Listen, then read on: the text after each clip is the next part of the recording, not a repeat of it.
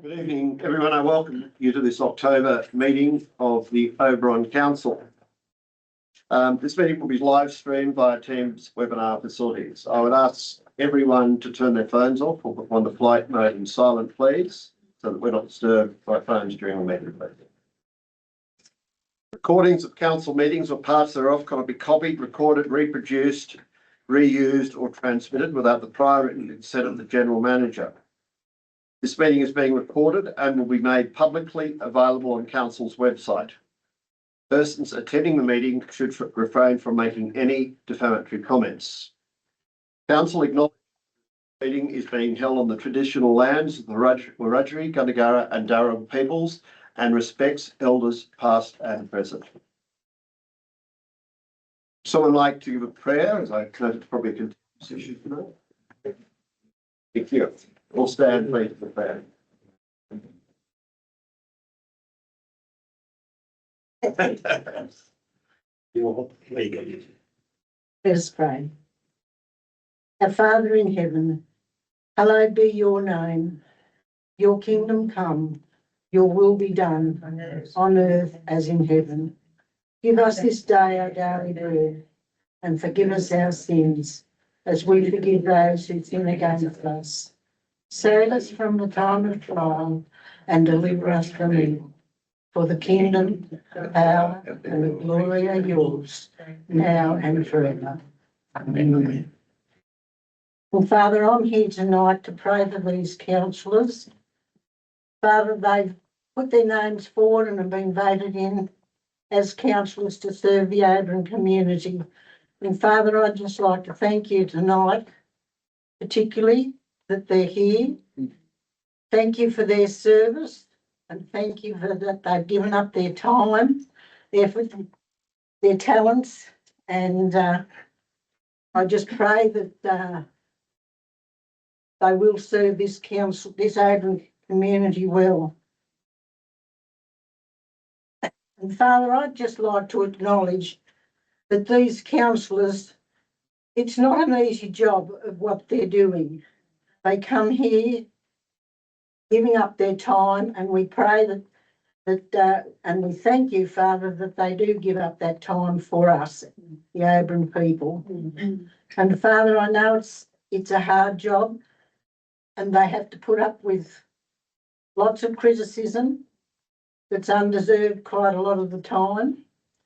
And I just acknowledge, Father, that we can be very harsh sometimes on our councillors. And Father, I just ask that you forgive us, and they will forgive us for being criticising when we probably shouldn't be.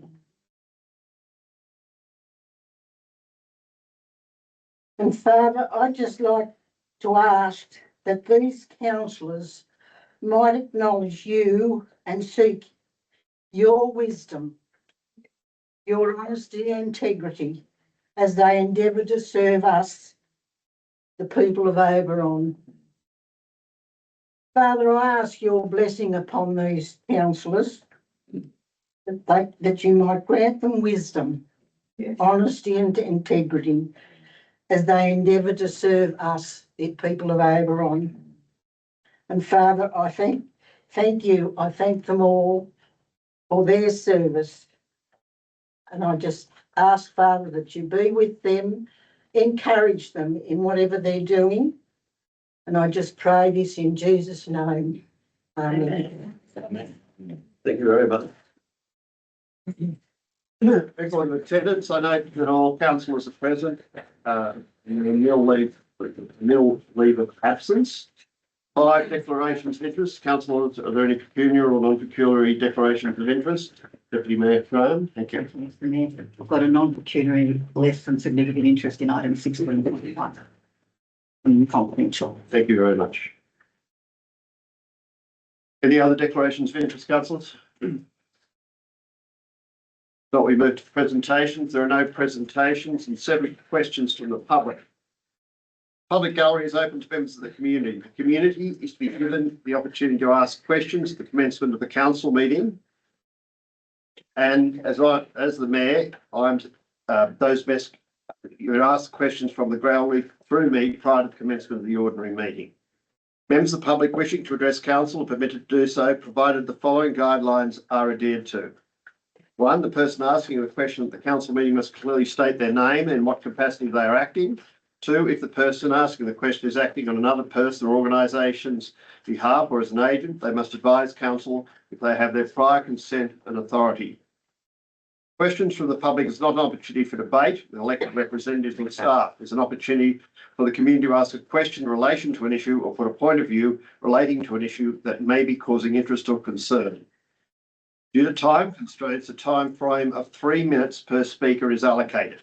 All questions and comments must be directed through me as the Mayor, and in the instance of a question, if it cannot be answered, it will be taken on notice and is a response given within a reasonable period or be provided to the next available council meeting. This is the only opportunity for a community member to address council during an ordinary meeting. Are there questions from the public this evening? Thank you, Stephen. Good evening, Mayor. Good evening, all. My name is Sig Servik, and I want to speak to one of the agenda items tonight, the meeting practice policy. We ask councillors to carry out their duties of serving the community with wisdom, care, and transparency. Those who have gone before us knew with fitting humility that in the great scheme of things, we are poor and short-sighted creatures. Their inheritance was the ages-old, distilled, lived experience and accumulated wisdom given expression in our Judeo-Christian tradition, which in the final analysis is the cornerstone of our civilization and its institutions, including local government. And so they prayed to God for the councillors.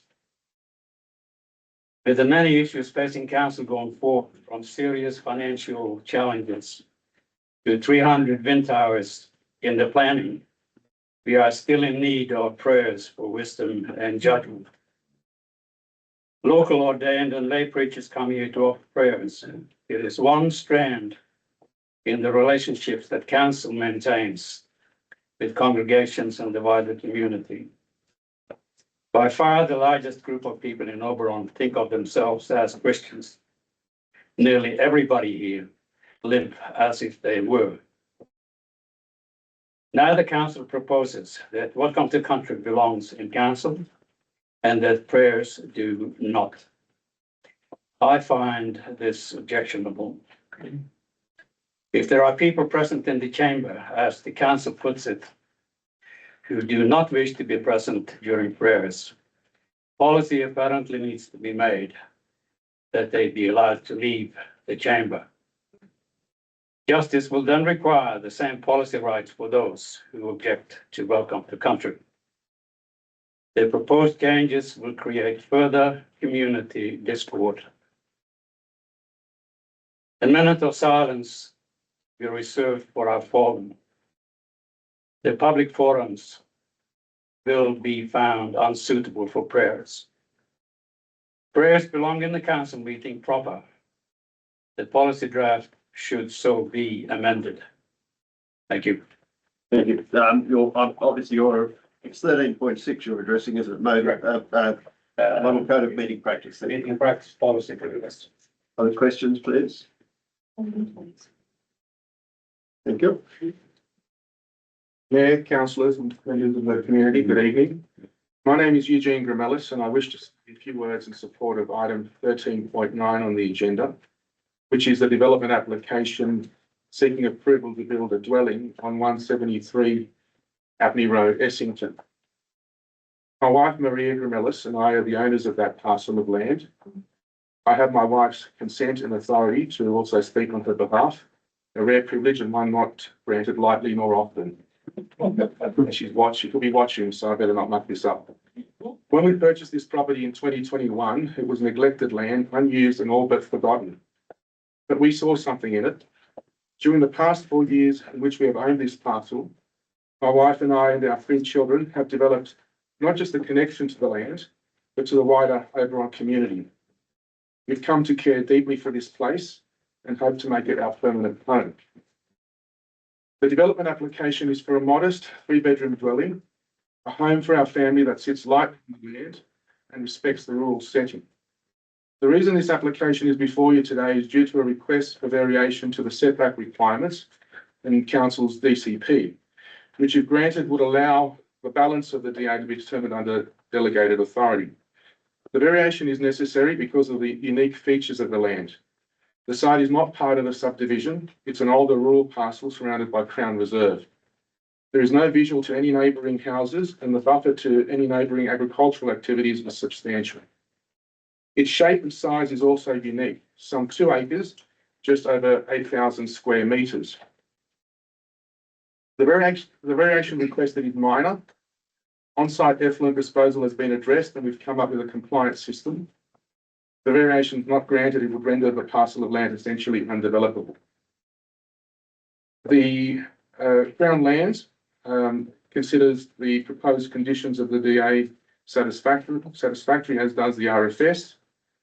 And this application, I believe, has been recommended by Council senior planning staff for approval.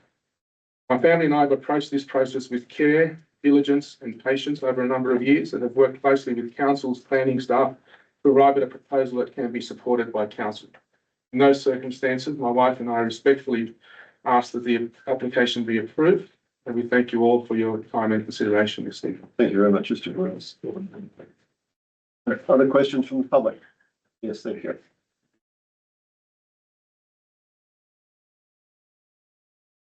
Heidi Howden, in my own capacity as a resident. Mr. Mayor, thank you for the opportunity to address this council in relation to agenda item 13.6. Humbly relying on the blessing of Almighty God. So opens the Australian Constitution. Australia does not have a Bill of Rights, but I would argue it's necessary, as these opening words of our founding document imply that all of our governing institutions should carry out their work in accordance with God's law, thus ensuring moral and equitable governance. Of course, this ideal principle is not always easy.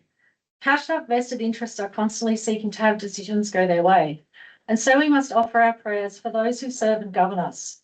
We pray that they all make wise decisions and are always motivated by the moral law.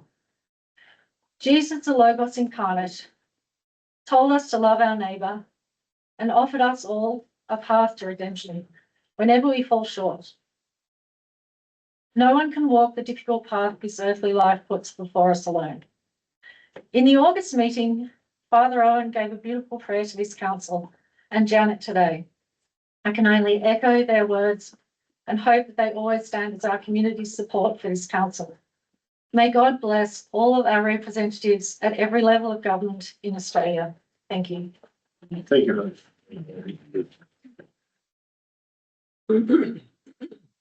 Any other questions, please? Jill?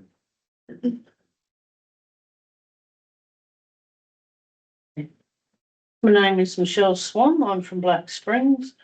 I speak on behalf of myself as a member of the community and also a member of the Community Association and a member of the 355 Hall Committee. I would like to speak on multiple items, first by addressing the proposed removal of the traditional opening prayer, then item 10.5 before addressing item 10.3. I'd like to speak in favour of continuing the tradition of opening our council meetings with a prayer. This simple 5-minute act serves as a moment of reflection and unity. It reminds us that our decisions affect real lives and that we are here to serve with humility, integrity and compassion. The prayer is not about promoting anyone's faith. It's about grounding ourselves in shared values like respect, justice and service to the community. In a world that often feels divided, this moment of quiet reflection can be a powerful symbol of our commitment to work together for the common good with acceptance of those with a difference of opinion. It's a tradition that honours our past while guiding our intentions for the future. Now, 10.5. After reading the motion 10.5, along with the rationale and manager's note, I want to speak against this motion, which has essentially been put forward in response to a motion about me, Michelle Swan, my grant applications and the direction of that funding. While I support transparency and good governance, this motion risks undermining the valuable work of our council, Section 355 committees and community groups. These committees already operate under a clearly defined charters, and any engagement with developers has no impact on decisions being made regarding maintenance of council managed lands or facilities. I want to clarify that I apply for grants from various sectors, including developers, government agencies, furniture manufacturers, renewable energy companies, and many more. These applications are only done on behalf of the Black Springs Community Association, not the Section 355 Hall Committee. In fact, with a lot of grants available, if applied for by the 355 committee, they are required to make a dollar for dollar commitment. Hence why I and the association are happy to apply for those grants, effectively saving council and ratepayers a lot of money. These grants are perused to support local initiatives and infrastructure, and any application is conducted transparently and independently, not to mention that, as with any grant application, there is normally no communication between the parties during the process. I've never made an application for items to be placed on council managed land or infrastructure without prior consent and written support, just as the association supplies letter of support for council's grant applications that are of benefit to the villages and greater community. And if you recall, we now have our wonderful master plan to simplify this process.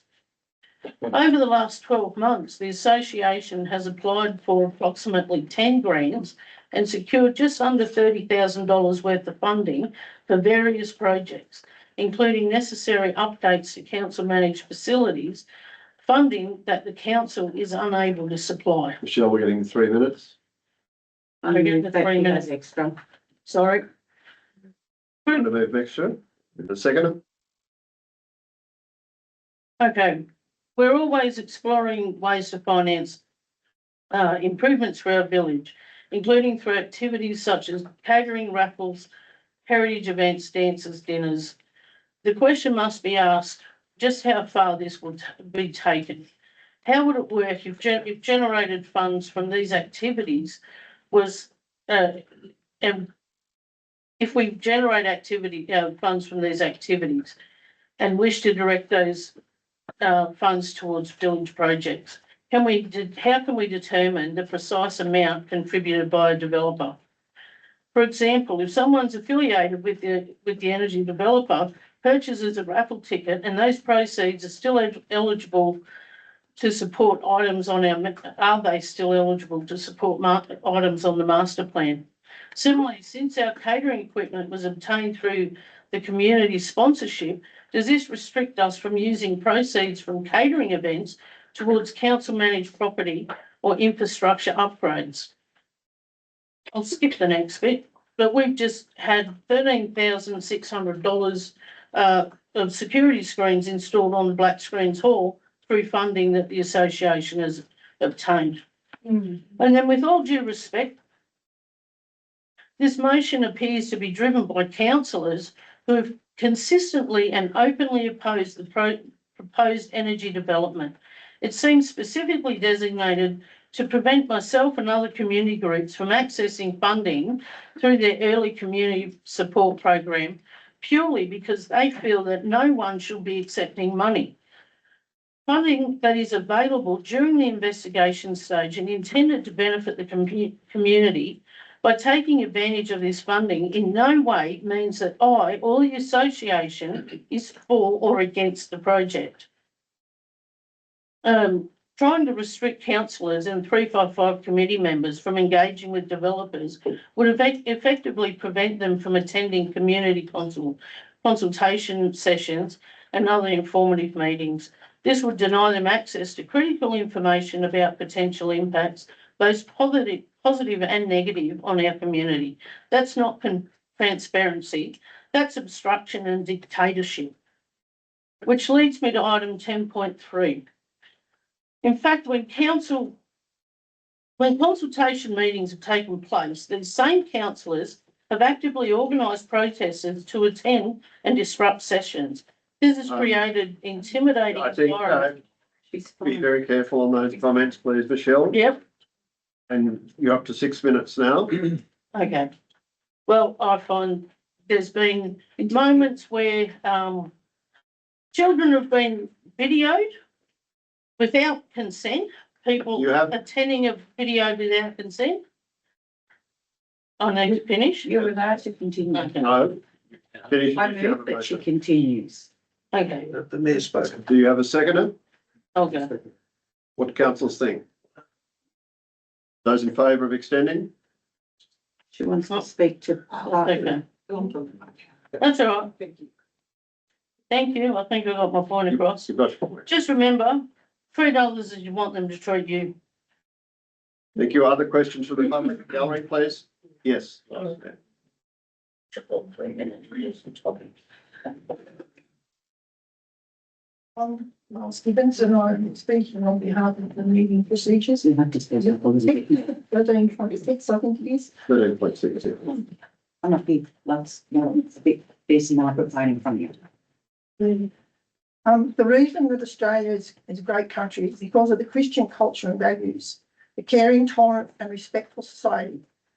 You help your mate, like the Anzac spirit. Christian society is being rapidly broken down by governments where there is no tolerance, becoming selfish and not considering everyone else or the community. Council appears to be trying to join that club by dismantling the Christian values for selfish reasons. There are 5 Christian churches in Oberon, and we all contribute spiritually, emotionally, mentally and physically to the well-being of the community in many different ways, through visitation to people who are sick, lonely or isolated, in hospital, at Columbia or in their homes. The friendship group that is run by all 5 churches together addresses socialisation, loneliness and isolation within the community. We have the op shops, the food pantry, St Vincent de Paul conference that addresses financial difficulties, which in turn helps address the emotional and mental issues associated with low income. We have youth groups that provide opportunities for the youth to socialise and have fun in a safe environment. We have St Joseph's School that nurtures the children to be good citizens and encourages involvement in community activities. Christians may not always be visible because when we see a need, we work quietly behind the scenes to do something about it and make a huge contribution to the community. The council recognises the contribution Aboriginal people make, and I respectfully ask council to acknowledge the Christian contribution made for the well-being of the community and retain the prayer before council meetings. This troubled world needs prayer more than ever to bring about peace, respect and dignity for all people. Thank you. Any other questions from the public? Royce? Mr Mayor, councillors, Robin Wiseman, a ratepayer in the community.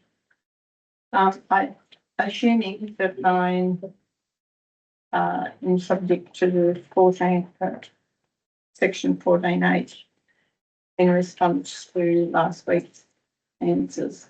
I have 4 questions. I think in part maybe some of it has been answered and I only saw this tonight.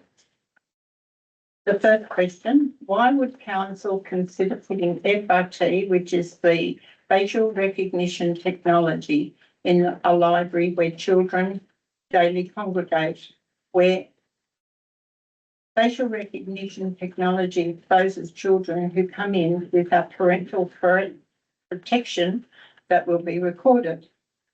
2, where is all the money coming from to cover the cost of the rollout of the facial recognition technology? Has money for this FRT been allocated? 3, for the CEO possibly. Was this FRT policy that was passed by council a directive from the state government, considering that it is being rolled out across the nation? If so, we the people of this community, I believe, do not and will not give consent. That is my assumption, to be honest, without my understanding, which from my understanding is in accordance with the Privacy Act of 1988. How do you intend to get the consent of minors and adults? And the fourth question, FRT is using biometrics to capture individuals' personal data to be compared with other databases in governmental systems. Considering that the UN has serious concerns and has called for a moratorium until serious issues have been addressed, how can we, the people, trust the government with our biometrics information when Services Australia has been hacked again? Thank you, Robin. You take those questions on notice. It will be. Let's see. Any other questions from the public?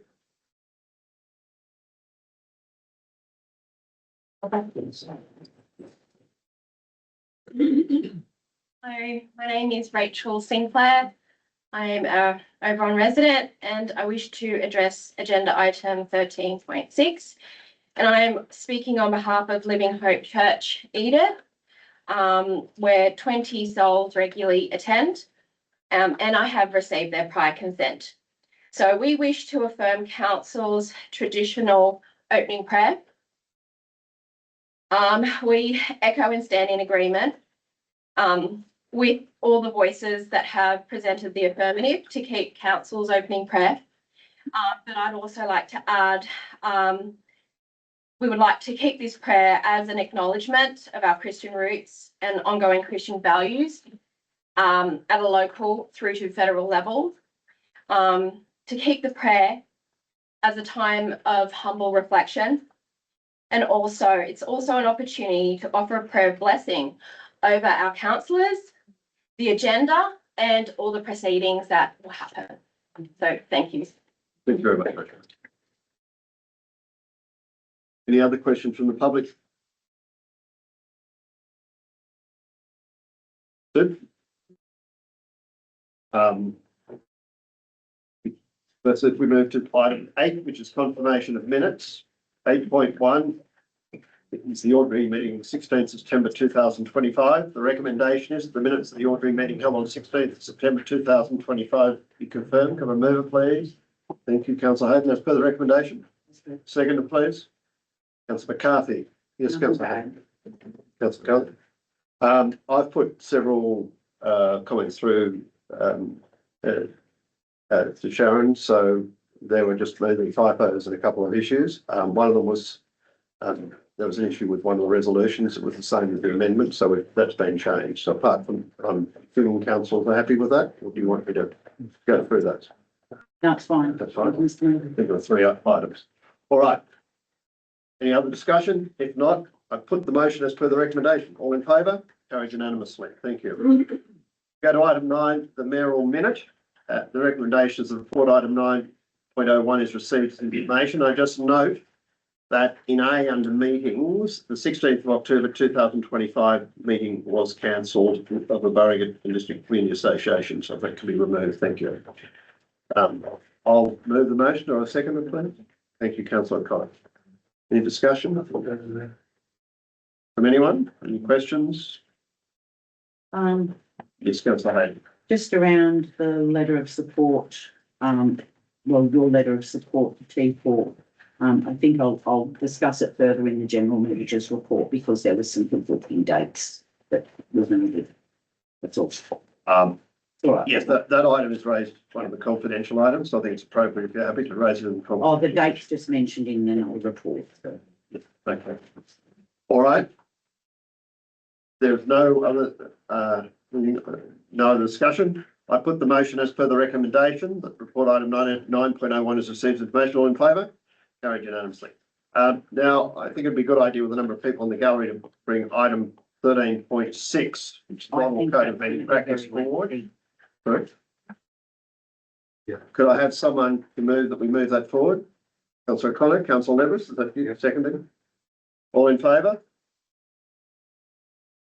Is it against Councillor Hayden? Councillor McCarthy, you agreed to bring it forward? Yes. We are going to bring it forward, then we're going to go to committee of the whole to discuss as how I anticipate someone will move us into that. Right, we move to 13.6, please, which is the model code of meeting practice. The recommendation is that council place the draft policy 1101 code of meeting practice on public exhibition from Thursday, the 23rd of October 2025 to Thursday, the 4th of December 2025, and submissions to be invited to council during that period. 2, if no submissions are received from the exhibition period, the policies be adopted as presented. And 3, delegate to the general manager, and I'll just add the words, the ability to amend any minor or to make any minor changes to what is proposed. Can I have a mover, please? Oh, before it. Well, I was going to give a recommendation. So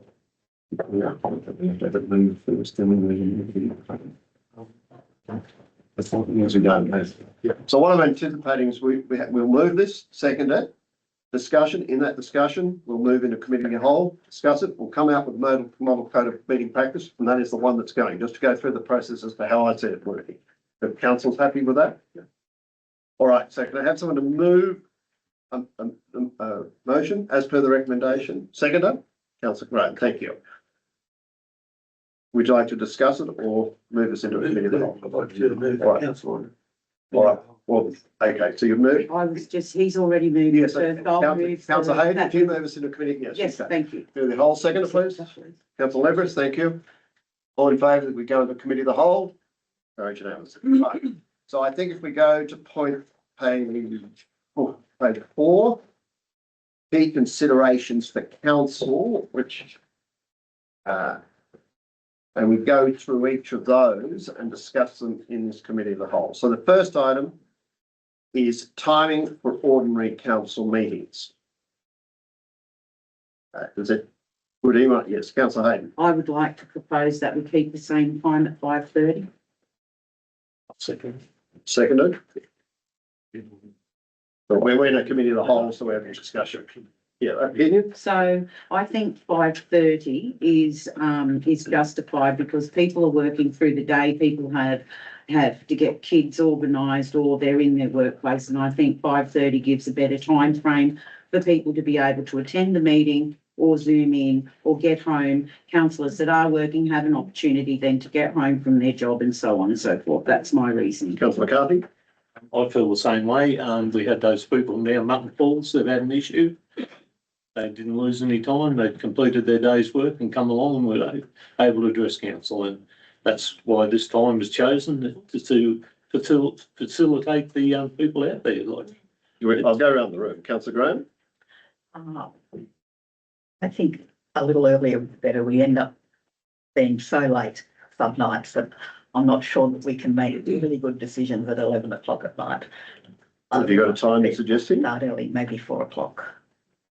Councillor Taylor? I support Councillor Hayden and Councillor McCarthy, noting that with the removal of questions from the public and presentations from out of the agenda and moving that forward into a forum, that's going to bring the whole thing forward anyway. So meetings, if we commence at 5:30, meetings should be short anyway, and so finishing should be earlier. I support 5:30 for the same reasons of the ability. Well, if there are any councillors working, it's easier for them, but particularly for members of the public who want to attend in person or watch online. I had another reason as well, and it slips my mind, but I can come back. I will if you remember. Councillor Lee? Yeah, I agree. 5:30, people are working. a lot of people, everyone working these days on the farm and so on. Also, members from the public can come in after 5 o'clock, 5:30. So I agree. I'd like to stay with 5:30. Thank you, Kumar. I support a little earlier, say 4 p.m, and then, about allowing members of the public to come in, then the public forum again could be at 4, if you want to start the meetings at 5:30. So are we now proposing that the public forum should be at 5:30 to allow the cut? I mean, it's sort of, the argument that's being put up here at the moment doesn't make sense. If we start at 5:30, the public forums that we're going to have outside of our meeting will have to start at, say, 4 or 4:30, which means members of the public will have to make their way here earlier. Just pointing it out, that there's no solution, I suppose, but it doesn't sort of make sense. Councillor Connor. Mr. Mayor, we've discussed this particular issue at length and had some good discussions. The thing that I reflect on about it is that we're here to discuss business, and discussing business at 11 o'clock at night, 12 o'clock at night is not acceptable. Having our staff returning home at 12 o'clock at night in a winter's night, OH&S issues is not acceptable.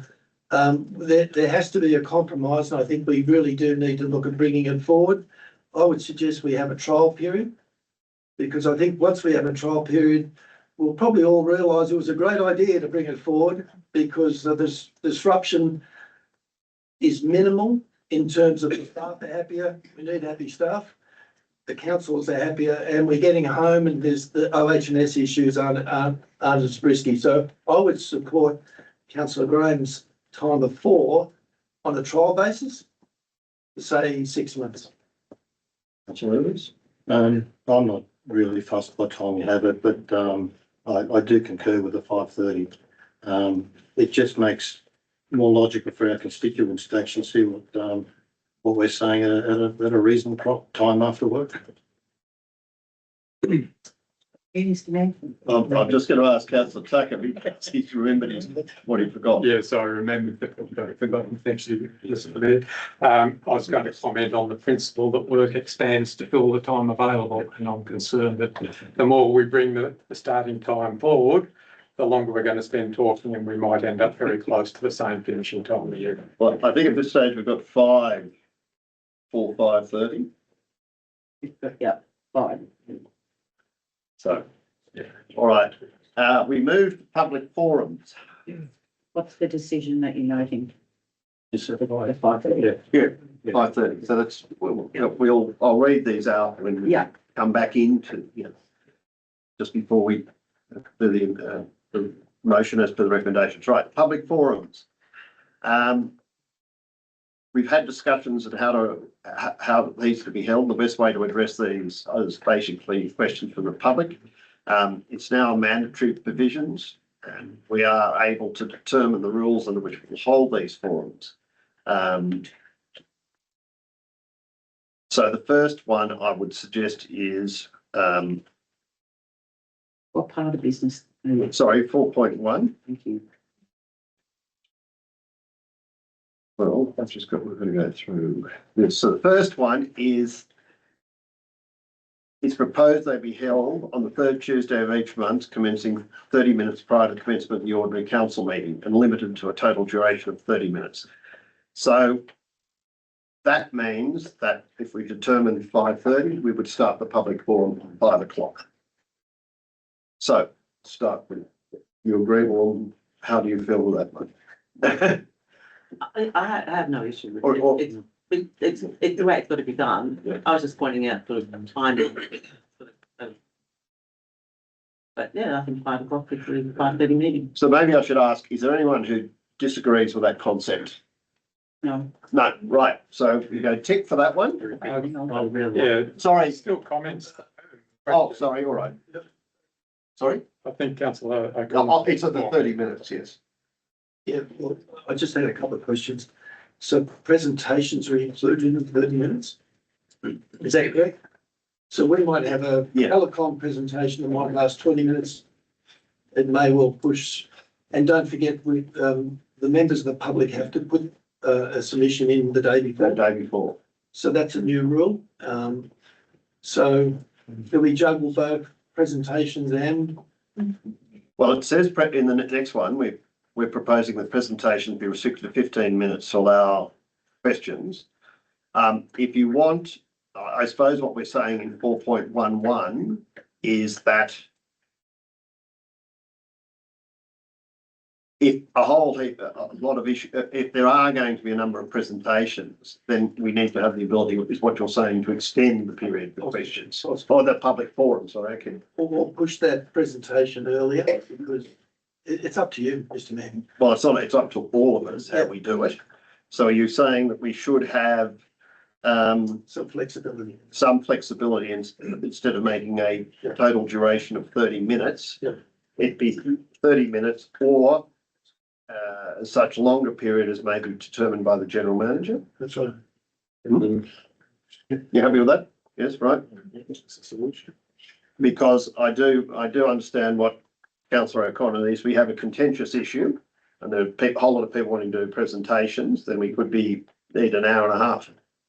So I don't know whether to raise this now, but there's a long tradition that community members can speak on any issue. We give them that. But the public forum has said, Yes. the new rules say the public forum is for items on the agenda. Only, Yeah, and we can't amend that. no, Okay. that part is mandatory, And then. which we don't necessarily like. That's okay. And then, I don't know whether to bring these questions up. So with the public forum, the councillors have to attend, No, It's not part of the meeting, so it's that your attendance doesn't count. right? It's live stream. Yes. But Will the mayor be here? it could, I intend to be here, yes. Been chaired by the mayor. Might not be. I mean, if I'm not here, I appoint a nominee. That's what it says, but I'm certainly, my intention to be here. If it's another mayor sitting here, you'd have to ask them, but that's definitely my intention. It's optional for councillors, so like tonight, they could exclude themselves. Is that wrong? Yes, The meeting hasn't started. no. it's, yes, the leave of absence only applies to the meeting, Yeah. which starts at No, I 5:00. understand. Yeah.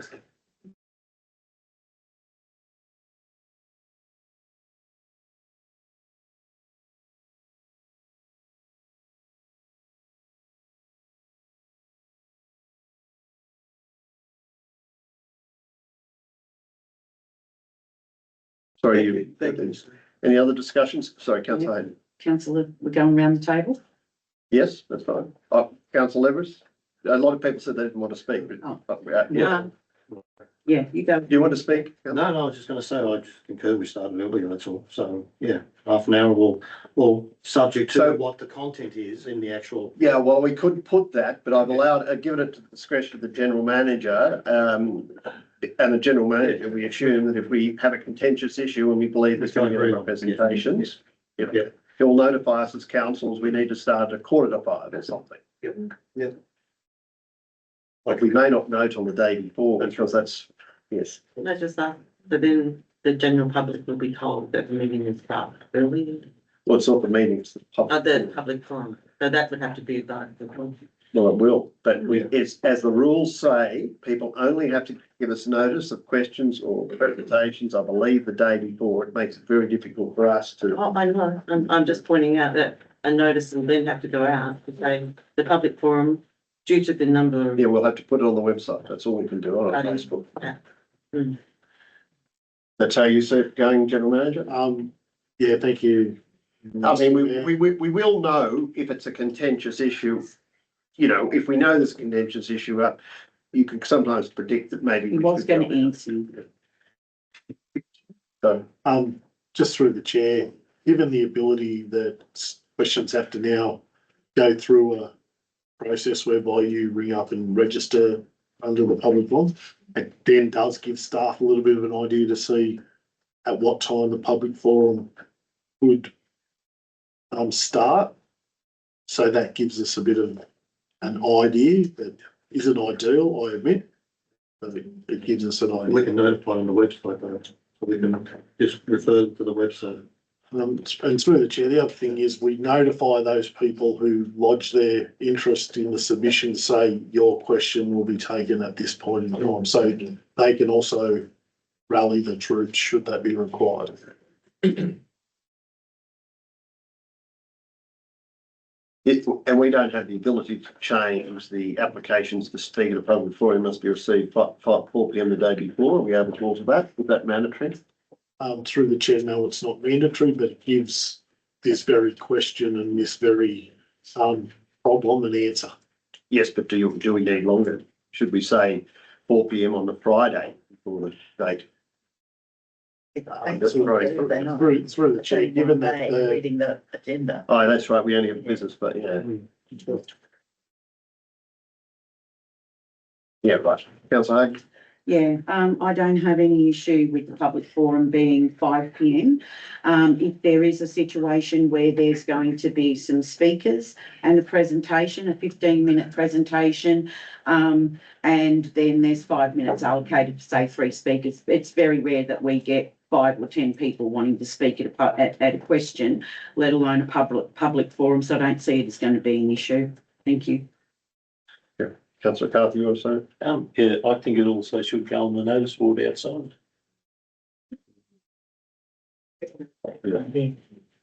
Councillor Graham? I don't have any issue with it. Councillor Tucker? Yeah, I thought you were smooth. First of all, is a question for clarification. So I think I'm right in saying that paragraph 4.1 is the mandatory part of the code of meeting practice, and 4.11 is something that just been noted in for our consideration. That's right. That's correct. And that's why we've added the words. Yes. Yep. So the mandatory part, just looking at para 4.1, so we have to include that para. But that para says council may hold a public forum. So it doesn't mandate that we have to have it. Is my interpretation of that correct? I'm not suggesting not to have it. I just want to be clear. It's a question we asked, and I don't think General Engineer, we asked and we didn't get an absolute question because we said it didn't say must, so didn't have should do it, and we had the question, do we have to therefore have it before every meeting, or could we have it? And that's so what whenever we had that bit of a discussion, I'm not sure what the response was from the Minister. Through the chair, the provision to have it needs to be there. Yes. But if there are no questions, I'm sure that the answer would be, given that there is no questions, there's no public forum, then we'll start the meeting up on the spot. Or we would have the option of saying, well, yes, we'll have public forums, we'll have it every second month, or whatever. That's the area that's not clear. Yeah. So through the chair, it's been made very clear by the Office of Local Government that you need to make it available for each meeting, because there may be questions on the business paper that need answering at every council. It's got to be listed like we list presentations. Right. So you really should have said shall hold instead of may hold. But that's not what the So legislation says. and the provision of may gives you the flexibility not to have it if there's no questions, I would suspect.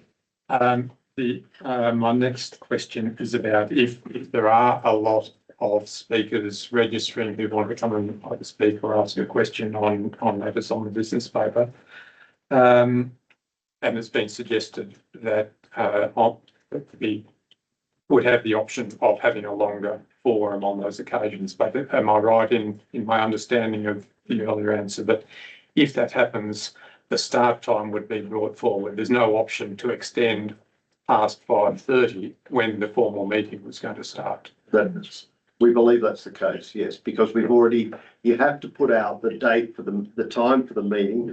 You have to have it. And I know there's when at least 3 days. we pick over to 5:30 and we start on the dot. I assume that's required that we start on time. But also, it may be that after evaluating the questions, you will note a few weeks ago that I said, if there are a whole heap of questions of the same ilk as this one, is it really necessary to ask the same question by 6 different people? But we would, hopefully, people would say no. I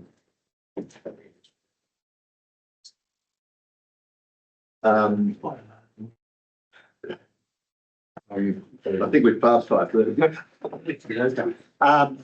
Yes, but we could ask people not. They may not speak on the basis that their question is exactly the same as everyone. Regardless, it would have to finish by 5:30, so that the formal meeting can start. That's right. 5:30. And that leads to my final point was, I just wondered if we're going to limit it to 30 minutes, and I agree with that, but should we allow a short break between the end of the forum and the start of the formal meeting, because we're finishing one meeting, starting another. I can imagine we get to 5:29 and someone has just got up to speak and suddenly you have to say, stop, we're finished, we're starting the meeting. And to have a few minutes break in between them.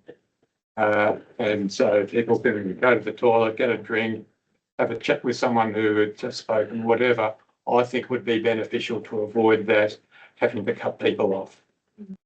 Well, we are trying to obviously move the meeting along. I would be anticipating that if the forum and the meeting goes for up to 3 hours, that I'd be seeking council's to have a break at that stage.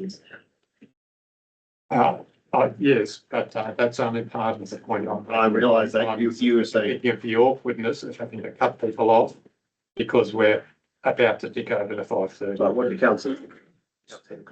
We all already given the general manager flexibility. I mean, we've already discussed that some 10, 15 minutes ago, giving him the flexibility once he gets the. No, I think that's a different point. I think the point that councillor Tucker is, I think the point that councillor Tucker is raising is, should we be starting it at 5 to 5, so we have a 5-minute break? Yes. Is what I think he's saying. Sorry. I was thinking 10 to, but still, same principle. So can I, so through the chair, the way that we will do this is that we will back it into a meeting. So if you had one question, we will start the public forum at 5:25, not at 4:50. So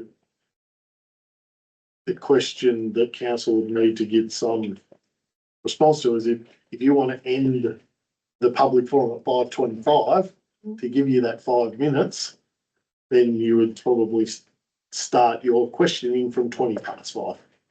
It is as simple as that. And I would think that that would be, the direction will be taken on the number of questions that you have during that period of time.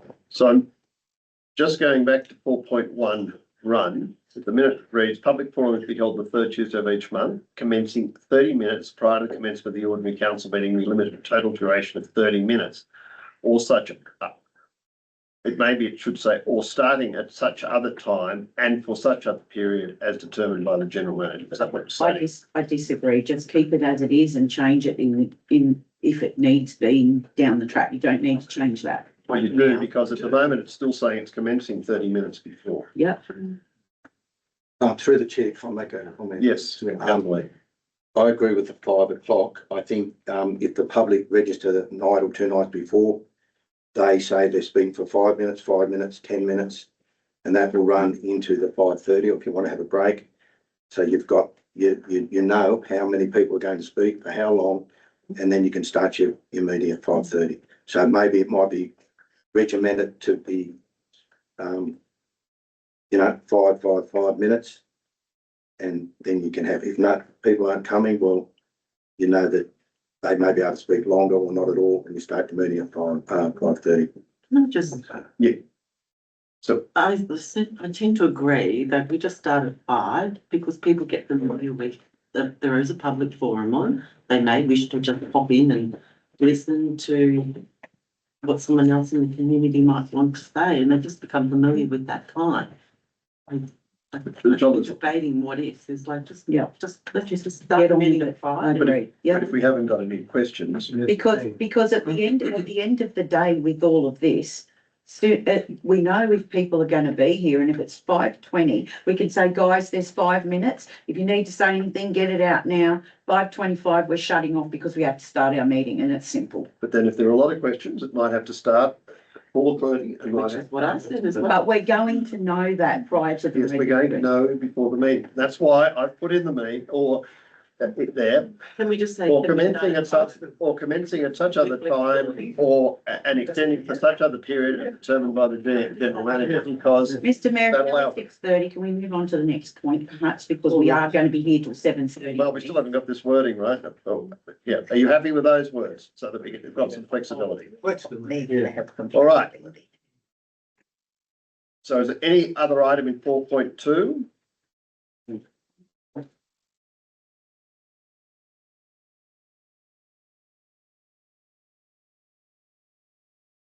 All right, so we're happy with 4.2. Great. 4.3 about live streaming would apply to the public forums as well, as we indicated. So C is order of business for ordinary council meeting. There's a suggested agenda there. Maybe we could go around the room. Have you got to 5, Mr Mayor? You're skipping. No, we're going through the order of business for ordinary council meeting, which is C. Are you on? Sorry? C, Going off. C. I'm going through the document. So all, these are the issues. C is the order of business for ordinary council meeting. There's a suggested agenda there. I'm happy with it, Mr. Mayor. We'll be down there. This is ridiculous. We should be going through. I will, but we're meant to be going through that. So that includes item 4, which I know has been spoken on tonight, that item 4 will be a period of quiet contemplation during which councils consider their religious or spiritual beliefs, choosing to pray or not. I think that applies to the public gallery as well. If they want to pray at that time, that's a good time to do it. Okay, I'm happy with the order. I'm not. I'm going around the room. Councillor Payton. Yes, I'm happy with the proposed order of business, Mr Mayor. I think that's a fair way of dealing with it, so that those councillors who wish to pray or wish to consider their civic responsibilities can do so privately, but without any person's religious beliefs being imposed on another person, which is the case where there is a spoken prayer as part of the meeting, where there are councillors who wish to have a spoken prayer. As I've said before, I think that should be conducted prior to the start of the meeting, or as Mr Sovic said, if it is possible to alter the code of meeting practice such that councillors who don't wish to participate are able to leave the chambers, that would be fine, but I don't think that is possible. So yes, I'm happy with the proposed order of business as set out in our business paper. So I just note that it should go one, it goes 1, 2, 4, it should be 1, 2, 3, etc. So 16 closure of meetings would be 15, so those changes. Councillor Lee. Yes, I know, thank you everyone for your support tonight. I believe the prayer should stay as part of the opening of our council meetings. Our community was founded on Christian values. We have prayers at state and federal governments since the 1890s. I believe we should return to spirituality in the community, as I've stated before, which is on record. We have a large Christian community in Oberon. They are very combined. They are very combined Christian community. They send their kids to Christian schools and many other schools where Christian values are upheld. I believe we have embraced and welcomed the country, which is also a spiritual event and is a prayer. We should embrace both of them together. I also like to add that I think it has been commented on tonight, the Christian community do a huge amount of voluntary work in the town, voluntary work with Sally, Vinnies, visiting the sick, helping people over bad times. There's workshops for kids and etc. So just thank you. I support the prayer, based on the feedback we've received tonight, but in my very first term of council, I strongly supported having the prayer included or left in, and that's on the basis of the strong Christian community that we have. So, this is not about us, this is about our community.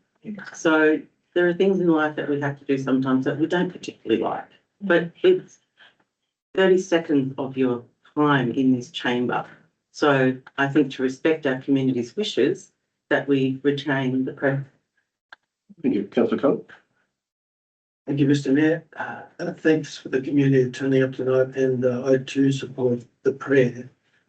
The issue with C and the first paragraph is that we had a briefing session the other day, and I did specifically say we shouldn't be talking about this issue because it's an issue that needs to be put before the council and before the public and be live streamed. There were a few reflections from councillors. However, that paragraph's not correct. That doesn't include everything that each councillor said. We've actually formed an opinion. Someone's formed an opinion there based on one or two councillor opinions. And more to the point, there was an email circulated to all councillors from one councillor giving their opinion on how this should be shaped. And basically that opinion has now appeared in here, but it's not a reflection that was discussed or debated. And I don't know how it happened. So my issue is how this has been presented. It's been wrongly presented, wrongly characterised, and I feel we can't keep doing business like this. Things have to be transparent. So I'd like the fair to maintain. I'd also like that this approach to policy not be continued. Thank you. Councillor Evers. Oh, well, I disagree with points 2 and 4. I believe the prayer is just much more than words repeated from meeting to meeting, like a civic statement. It comes from the heart, actually, the person articulating it, gives it extra meaning. It's not about pushing any religion past his words or words from a constituent or a colleague. Remind us of to act with humility, listen with compassion, and serve with integrity. It's all about taking a breath before we make a decision, and ultimately affects our entire community. I think removing the prayer, I believe, would take away the meaningful tradition that really grounds us. For me, that's something worth keeping. Like a civic statement or a 1-minute reflection does not carry the same gravitas. Thank you, councillor. Yes, I'm going to play a bit of devil's advocate here because I don't want the acknowledgement of country, and I'm an Aboriginal woman. I find it offensive, and I find it's just made up by an organisation to appease, and I do not support the acknowledgement of country, and neither do major elders across the country, including those that speak in Parliament. I don't support an acknowledgement of country. I also just want to say thanks to Councillor O'Connor, who's brought up how this has been agenderised, if that's a word, in the paper, because that came out with saying that acknowledgement of country staying there and nothing else listed in there. We should have referred to another email, councillor. Yes, but that email and then this has gone in here. No one's made the decision on whether we're keeping acknowledgement or whether we're having prayer or whether we're having a civic statement. We resolved in February. We have not resolved in February. In February, I'll wait. That was my motion. I put forward a motion to this chamber that this council remove the acknowledgement of country. That is not to do with this, what is occurring today. That was back then. And it was also in recognition of the motion that was put forward to the November Local Government New South Wales Conference 2024, where a council in Sydney had been trying to get all of local government to progressively lobby the state government to support a voice to state parliament when the voice in the referendum was failed and 86% of this community said no. 86% of this community said no to an acknowledgement, and we were inundated by community members, not our community members, we were inundated by people from Dubbo, Mudgee, Orange, Sydney, and only a small minority of around 4 people, locals, that turned up here to hammer, and even councillors that were against acknowledgement in the beginning buckled under the pressure of those few people sitting there. Right, councillor Hayden. No, I'm allowed to say that, Mr Mayor. Right, so Right. one, you don't want the acknowledgement of country. No, I do not want the Two, acknowledgement you of want the country. statement of civil responsibilities. I haven't got that far. So, I propose that a civic statement, not along the lines of an oath or affirmation, but for the councillors in this chamber to be upstanding and remember why they were elected. I'd sent that round and showed people what I thought. I told you on the day what I thought should be said, because we get elected and often we sit in here and we forget why we're elected. And that we have laws and acts that we have to adhere to. The prayer, it's neither here nor there for me. I respect the prayer. I attend church services should I need to. It's not something I'm highly in favour of or highly in favour of against. So whatever people decide upon that, I'm happy with. But should a councillor wish to leave, I would think that the provisions under a disclosure, they could remove themselves, because it would be something that's, couldn't they do that? Conflict of interest, it's not there that they could call it a conflict of interest to remove themselves. There's that opportunity. And yeah, I don't think we need. Yes, that's a declaration of interest. Yeah. They could say it's a declaration of interest and remove themselves. No, wouldn't apply. Possibly. No. Have you been looked into that?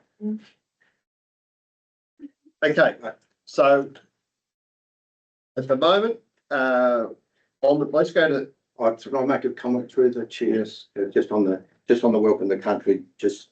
Not a welcome to country councillor. It's an Acknowledgement to country. We have a welcome to country now. We do not have a welcome to country. Come on, we have an acknowledgement of country, let councillor leave speak. Okay, we have acknowledgement from country. The voice wasn't over that.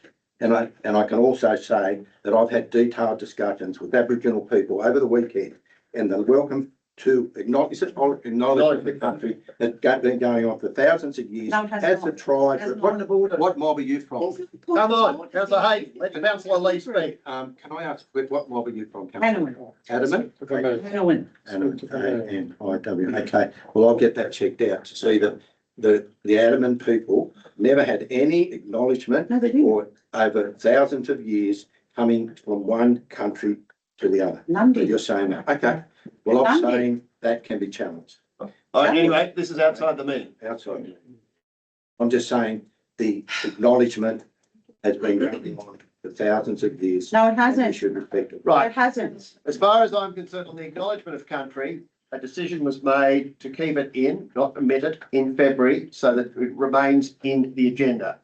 Number two, the statement of civic responsibilities. Are you happy with that, councillor McCarthy? Brian, councillor, Yes. yes? Yes. It's the No. prayer, it's Hang the, on. We are, but the statement of civic responsibilities is also. rather than the prayer. No, Oh, right. Can you you clarify clarify that, please? so there's a civic responsibilities, then three, which is a period of quiet contemplation / prayer, which follows. So we have the statement of civic responsibility. Should we have the statement of civic responsibilities on the basis that people have already given their oaths and affirmations initially when they become a councillor? That's the issue. It's not an issue. Is it my turn or Lauren? Yes, councillor Trimbar? We do an oath when we become councillors, so I don't think we need to be repeating it. I just want to prove that, you know. I agree with council. Yeah, I don't think it's necessary. I think it's necessary so councillors can understand that they're here for the community. I don't see a problem if you're going to have the acknowledgement and you're going to have the prayer back. Well, why not have a statement of civic responsibilities? And that's nothing at all like an oath. So councillor McCarthy, you think it should be in? Councillor Graham, you think it should be in? Yeah, I'm happy with it. Second, right. Yeah, I'm happy with that. So on the prayer at the moment, we've got, like, as I understand it, we've got councillors Lee, Trembar, O'Connor, Alevris for the prayer. I said I didn't care. I know what you said, councillor Hayden, I'm getting there. We've got councillor McCarthy, Graham and Tucker. Having a period of quiet contemplation instead of the prayer, and we've got councillor Hayden sitting on the fence, is that right? Look, noting the community position, I will agree that we should have the prayer. So, there we are. And prayer will be item 3. I must say personally, I'm not sure that we need to do the statement of civic responsibilities again, but I note what the meeting, what we've said, so I'm happy to go through that. That's where we go. All right, so we've dealt with C. We now go to D, dealing with items by exception. So is point 4 out as well? On the motion? It becomes the prayer. Still got it. Number 4, yes. It's 3, actually. Where are you talking about items by exception now, Mr Mayor? It's in your business papers. Got them. Page 200. Oh, but we agreed when we had the conversation that was removed. That's right, but Yeah. we just, yeah. Okay. So we're all happy that that be omitted. Yes. And we don't have to go through this again. Right. E, time limits on council meetings. E, You have an opinion? yes, councillor McCarthy, we'll start with you this time. I have no problem, because I don't agree with people saying that we make a decision late. We get our business papers 2 or 3 days before the meeting. And if you go through the meeting, business papers, you usually make your mind up within that first. You don't come to the council meeting and make your mind up. You've usually got your mind made up. And if you're waiting on something of a house or a shed or something you've approved, and then you cut it off because the time's up the council meeting, the community's disappointed. Okay, so councillor McCarthy, you're no for that? Yep. Councillor Graham? I don't want to cover that. I don't want to start another meeting. No, you don't want time limit? Councillor Tucker? In general, I don't want time limits, but I wouldn't object if there was a clause saying that something along the lines of we'll finish at 11, but with the option of extending. I wouldn't have any objection to that. Because then it would depend on how much business was remaining. Whether to extend or not. You want that by a vote or a determination of the mayor? That would be by vote. Councillor Lee? Look, I agree with no time limit, although the first meeting I came to, we were here at 1:30. Maybe, as councillor Tucker said, we have 11, then have a vote on extension, but I think that's going to defeat the purpose of the time limit, so No time limit. probably no time limit, yes. No time limit? No time limit, and just a small comment, at the briefing session, Sharon mentioned that usually in each meeting, there's about 6 items that we really need to vote on. And if we can all work better together and work a bit smarter, I'm sure we can Well, we have taken shorten out, the meetings up. we have taken out Thank you. dealing with items by exception. Yes, councillor Evers? No time limit. No time limit? I believe that we do need a time limit, and the only reason is, and yeah, good on me for saying it, but I'm going to say it. Councillor earlier stated about starting times and everything and workplace health and safety. We've got directors and staff that are here from sometimes 8 o'clock in the morning. And if we reach 10 or 11 o'clock at night and we see people are getting tired and we have a lot of business left, I do believe that we need to call that for those reasons, because that's only right under safe work guidelines. You know, we shouldn't be putting people at risk. So I would suggest that, but I did suggest also at the beginning of term that we hold 2 meetings a month. That would have shortened the time frame for council meetings anyway. That's just my opinion. Right, so I think the no time limit has come through. Giving notice to F, which is giving notice to alter or rescind a motion. Now, in the business papers, it is a B, I think. So councillor Hayden, it should be an F. And it's before 5, right? Any views? I think we basically agreed with a workshop of 3 days. Is there any change to that?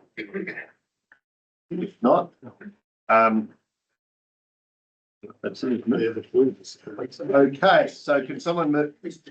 Yes. When we agreed on it, we were going to defer to our director. What's his thoughts? Because it does extend when you make a development application. I assume we put this together with the director and had a look. 3 days was okay, I thought you said. You have it? I think we did check with you at the time, yes. Okay, can I have someone move us back into open meeting? Thank you, councillor Connor, council members. Thank you. All in favour? Right. So there is a motion. The code of meeting practice that goes on public exhibition will reflect the discussion that we have had in when we went into closed session, into open session. So on that basis, is there any further discussion on this motion as per the recommendation?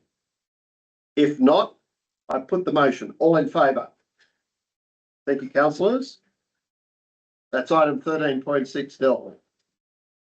We now go back to notices of motion, item 10. So members of the public, if you don't wish to stay for other items, that was a contentious, you're most welcome to, but that was, I think, the item that many of you are here for. Yeah. And we'll just stop for a minute to allow the gallery, people in the gallery to listen. Thank you,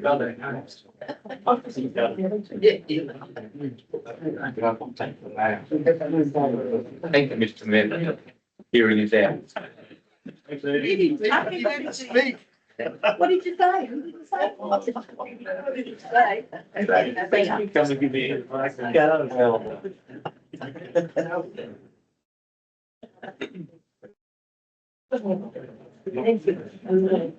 I'll get that. Get comfy. What time are you staying up? At night? 7:30. Yes. So councillors, just before we have two DAs, one of them being, I know, 13.9. And one of them being 13.3. I move. Yeah, just a second. I'm happy to bring those forward. So councillor Hayden, councillor Leveris, move that 13.3 and 13.9 be brought forward before item 10. Yeah, just get it, let us get our pay. All in favour? Yeah. I think that's unanimous. So deal with 13.3 first, sorry. 13.3. 74.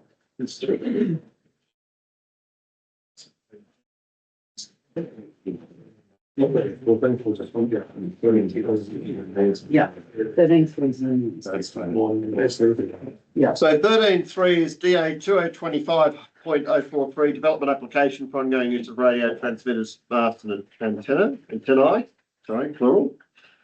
The recommendation is that council refuse the application for the ongoing use of the two masts and antennae as a telecommunication facility in lot 29 and DP 1292435, 53 BD Road, Oberon, for the following reasons. A, the subject structures are inconsistent with the objectives of the R5 large lot residential zone. B, the development is not ancillary or in conjunction with an approved residential dwelling. C, the information submitted in support of the application has not independently and objectively considered the visual impact of the development. D, the measures intended to mitigate the visual impact may in time create their own impacts and create conflict under the trees.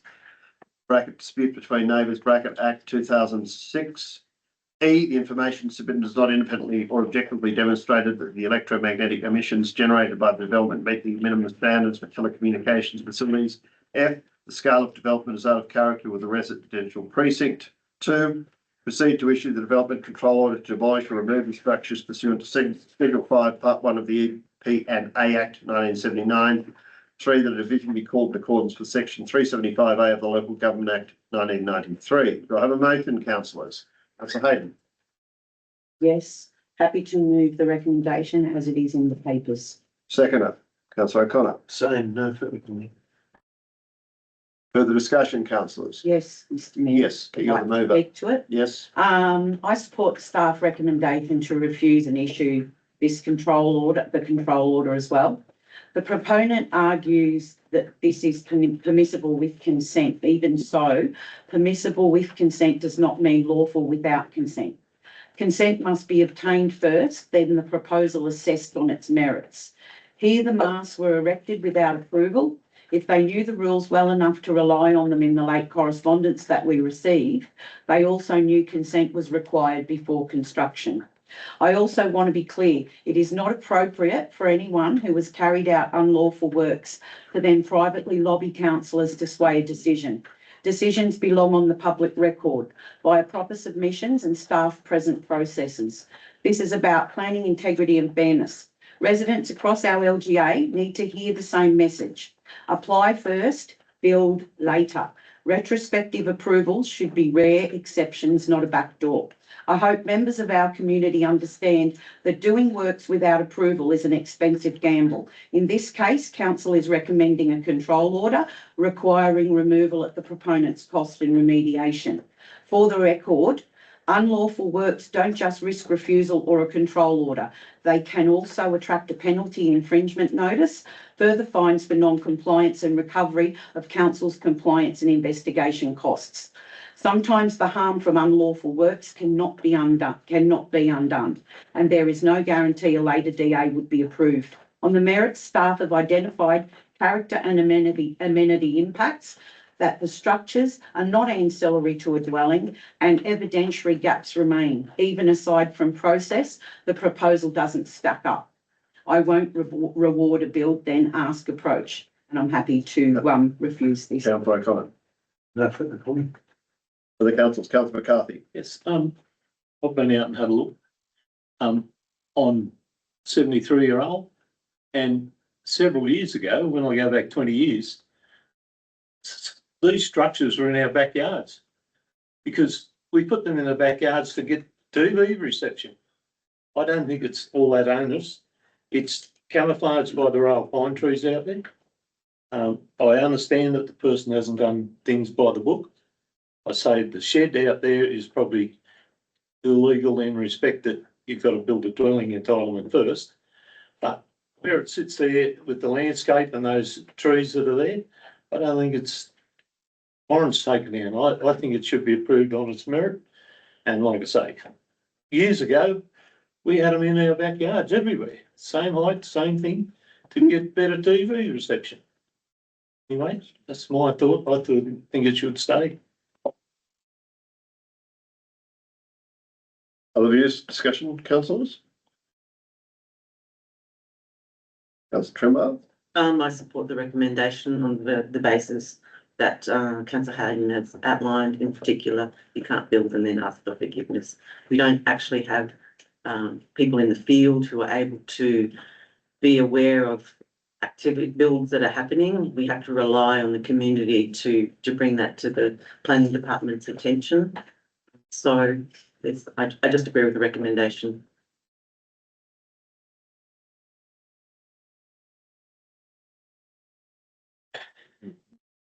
All right, no further discussion. I put the motion as per the recommendation. All in favour? Carried. Councillor McCarthy against. Yes. Go to 13.9.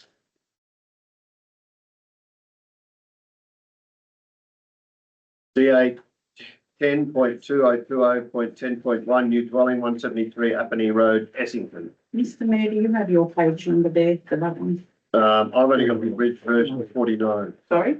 49, but I don't have the full 300. I'm just getting the online. 300?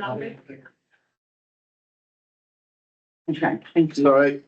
Recommendation is the council vary section B 14.12.9 setback control companions current development control plan 2001. 2, a division be called in accordance with section 375A of the Local Government Act 1993. Have a motion, please. Councillor O'Connor, Councillor Hayden.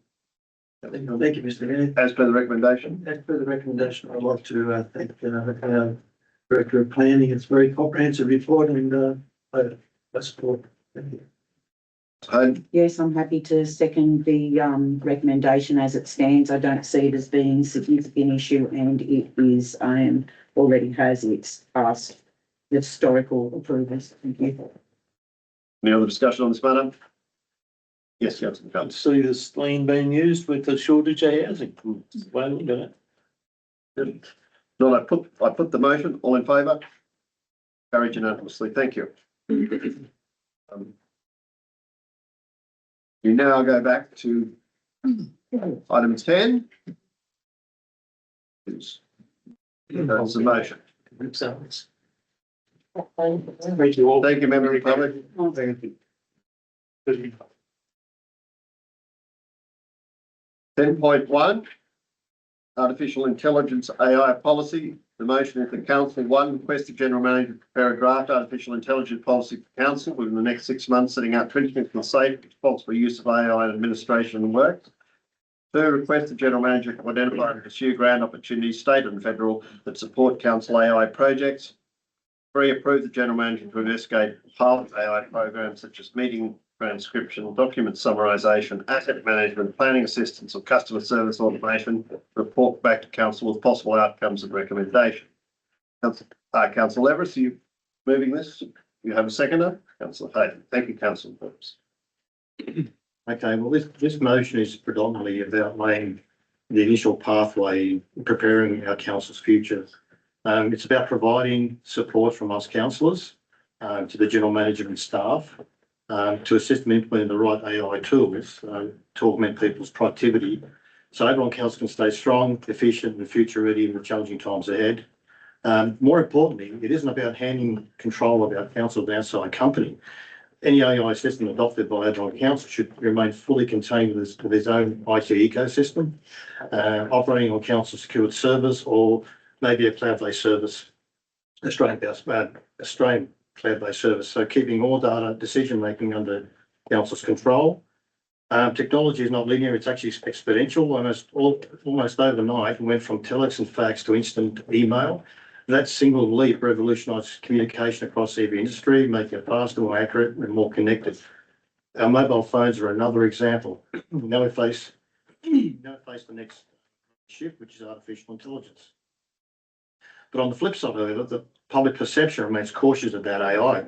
According to the latest Roy Morgan study, 65% of Australians believe AI creates more problems than it solves and could pose a risk of human extinction in the next 2 decades. Yet, in current reality, tools such as ChatGPT are transforming workplaces around the world. They're not necessarily replacing people, they're empowering them. Workers now use AI to collect data, generate reports, analyse complex issues within minutes, work that once took an entire day. In the same study, 23% of AI, so 23% said AI saves them many hours of research. While 15% said AI helps them break down complex topics and barriers to education. So in a nutshell, what AI really does is takes billions of human examples and combines and delivers an amalgamated answer in mere seconds. An incredible amplifier of human effort and knowledge, but it's only as good as the information it contains and its program parameters. Now, and for our council, the timing couldn't be even more critical. We face 2 major challenges. First, around half our workforce is expected to retire within the next 12 years. And second, economic pressures are increasing on every level of government. With fewer staff and tighter budgets, we must find smarter ways to do more with less.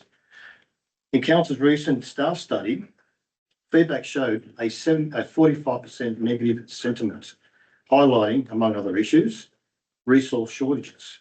There were calls to improve teamwork, cross-department communication, and recruitment training processes. One example highlighted the plant manager spends 89% of his time on mechanical work, leaving very little capacity for strategic oversight, data analysis, or planned or equipment life cycle planning. Lastly, AI can capture the knowledge of retiring staff, automate repetitive tasks, generate reports, identify and schedule maintenance of roads and equipment, providing suggestions and support for a smaller workforce as a result of natural attrition. So creating a workforce that could even one day justify a 4-hour working week while maintaining high service standards. Councillor Hayden. Thank you. I'm happy to second the motion and thank councillor Leveris for bringing this forward. It's the kind of practical, low-risk policy that this council actually needs. Other councils and in New South Wales itself are already using AI safely and boost service levels. Asset AI. Mr. Mayor, can we have the gallery be asked to be quiet? Gallery, while council's speaking, please be quiet. It's just, it takes up the recording on the device. Thank you.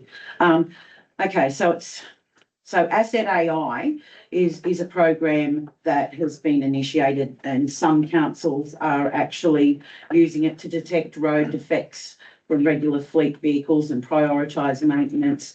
It's funded through the New South Wales Smart Places and Digital Restart framework. Near-map AI, that's another AI feature that councils have been using that maps trees and assets from aerial imagery. In planning, New South Wales AI in Planning Initiative and the Early Adopter Grant Program exist for councils to get deployable AI tools into councils. Why now? As Councillor Leveris alluded to, we're a small stretched council with a big road network and a wave of retirements coming up. AI saves time and would help us keep service levels up with fewer hands on deck.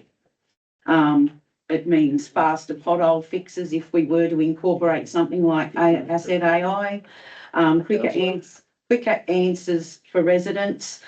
There are some processes for councils where they can type into the website and ask a question and have an answer come at them straight away. We already use AI now as it is as a council. We have search engines on our website. That's AI. We have AI on our phones. That's, Google. Hello, Google. All of these things are already implemented and it's just using them in a smart way so that we can save some time and cover questions and cover work. A practical policy like has been suggested can lock in the human oversight, privacy, any security issues that may arise and make sure that it's used ethically. Clear audit trails and procurement guardrails, and it gives comfort to staff and the community while we take advantage of the tools that are already helping other councils. Bottom line, it's sensible and it's a staged approach, and I would think that our council would be currently working on anything going forward to implement AI in a policy environment. So I support it. Thank you. Yes, councillor Cole. No, councillor. I don't speak against it, but I believe we need to focus on what we as a small council can do. Introducing AI would be beneficial, and I think it's great that Councillor Leveris has brought it up to our attention. But we're too small to be a leader in a very new and complex area. Development of a policy such as this requires all stakeholders in the council to be involved, and I do not believe it is a 6-month project. Whilst I believe the team is very able, this is a very new and complex area that would require outside expertise as well as a funding source. And I did do some research, and the current government policy on the use of AI, and we are bound by the overarching strategy and AI ethics policy.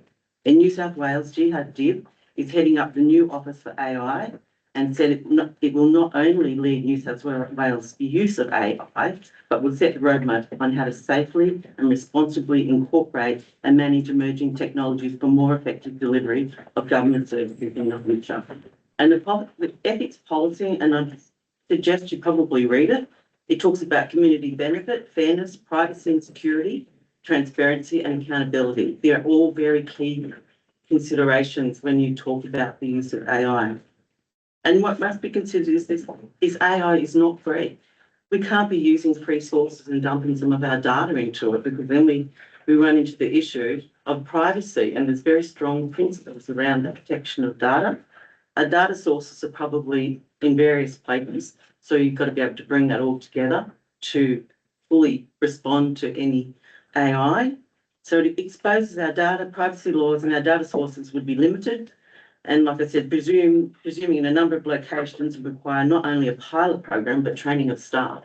This is not something that you just all of a sudden do. Thank you. I believe we should continue to work with the JO and the Office of Local Government and reap the benefits of the work being done, and we get to implement without having to workshop and trial it. If we get it wrong, what does it cost to our ratepayers? Mr. Collins. Thank you, Mr Mayor, and thank you, Councillor Leveris. It's fantastic to have a councillor with tech and computer skills previous career who will be able to assist us with this matter, including AI over the next 3 years. However, I won't be supporting the motion. Rather than follow a prescriptive motion, I support the general manager's recommendations and to work with the JO and slowly build a framework. Thank you. So, councillors, I'm proposing an amendment.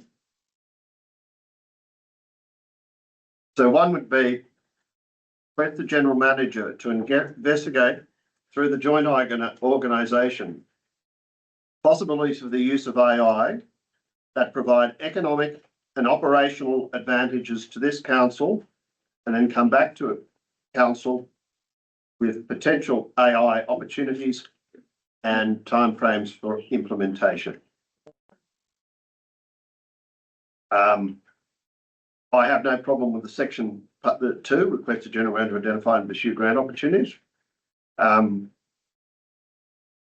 I think 3 is probably would be covered by what I've referred to in 1, is to, I think, leave it, because I agree that I think we need to engage. I absolutely agree with Councillor Leveris, but I think we need to do it as well through the joint organisation to make sure we're getting a bigger bang for our buck by being able to do it across a bigger platform as a small council. So that's why I'm proposing, so 2 would stay the same and 1 is, as I just read it, I don't know if you want me to read that again. So we heading to the back.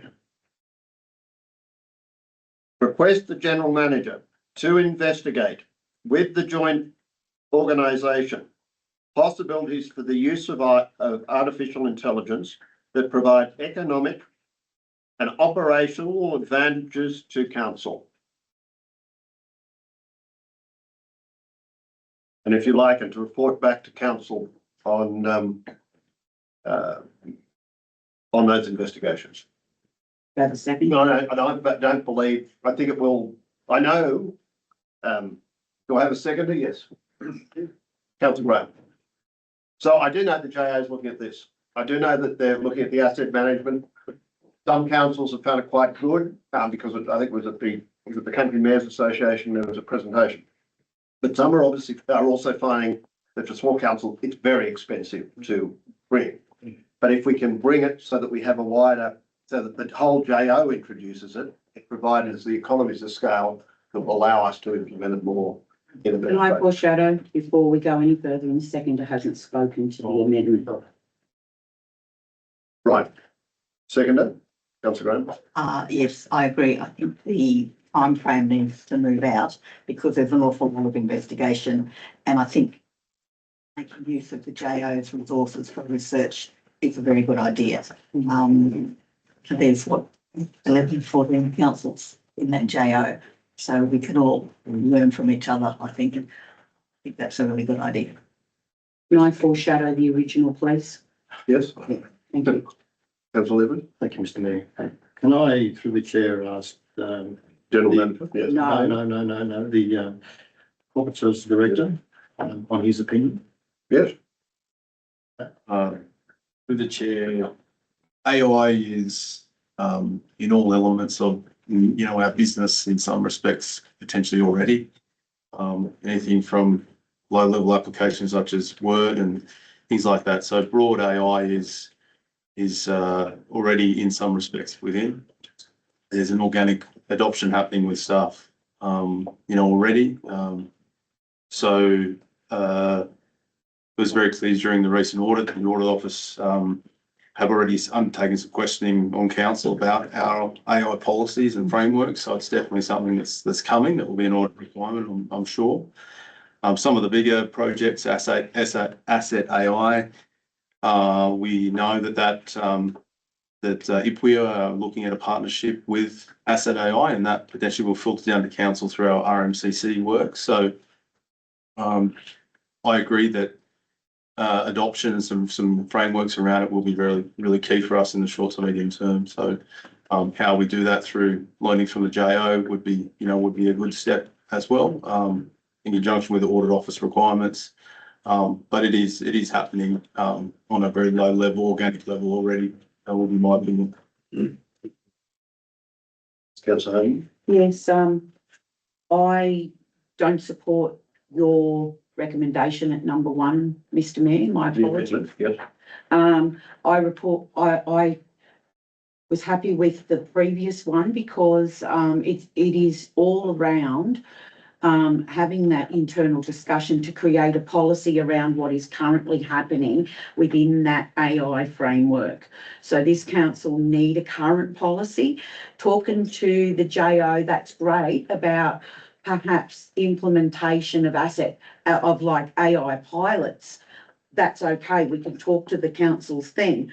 But what we need to kind of look at from this point is constructing that policy for the use that's currently occurring and for what audits are going to be required going forward.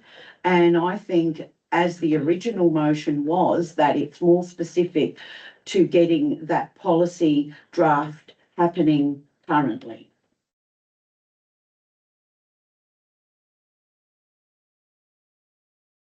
Councillor Tucker? Just a point about the wording, Mr. Mayor. It's pretty clumsy as it is. It says, request the GM to investigate with the JO possibilities for the use of AI that provide economic and operational advantages. We should just jump to the words to council.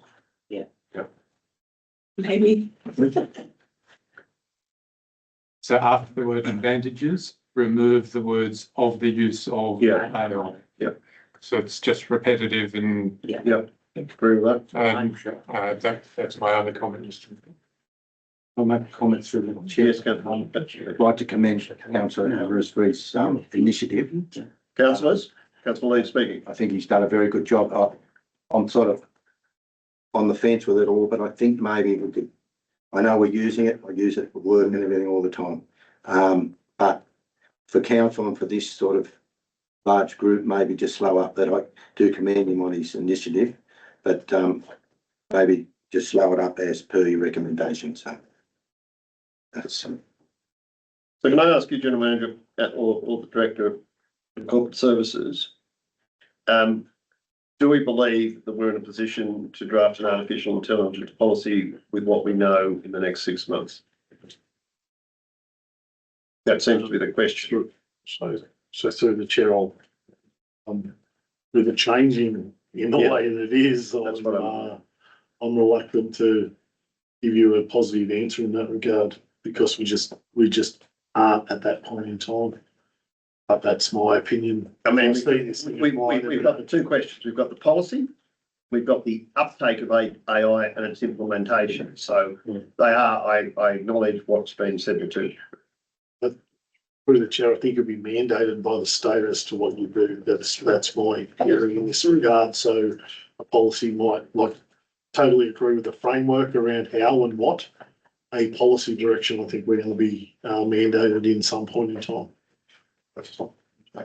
Yeah, through the chair, just as I was saying before, that it's very apparent from the current workforce that there's a very strong and fast, adoption of that going on already. And if a policy framework designed to address some of those everyday lower level fundamental tools to ensure that staff are, accurately aware of data protection, those type of things, would be an immediate area that I think we have already started to flesh out some concepts around that would look like regarding staff onboarding as to what is within our ecosystem and what isn't.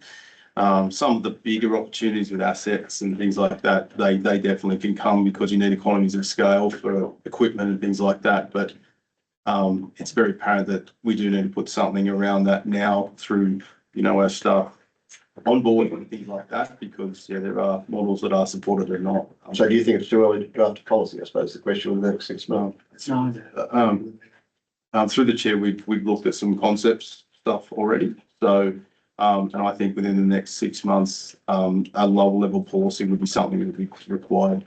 as a starting point through ARIC or an audit office anyway. So, I think that that's something we should definitely be looking at reasonably quickly.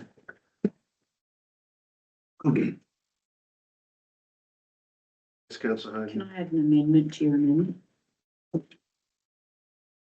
Or shadowed or. Oh, well, yeah. Or shadow? Yeah, Yes, I've already no, foreshadowed. I just thought you need another. You can point mention in it, and I, if the mention- proposer and the I will second is taken mention- up, that I think, if you want to push this forward, that you need a point in there that perhaps in between the 1 and the 2, that it states that council will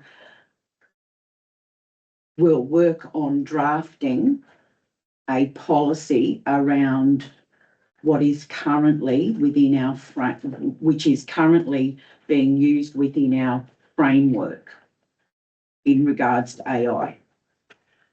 However you want to word that. council will work on drafting an AI policy to take account of current uses of AI within its organisation. Yeah. Is that what you said? Something to that degree. Okay. That's just that you do it, Yeah. you can do a low level assessment. All right, I'm happy with that change, if you're happy with that, councillor Graham. All right, so, you want me to repeat that? Yes, please. Did you write it down? The council will work on drafting, or the council, to be requested to, that the council prepare a draft artificial intelligence policy that takes account of the current uses of AI. The public council framework. Yeah, within council, by.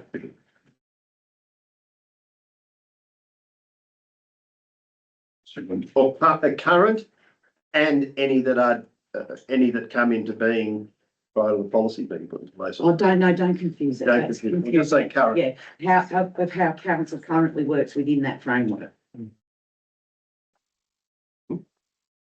Yeah. We don't have a framework. Well, but council uses AI within It's a low structures now. level integration from. We'll work on drafting an AI that takes account Ecosystem. of council's current use of AI. Leave it gen- Ecosystem, No, just use of AI. Through Leave it. Through the chair, just wondering if for consideration, because we maybe the first step would be for us to do an assessment of currently what is being used within the, and provide What that, is. you know, a report to council about some of the areas that could inform potentially policy. All right, well, I'm happy to say council, that council one, undertake an assessment of what AI is currently being used within council and to establish a framework that covers that current use. Something like that? You happy with that, councillor Gray? So through the chair, that's us going away and coming back to council and outline to them what we do in the current AI world. That will then inform a framework, and then that could potentially assist in a policy. Yeah. However, once again, in how quickly this is evolving, and the implementation of the state for I think it's called a state AI coordinator or chairperson, That's or Jihad. so He's on. there is I think we'll be mandated to do it as the. That's why we put no time frame on it, because it may well evolve into that. it's already in discussion. So what was point 2? Investigate.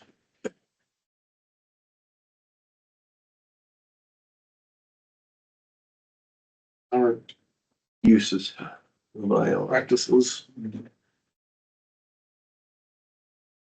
Where AI is utilised.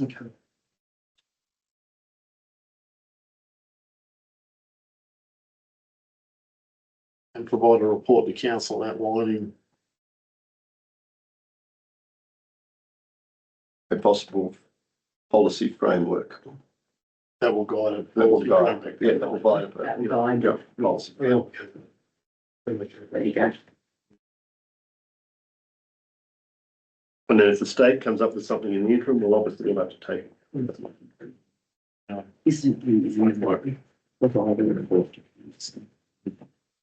Yeah, very good. All right, so I think we sort of moulded something that fits the bill, I hope.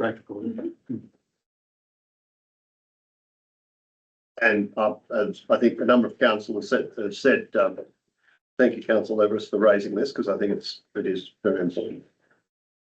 And we do want to be on the front foot, not the back foot.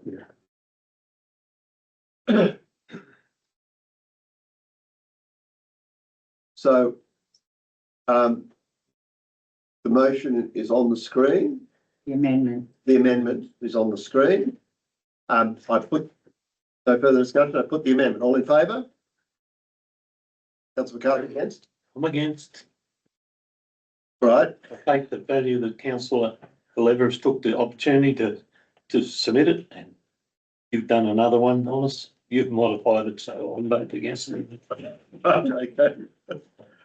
The amendment now becomes the motion. All in favour? You're in favour of this one? Yeah. Councillor McCarthy. Let him go, let him go. I'm okay with that. I'm okay with it. All right, I Two separate ones. Point taken. Is he done? Right, 10.2, container donation cage at Oberon Waste Depot.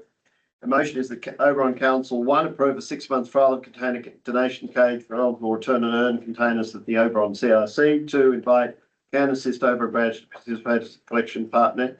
If accepted, Can Assistance will collect, redeem at the return and earn bulk depot in Bathurst, and retain 100% of refunds for local cancer support. Local cancer support. 3, authorise the general manager to implement the trial under existing policies, ensuring legal probity and compliance. 4, require Can Assist to provide simple reporting to council volumes and funds raised every 6 months. Councillor Hayden. Yes, you've voted. Yeah. Have you got a seconder? Yeah. Councillor Everest, thank you. Councillor Hayden. Yeah, the reason I have put this forward is that it seems to be more simple, local and common sense. We currently pay to remove any of that recycling and the return and earn eligible containers. We as a council have to pay to take that or get that removed. So I was thinking, if a trailer could be put there, I'm not saying who has to put the trailer there or who has to obtain that. The trailer could be put there and those eligible containers can go into that trailer, and a group like Can Assist, hence I wrote invite them and ask them if they would like to be part of this. And then they could take that to the bulk facility in Bathurst and get the funding for those cancer patients and help, you know, that's donating to their cause as well.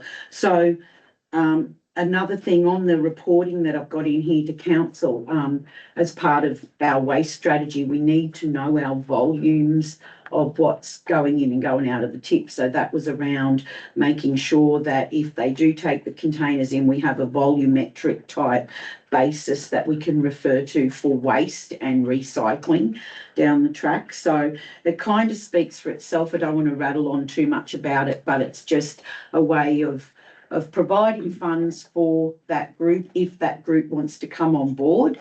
Around the trailer, well, we have to look at how we're going to put a trailer there. Perhaps Can Assist have one that has a cage facility that they could do that, but we would have to ask them. But this is just a way I wanted to kind of eradicate some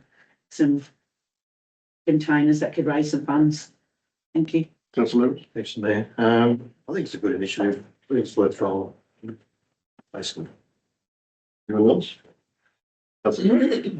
Thank you, Mr. Mayor. I'll support it. I've just made the point that we should talk to Can Assist or find out if they or any other organisation wish to do it before we go spending money on cages. That's my only point.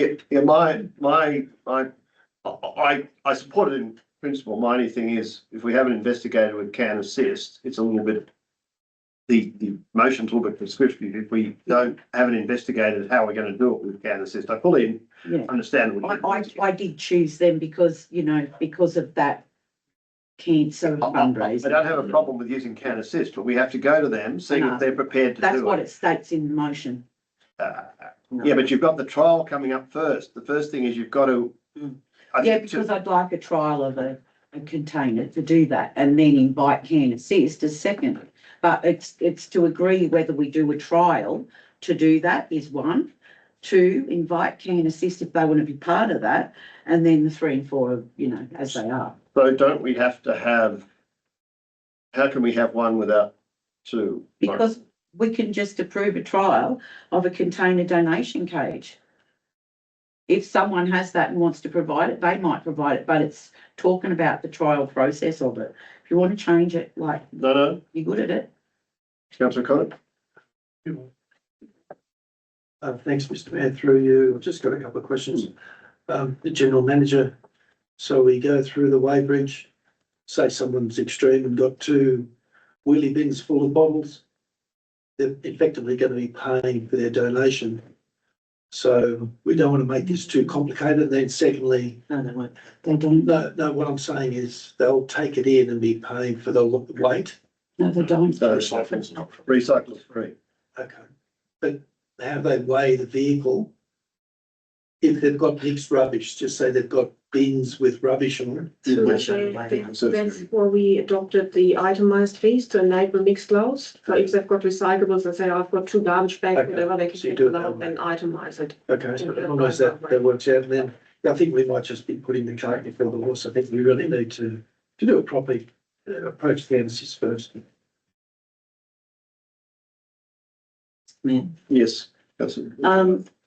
My issue is the number of things that were spoken about.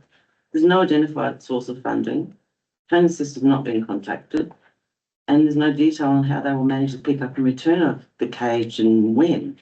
So there's a lot of information that needs to be gathered before we even go down this road. And we're in the middle of developing a waste strategy that has this in it. And we're not able to provide an estimate of what a charity could hope to earn. They would need to work out the cost versus reward to take that into Bathurst.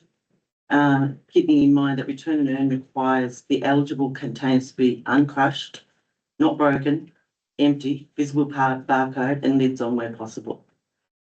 And we currently take commingled recycling. There's no separation of it. It all just goes into this very big size of a container. Shipping container is where people are depositing it. So now you're going to have to educate them that, all right, now you have to put these bits in this bit and this over here, which gives a job for someone. And the commingled recycles, like I said, they're collected by Veolia. And we engage them to remove the commingled recyclable waste and they take it away using their truck. It's a truck. It's not a cage.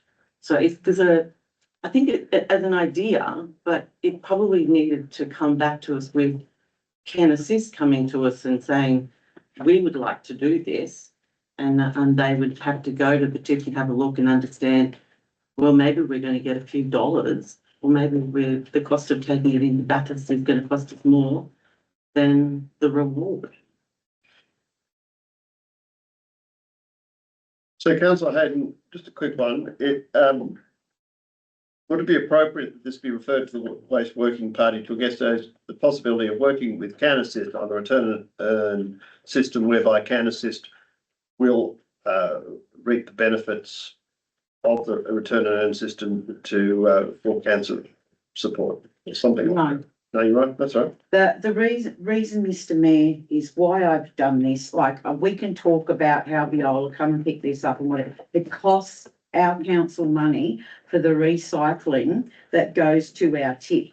We pay to get rid of a resource that we as a council could be proactive and say, hey, we'll try this. We'll send an email out to Can Assist, see if they want to come on board and do that. If they don't, well, we'll ask other community groups, and if not, well, it won't get done. But I'm just trying to be proactive. We've got a load of people in this community with cancer. They rely on Can Assist for support. This was a way of minimising some of that recycling that is going into our tip that could be reused and taken and get some money for a charity that does great things. That was all. I don't think It's not meant to be that overcomplicated. It doesn't need to go to the Waste Working Party, who are only there to talk about creating a strategy. They're not there as decision makers. This is the council. If councillors here want it done a particular way, put your amendments forward, because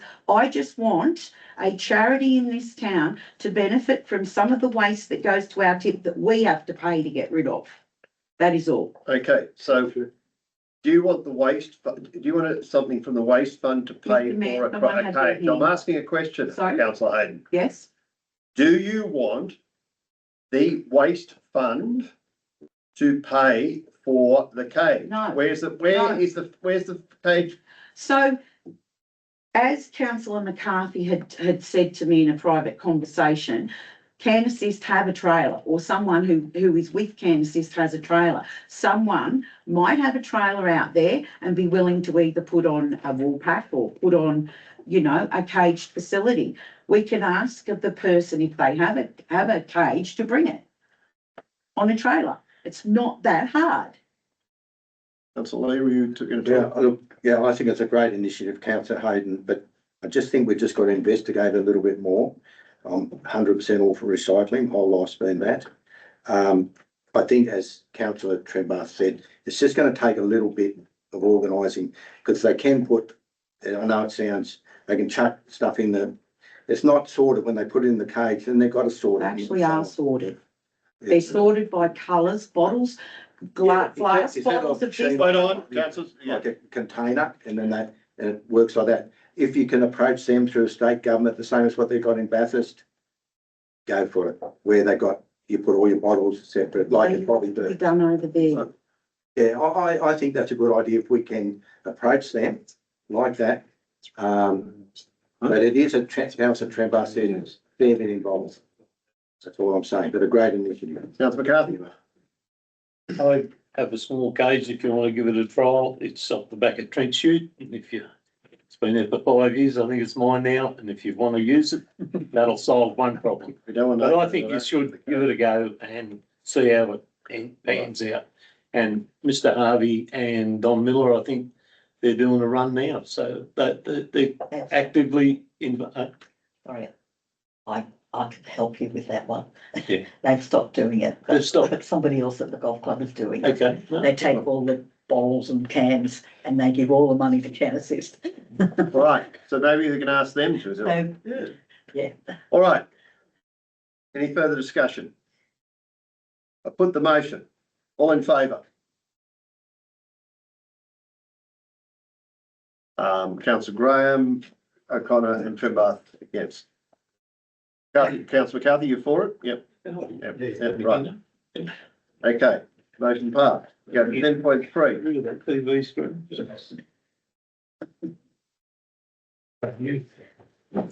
Safety concerns, aggressive language. Motion that council acknowledge the safety concerns raised publicly by the Pines Wind Farm representative at our 9th September meeting regarding threats and intimidation during community engagement. 2, affirm that council does not condone any behaviour by council staff or community members that could be perceived as threatening, intimidating or bringing council to disrepute. 3, request the general manager provide next ordinary meeting or soon as practicable. A summary of actions taken to address and report the safety issues raised. B, confirmation that appropriate referrals have been made to relevant authorities where necessary. 4, encourage all councils, council staff and community representatives to use respectful language in public discussions and to model professional standards consistent with the Model Code of Conduct and Local Government Act 1993. Councillor Hayden. Seconder. Elizabeth. Yeah, just before I start my speech in regard to this, part 3 is only if it's required, just for councillors' information. And as councillors, we were told this on the 9th of September. The meeting that we had in September, there was no recommendation or anything put forward to that meeting. And as a governing body, I feel that it's required that we actually acknowledge what was said to us in that meeting with the Pines. So it's quite simple. It's regarding our duty of care to our staff, councillors, visiting proponents, volunteers and residents. At the 9th of September briefing, the project representative from the Pines Wind Farm reported serious safety concerns, including 2 alleged near-miss firearm incidents and escalating hostility and public discourse. Whether you support or oppose any project is irrelevant. When safety concerns are raised in the chamber and attributed to activity around council, we should respond. The motion does 3 straightforward things. Firstly, it acknowledges the concerns were put on the record with this council. We're not taking sides, we're just recognising a risk that was brought to us as the governing body. Secondly, it reaffirms standards that already apply to all of us under the Model Code of Conduct and the Local Government Act 1993. We do not condone threatening, intimidating or abusive behaviour by councillors, staff or community members, nor conduct likely to bring council into disrepute. We're expected to model professional language and respectful debate. Third, it asks the General Manager to report the actions taken or any referrals made to the proper authorities if need be, and that's just all around governance. I also want to be quite candid about content. 2 councillors in the chamber are associated with the group that was mentioned in the 9th of September meeting. Yes, but what relevance is that? It saying- it has relevance, Mr Mayor. Please, Mr Mayor. You cannot, so under what basis are you saying that those members are responsible for the other members of their group? Mr Mayor, there was a point of order called. Would the clause within the order be quoted, please? 15, 11. I raised a question. And your question? You hadn't let me finish what I was stating, that it does have relevance due to what has been occurring and what did occur. And I want to finish my statement, if I may, because it is on relevance. I may stop you again. You may, if you feel that I've only got 2 sentences to go, Mr Mayor. That is their right. But with the profile, comes with it a higher obligation to model respectful conduct.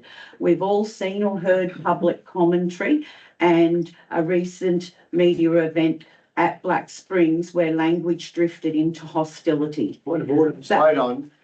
Are you saying that council and councillors are responsible for every person in the community's conduct? Mr Mayor. Is that what you're asking? I've taken my statement out of context. No, it's exactly what you're saying. What I am stating is within context, Mr Mayor, I am. Within which context? Within the context of respectful language in our community and not being threatening. But you're saying the councillors here are responsible by what you just said, are responsible for the conduct. No, I'm saying that.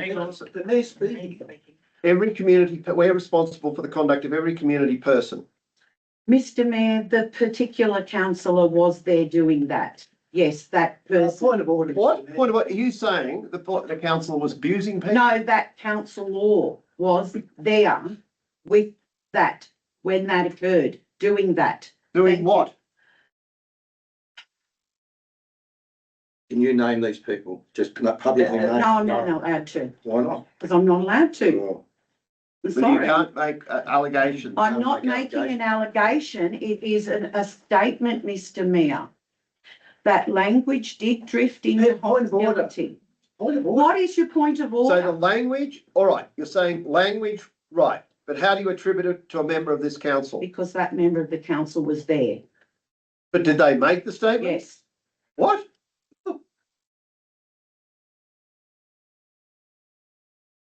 That's why we've got to record things.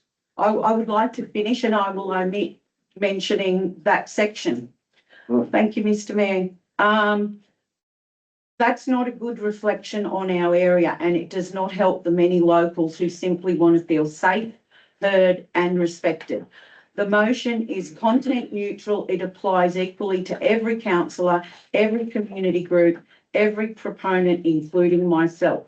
If you're affiliated with any group or an advocacy group, please check your language against the code and the standard we set tonight. This is why I have raised this. I do note that there was a speaker earlier tonight in questions that was cut off through addressing 10.3 that also wanted to speak in relation to what had occurred, yet they didn't have the opportunity. They've been witness to also to these things. And Point of order, Mr Mayor. I'm speaking. Mr Mayor, can you ask him to stop misusing the point of order in the chamber? No, because you're going into other issues. I've mentioned what's relevant to this. What is relevant to my motion is Andrew Riggs from the Pines Wind Farm Yes, raised we've an got issue that. with this council. That's right. I am highlighting and acknowledging those issues tonight. And as a council, we need to be mindful to not engage in that kind of activity and intimidation in public. Point of order. But we're not to count where you're saying it was a community issue. No, It didn't Mr involve- Mayor, it didn't there involve was a councillors. councillor from this council there at the time. Point of order, Mr. Point of Mayor. order. Can councillor O'Connor please be permitted to Yeah. raise his What is point of your point? order? He's tried What several section? Well, times. the last, section 1511, and the last point of order is in regard to your comment that Andrew Riggs in his presentation said there was councillors who was disrespectful. It's abhorrent. It's abhorrent. And can I add to that, through the chair, but we've had four Mr Mayor, the second council person meetings. spoken and no one should be No, but speaking it's a to point the of point order. of order. It's a point of Point order. of order. I've had meetings here Councillor with the Bromley guys the other day. Unfortunately missed the last one. It's highly respectful, highly, what we've delivered is highly intelligent, what we've been putting over.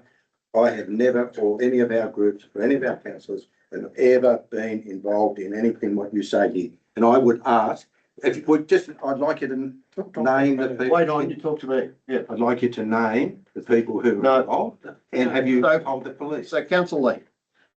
Councillor O'Connor has raised a point of order under 1511. And I'm assuming it's under 1511C. And the matter is outside the jurisdiction of council in that we cannot control meetings that are outside this council. We do not have that power. Would you like me to speak to that? So what I was speaking about is a point of relevance because it is widely known to this community that there are in fact councillors that are members of that group. So you're now insulting, you're making personal reflections or imputing improper motives. Not, that's To a incorrect, councillor. Mr Mayor. Well, I'm making a determination on that. Okay, Right. Have you finished, Councillor Hayes? Yes. Councillor Everett? All I've got to say is, in my experience, the wind farm representatives have conducted themselves respectfully. Despite my disagreeing with their, proposal, I just certainly don't think they deserve aggravation and any threats of any kind. That's all I'm going to say. Anyone else speaking on this issue? Councillor Pembroke?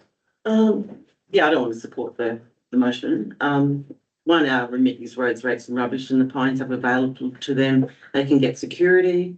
They can report anything to the police if they feel unsafe, as many other developers do. And just last week, the Honourable Paul Toole stood in the New South Wales Parliament, made a speech and called the renewable energy companies corporate bullies. And he specifically called out Oberon and Tag Stronglow as either deceptive or completely incompetent, along with just some of these statements. Corporate bullying of a proud, close-knit rural community that deserves honesty, not manipulation. It's not consultation, it's coercion.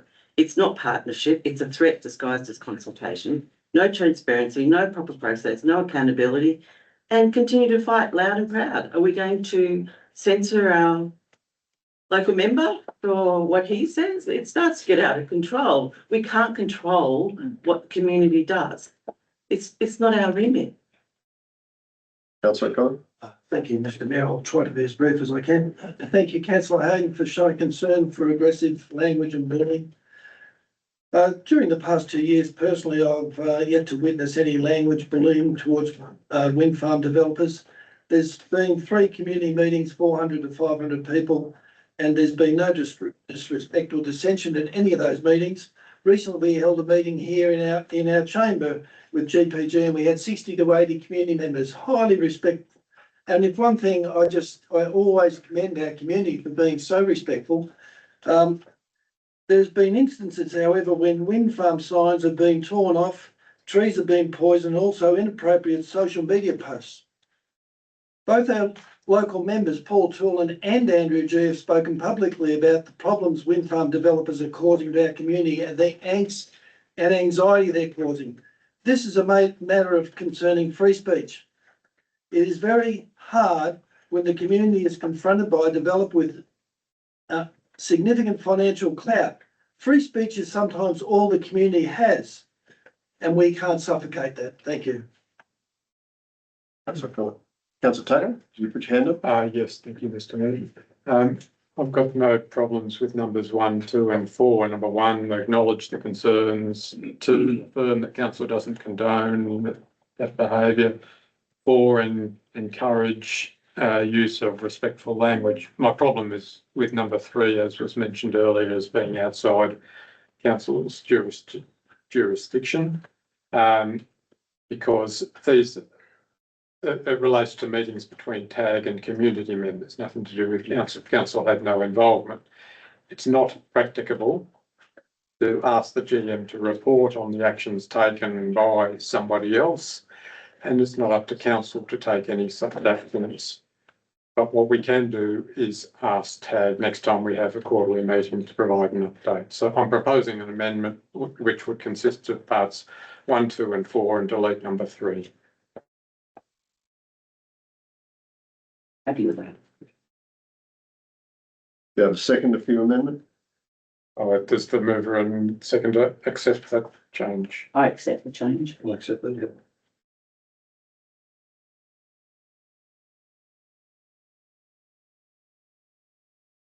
Further discussion? Councillor Graham? Thank you, Mr Mayor. I think most of this motion is outside our jurisdiction, so I don't think it's necessary. That's my concern. I don't want to make this council responsible for the conduct of community representatives at community meetings or community. We can certainly acknowledge the safety concerns that were raised, but the level of control and what we can do, if there was intimidation and there were threats from firearms or other things, then obviously the authorities, the relevant authorities, the police should be notified, etc. We're not the police.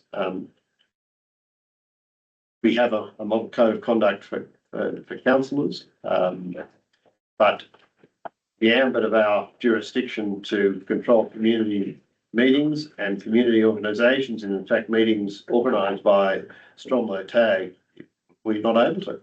That's my concern. I don't want to see a resolution or a motion that by implication indicates that we would be doing that. I think we all note the concerns of the Pines, and if what was said was correct, then yeah, we don't condone it, but we have limited power to control. In fact, none. Yeah, which was the point of removing number 3. 3, yeah. Yeah, I'm just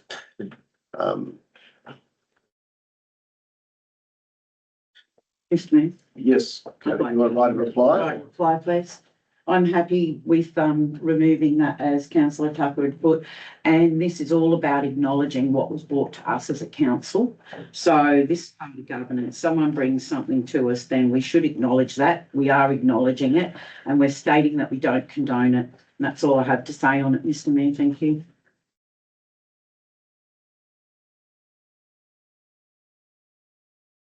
Okay. Any other? Okay. I put the motion.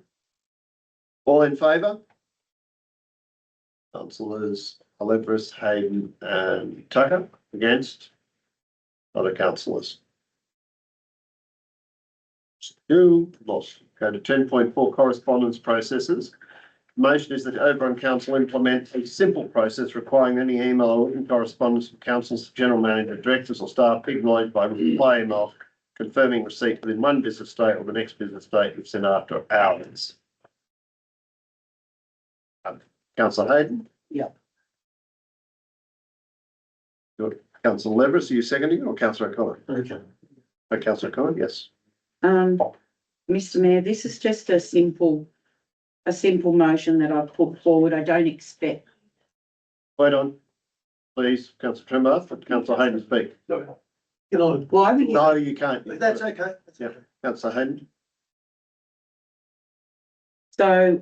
The reason for this motion is just to get something on the books around responses to councillor inquiries. I note that the general manager's notes state that council at Oberon, blah, blah, blah, has an auto reply function.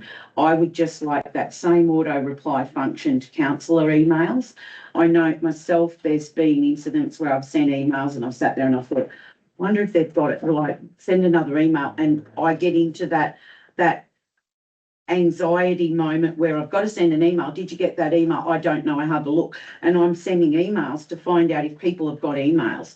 I don't want to have to do that. I just want to be able to send an email. It goes through to an inbox, a read receipt or an auto reply comes back to say that it's landed in the box. Then I can move on.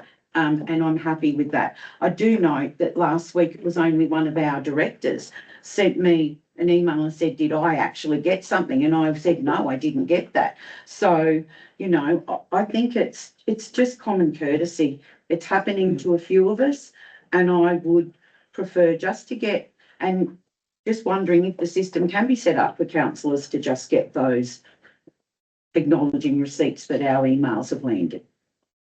Councillor O'Connor. Thanks, Mr. Mayor. The reason I seconded this motion is it is a very important topic because as we turn on our emails every day, we see a multitude of emails going to the council requiring information about some things that may or may not could have been dealt with a different way. But I come from a background of time management, and the way things are happening at the moment from us as councillors to the staff is not acceptable. And it just worries, it's been worrying me for 9 months that we're not handling this well as councillors and we need to do better. And I guess I'm looking, what we may need is some direction off the general manager, how we can do better, the way he would like and his staff would like us to do it, rather than the way we want to do it. Because it's not about us, it's about working with our councillors in the best possible way. Thank you. So are you speaking forward or against? I'm saying this matter needs to be dealt with, but I'm not in fact supporting the way it's proposed. I'm looking for guidance from the But general you've seconded it. Well, true. I think it's up for discussion. Yes, all right. Yeah. I just think it's. Yes, Councillor Trembath. Sound like yes, Minister. We've got a staff interaction policy that outlines this. We endorsed it, that you get a response within 1 day and 5 days. So what are we wanting? Is it as soon as you send an email, someone's got to respond within so many minutes, hours? Because within a day, it's pretty well done. And there's an assumption then that people are just sitting at their desk waiting for their emails to come in. They could be off-site doing inspection, at a conference, meeting, minister, whatever. I just don't understand it. I can put a read receipt on so I can see if you've got my email and you've read it. That's all you need to do. It just doesn't make sense to me. That's what we're asking. Councillors, I must admit, I think we have this interaction policy. I don't know why that doesn't, I thought that covered it. I certainly don't want a response, and I don't expect a response. Sometimes, you know, within 24 hours all the time. Sometimes I send my emails at 1 a.m.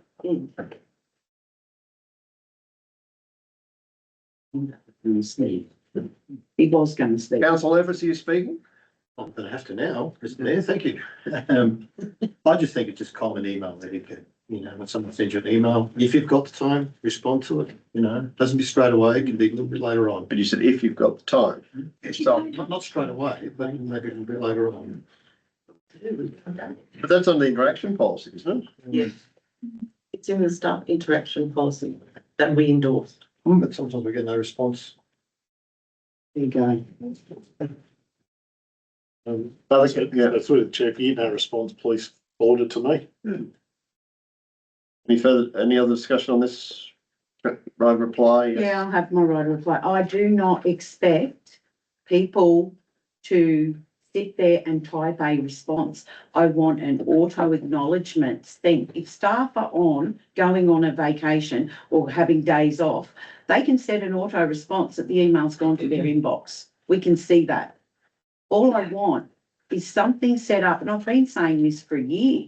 Can't you set up an auto response that if a councillor sends an email, that the email going to the inbox is acknowledged, just like if we send an email through to council@oberon.nsw.gov, that will get an auto reply. It's not a person replying. That's all I would like to see. So that I know, like when I send a disclosure to staff and ask, could this be put on the website?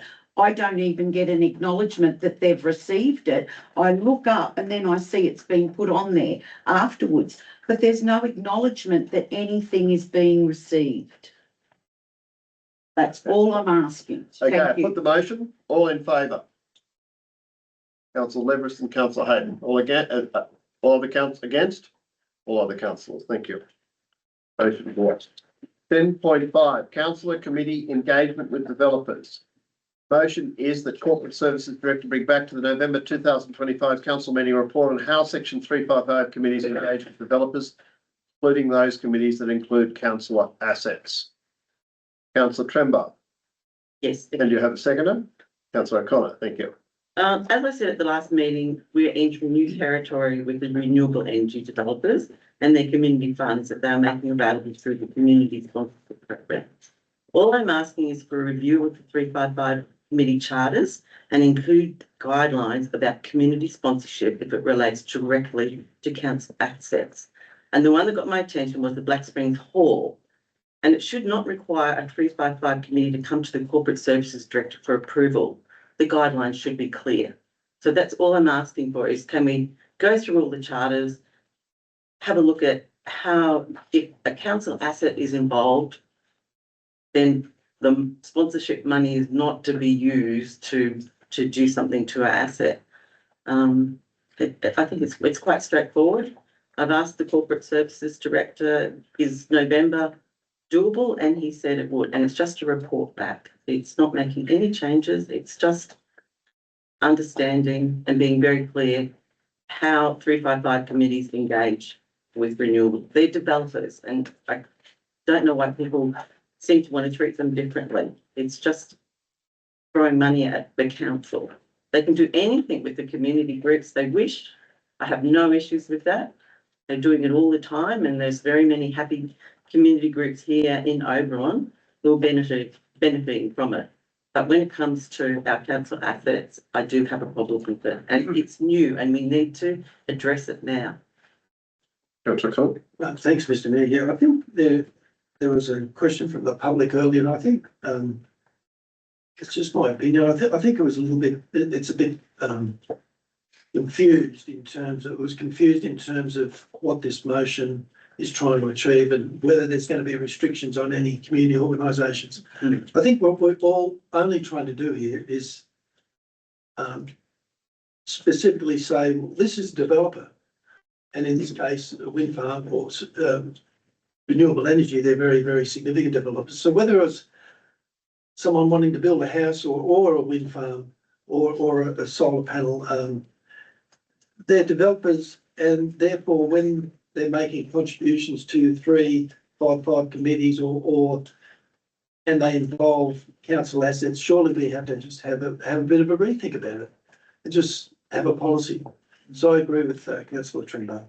But we're not looking, I don't believe, my personally, we're not looking to stop the number of grants that they're seeking or limit the type of grants they're seeking. It's really just understanding how that process is and how it works through the council and what assets they can be providing grants to.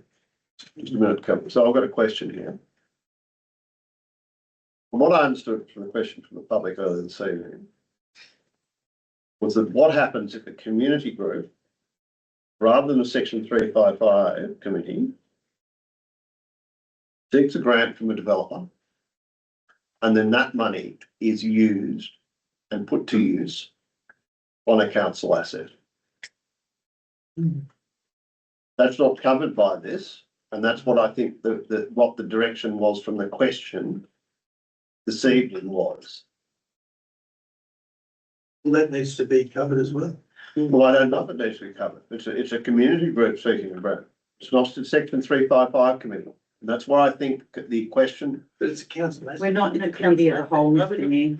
If Mr. Mayor, to improve. I'm entitled to ask a question, Councillor Hayden. I am asking a question. If the community group came to council and said, here's some money for the council asset, would we take it? That they got from a developer? I'm just saying, I think that was a distinction drawn in the question. Yes, Councillor Hayden. yes, thank you, Mr. Mayor. I strongly oppose item 10.5. How we got here matters.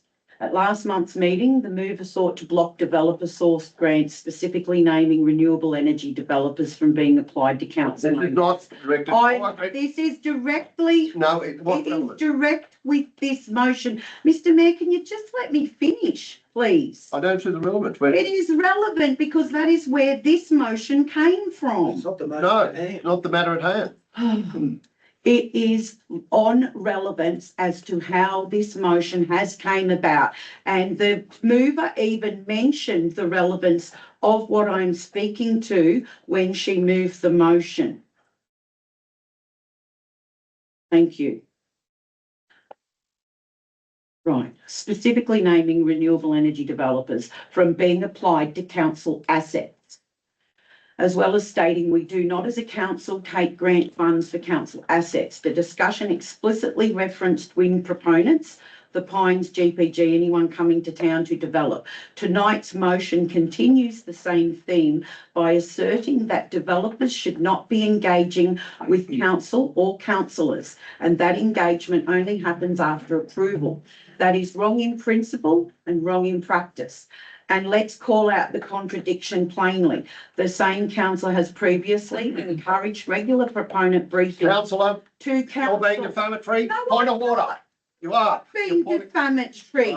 I speak over there, Councillor Hayden. I am not being defamatory. I am speaking to the rationale here in the motion, Mr. Mayor. For saying this a councillor has acted in a particular conduct all time. I said the councillor asked us to have meetings with the proponent, Mr. Mayor. The councillor that has written this motion moved the motion that council meet with the developers, the proponents, on a bi-monthly basis. It's the same councillor, Mr. Mayor. That's what I was alluding to before. It is not irrelevant. It is relevant to the Right, motion. so we're meeting with a person. Right, what was that? Oh, and it states in here in the rationale that council should not be engaging with renewable companies in the rationale. On substance, the premise of this motion is false.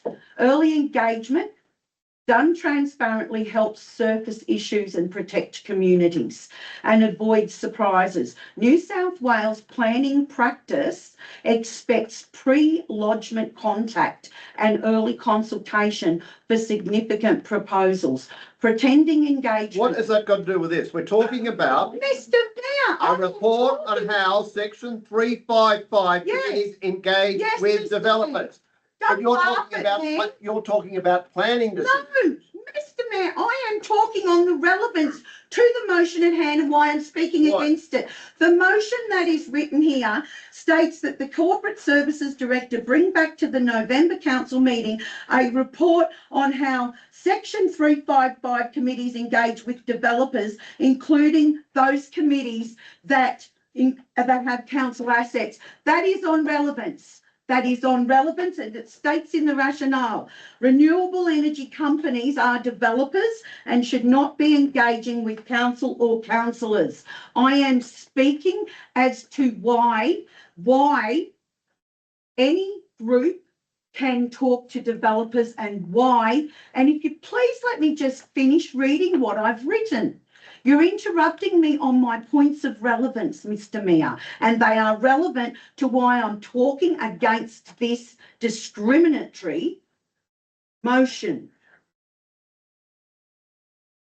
Can I continue? Thank you.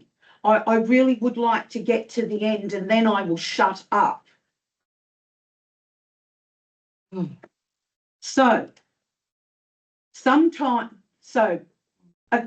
communities across this LGA, including community associations and volunteers, especially those engaged with 355 committees, often rely on modest grants, sometimes offered during a project scoping period, to improve council assets used by everyone: halls, fields, lighting, accessibility, safety upgrades. Cutting those opportunities off is selfish and thoughtless and harms residents while doing nothing to change statutory assessment. There's a second problem within this motion, and it is in where it states renewable energy companies, and this is reflective to renewable energy companies only. It's discriminatory. It singles out renewable developers for special restrictions, which isn't content neutral governance. Rules about engagement and grants must apply to evenly to any proponent: renewable, industrial, residential. The motion itself states developers. It doesn't use the Well, word any renewable. developers. It shouldn't even have developers there because there are state guidelines, and we don't need to reinvent. So it's not discriminatory. The motion itself is not discriminatory to renewable. The rationale is discriminatory then. Thank you. Okay, And we don't need to reinvent governance. We already have the Section 355 Committees Manual and each committee's charter, and they set the roles, delegations and reporting lines and probity. We approved them as a council. What's required isn't another report built on bad premise. It's for councillors to actually read the manual and the charters and apply them. In addition, councillors should read the Section 355 provisions of the Local Government Act, the OLG guidance on committee operations, and the New South Wales planning guidelines and regulations governing the conversations with renewable developers and community benefit grant access, as the framework exists and we should use it. Commissioning this report that starts from no engagement until after approval is a waste of staff and this council's time. We'll either get a document that contradicts our own practice or one that quietly points back to the very frameworks we already have. Engage early and transparently, record contacts, manage conflicts and bring any community benefit opportunity through council so they're handled properly. Thank you. Anyone else like to discuss? Yeah, I'd like to comment on this. I think it's all basically started from obviously the Black Springs meeting. Obviously everyone knows where I came from, over on Twin Towers. I'll never budge from that. The decision was at a meeting, being new to it, can we get donations from wind company? I said I will never, ever agree to that, no matter what. So, but then being new, this is a council asset. This is not a council meeting. Exactly, it's on tape somewhere. The council meet, and then I was told it was a council meeting. So the Black Springs Hall is owned by the council. So, and there is a developer that wants to give Oberon Shire Council money. And we have a disclosure of this and that of interest and all the rest of it. Money cannot be given to the council if you're a developer in Sydney or you're doing anything like that. So it's similar. It is basically, to sum it all up, it's a council property.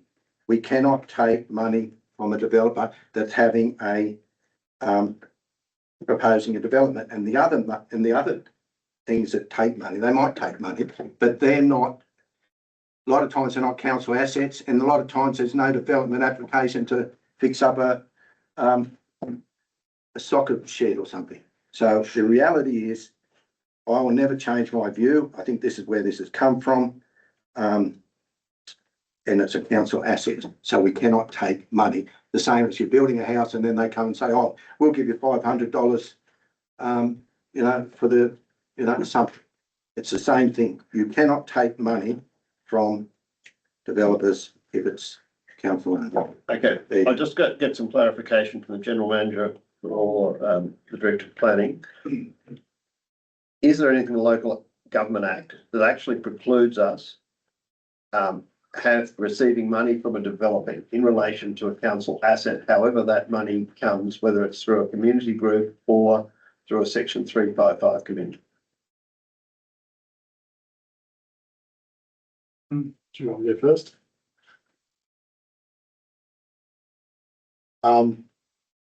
It's the mayor, if it's done under the resolution of the council, or it's done under the remit of how you set up something to do that, there is nothing to preclude that to occur, subject to it going through the same due diligence that it would normally do. We do it all the time. If the application's lodged, we have a Section 94 contribution where contributions are made. In this particular instance, this is before the development's been approved, isn't it? And in this case, we will not be approving the development because it's state significant if it's a renewable company. What it's talking about. We have to take it on notice to see whether the legalities around that. However, the state has been very clear that they encourage developers to talk to councils and do that particular thing. I think in this instance, the particular developer that you're talking about has come to council. The distinct difference here is that council's not involved in any of the decision-making processes when they give the money out. That'll be my comments. So if there's nothing for a Section 355 committee or anything, if that money ultimately ends up improving or upgrading an asset of council, there's nothing to actually preclude that occurring if that company's a developer. Even if council has no say, has no real say in it, i.e. it's the application for the grants is sought by someone else, even though the underlying assets council. Through the chair, at the end of the day, the decision made whether to accept that should be through council anyway, because the 355 has no delegated authority to make financial contributions. But if it's a community group that then has that been spent, then seeks that money, and that money is then spent on the council asset. Legally, that's fine. I go back to my comment before. There is no delegation from a committee to do that. It'll be up to council to make that decision. So, with respect, is that Councillor Graham? Mr Mayor, I think we're getting away from the motion. Yes, forward back, yes. More ethic. Yeah. And I think we need to discuss that rather than. Yes, all right. Councillor Connor? Yes, Mr Mayor, thanks, Councillor Graham. I concur with that. I think this motion is very clear. It doesn't say anything more than what it's saying. And I think we'd all benefit if the corporate director services bring that report back. That's all. With respect through the chair, councils do take contributions for the DA approvals, but if you're doing an extension on here and suddenly you put a DA out and then someone wants to give you $100,000 because they've got a development out here somewhere, I understand. We need to look at that one. All right. I'd like to speak secondly, considering everyone else has had a second run. Can I have a second go, considering other councils have, Mr Mayor? Or as long as it's less than 2 minutes, yes. Yeah, it certainly will be. I'm still going to be firm and speak against this. Just to turn around and we've all heard tonight exactly where this is coming from and the demographic of whom it is being directed toward. The motion may say one thing, but we know wholeheartedly that it is being discriminately directed towards renewable energy developers. Order, Mr. Mayor. All right, I'll put the motion. No, Mr Mayor, he's called a point of order. Yeah. And And what is the point of the order? pointer is 15.11 that, that's, outside the gambit of what this motion is. Okay, I want to continue finishing. Mr Mayor, are you going to rule on that? Well, it is outside because the motion itself speaks about developers generally. Mr Mayor, I'm, Mr. Motion, yes. okay, Mr Mayor, I really would like it I if you move would the stop. motion be put. Yes. I move the motion. What? Seconded. Right, I put the motion. All in favour? Are we voting in favour of the motion being Yes. put? Yes. Yeah. All right, then I'll put the motion. All in favour? Councillors Leveris, Hayden and McCarthy against. And Tucker, are you against? I'm against. Right, okay. So the motion has gone through, yeah, but. We have another count. Can we have another count, please? Those in support of the motion? Trimberth, O'Connor, McKibben, Graham and Lee.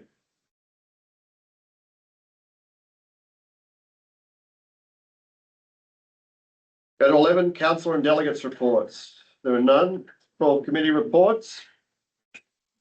Audit Risk and Improvement Committee meeting 10th of September 2025. The recommendation is the council receive and note the minutes of the Audit Risk and Improvement Committee meeting held on 10th September 2025. Can I have a motion, please? Councillor Leveris, second to Councillor Tucker. Councillor Leveris. I just want to make a comment on the report. In the last ARIC meeting, I became concerned with some issues that were raised in the internal audit report by NAG on plan utilisation replacement. And this is kind of what prompted me to write my notice of motion as well, to provide a pathway for our staff to seek necessary tools to prevent the number of deficiencies identified occurring again in the future. And the 5 concerns that were raised. The first one was strategic gaps. Council does not have an asset management plan specifically for plant and fleet. The former 10-year replacement plan lapsed in 2017 and has been replaced with a short-term 2-year cycle. Whole of life costing is not applied, creating risks of inefficient procurement and suboptimal replacement timing. Number 2 is the utilisation issues. Several assets, like for example, the heavy rollers and loaders, are overused beyond the benchmarks, while others, like a wood chipper, a smaller 3-ton roller and a street sweeper, are significantly underutilised, raising questions about cost efficiency and fleet allocation. Number 3 is the charge rate deficiencies. Internal plan charge rates that exclude depreciation and insurance, creating misleading profitability assessments. Some assets show a profit when actually they're in a net loss. Number 4, the governance weakness. There's some small planned equipment that are tracked on Excel spreadsheets, creating a risk of theft, duplication and poor accountability. No clear capitalisation policy exists for low-end, low-value assets. And the last one, resource constraints.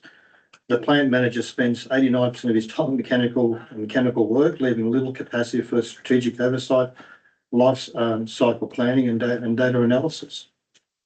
They're just the concerns I have. Thank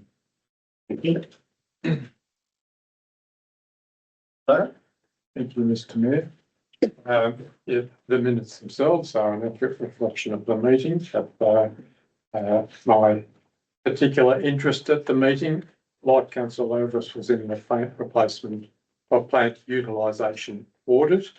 And I thought it was a very good report, and I suppose I would, because it supported pretty much everything I've been saying for the last several years, and I've kept hitting before. So it's good to have something to support what I've been trying to get happening. And Councillor Leveris has had a good summary of the main issues in that report.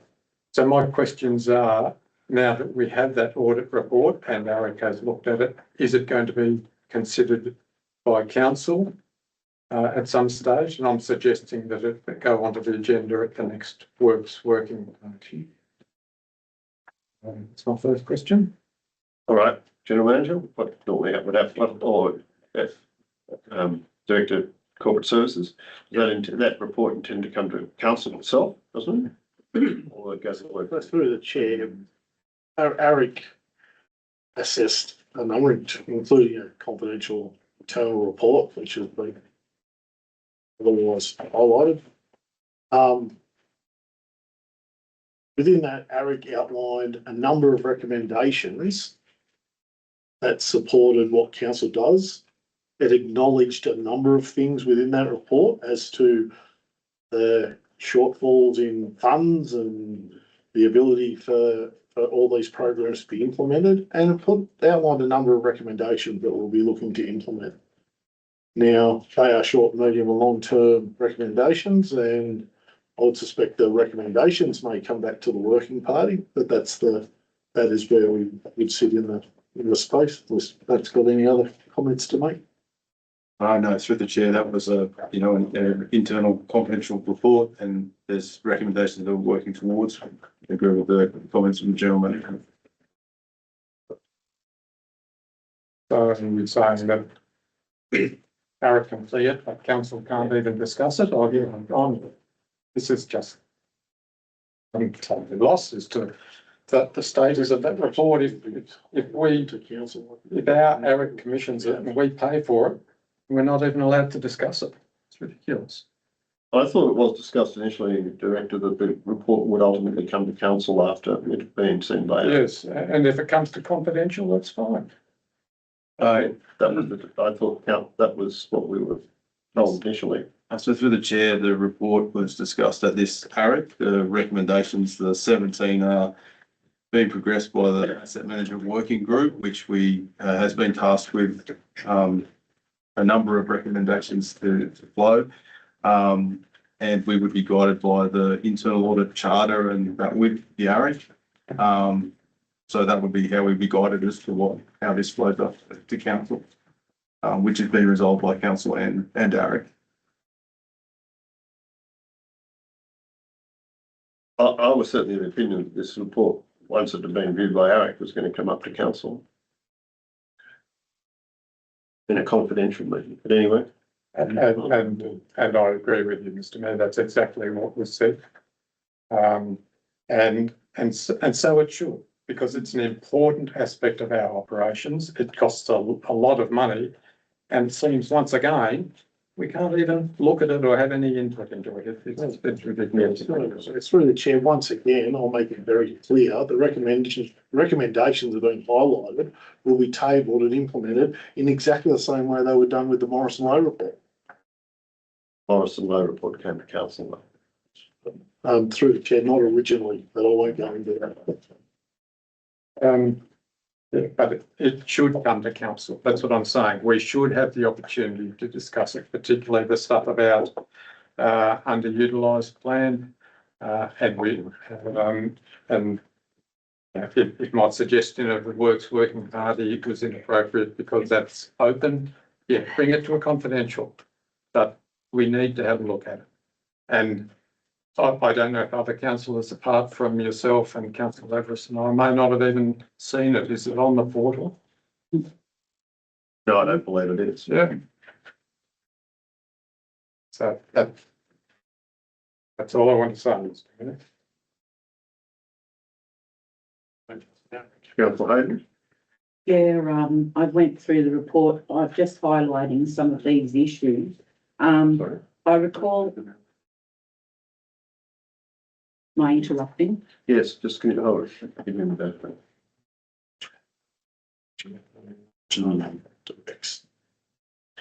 Yes, Councillor Hayden. Don't worry about it, Mr. Mayor. You don't want to hear, so I do. won't. But no, forget it. Forget it. You continue having your. I was clarifying something with the General Manager, which I'm entitled to do.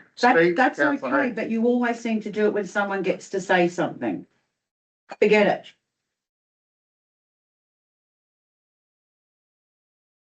Councillor McCarthy. I thought the plant operation and all that was coming back to council once we dealt with it, because there's lots of things that Well, I'll highlight the purchase of the street sweeper alone. The report was that we were going to use it 25% of the time at Timber Industries. The same week that they did their own street sweeper, a bigger one. They bought it themselves. They used to use a contractor. I don't think ours has ever been there, but in the report, we were going to use it 25% over there. So I think it's we've got to bring it back to the full council. We make the decision. We're responsible for the debts. So yeah, I think it's got to come back to us. Any further discussion? I put the motion as per the recommendation. All in favour? Carried unanimously. We go to 13.1, reports for decision, public interest disclosure policy 1207. Recommendation is Council 1 note the submissions received during exhibition of the updated public interest disclosure policy 1207. 2, adopt public interest disclosure policy 1207 as presented, including addition of clause 11.9 regarding reporting key information from the annual PID return in the Oberon Council annual report. 3, delegate authority to the general manager to make minor editorial amendments if required. 4, publish the adopted policy on council's website and notify the New South Wales Ombudsman's public interest disclosure unit. Motion, please. Yeah. Councillor McCarthy, seconder, please. A second. Thank you. Councillor McCarthy. No comment needed. Thank you.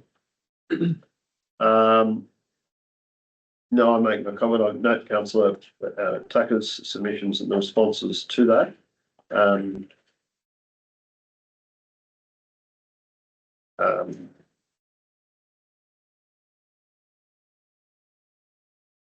One of the issues I would ask about is whether there is sufficient protection for the person complained about. But that's an issue. A lot of protection for the complainant, but what about the person complained about?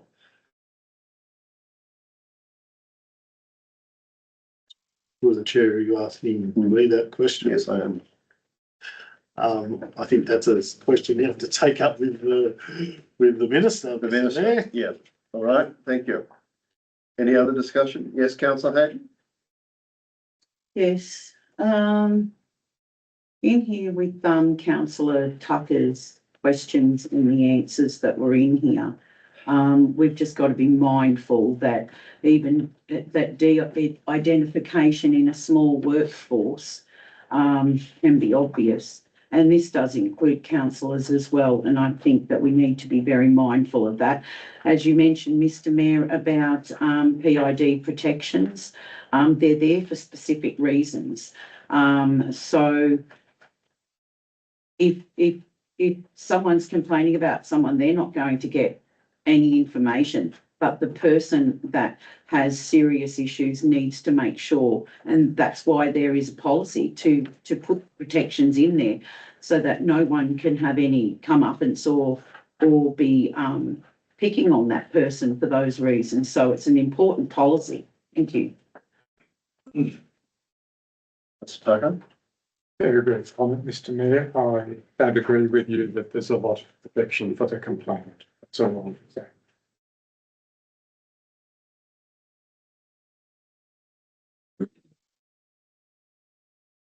And even less for the person complained about.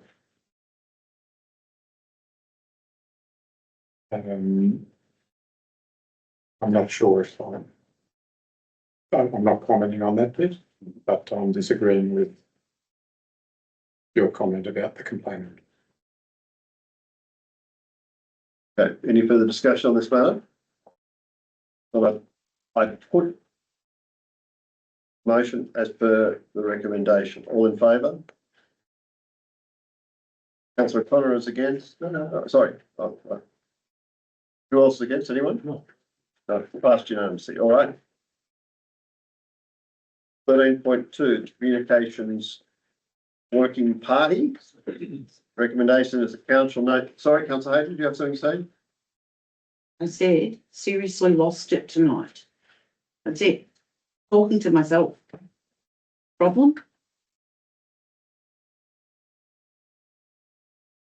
The motion, well, I do apologise that,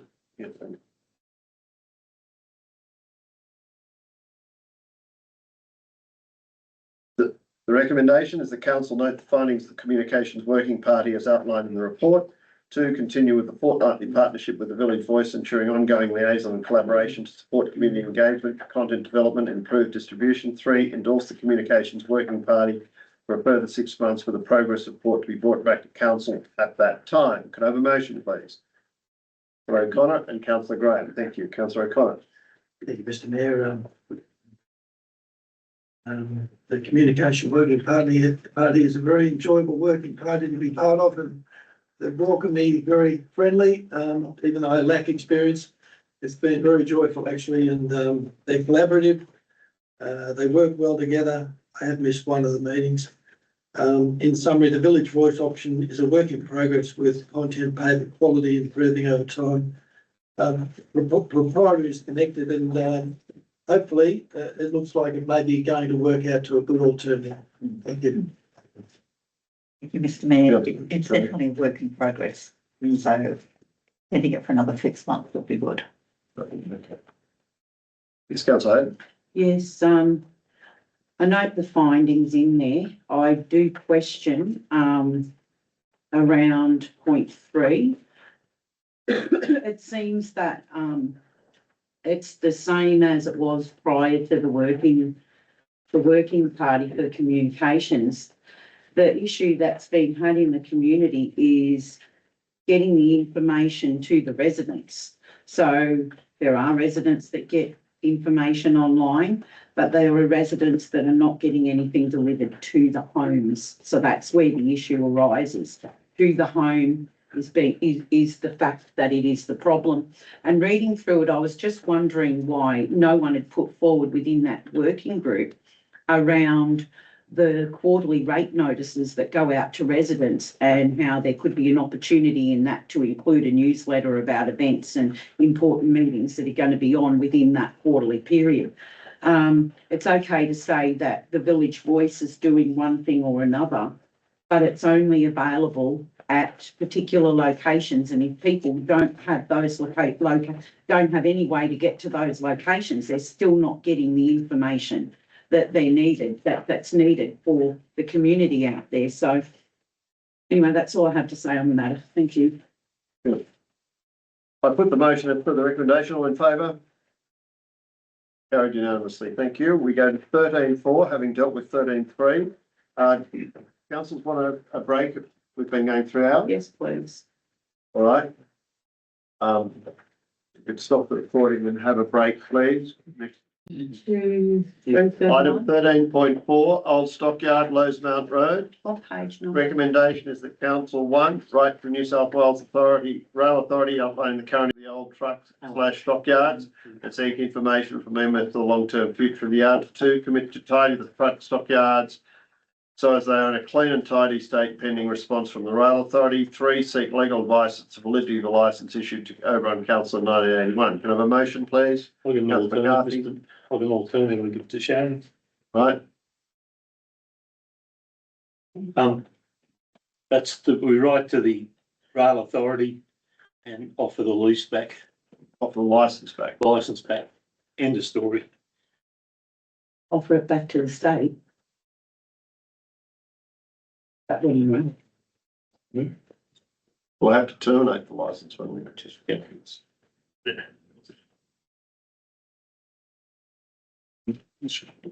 Can I foreshadow the original? Yes.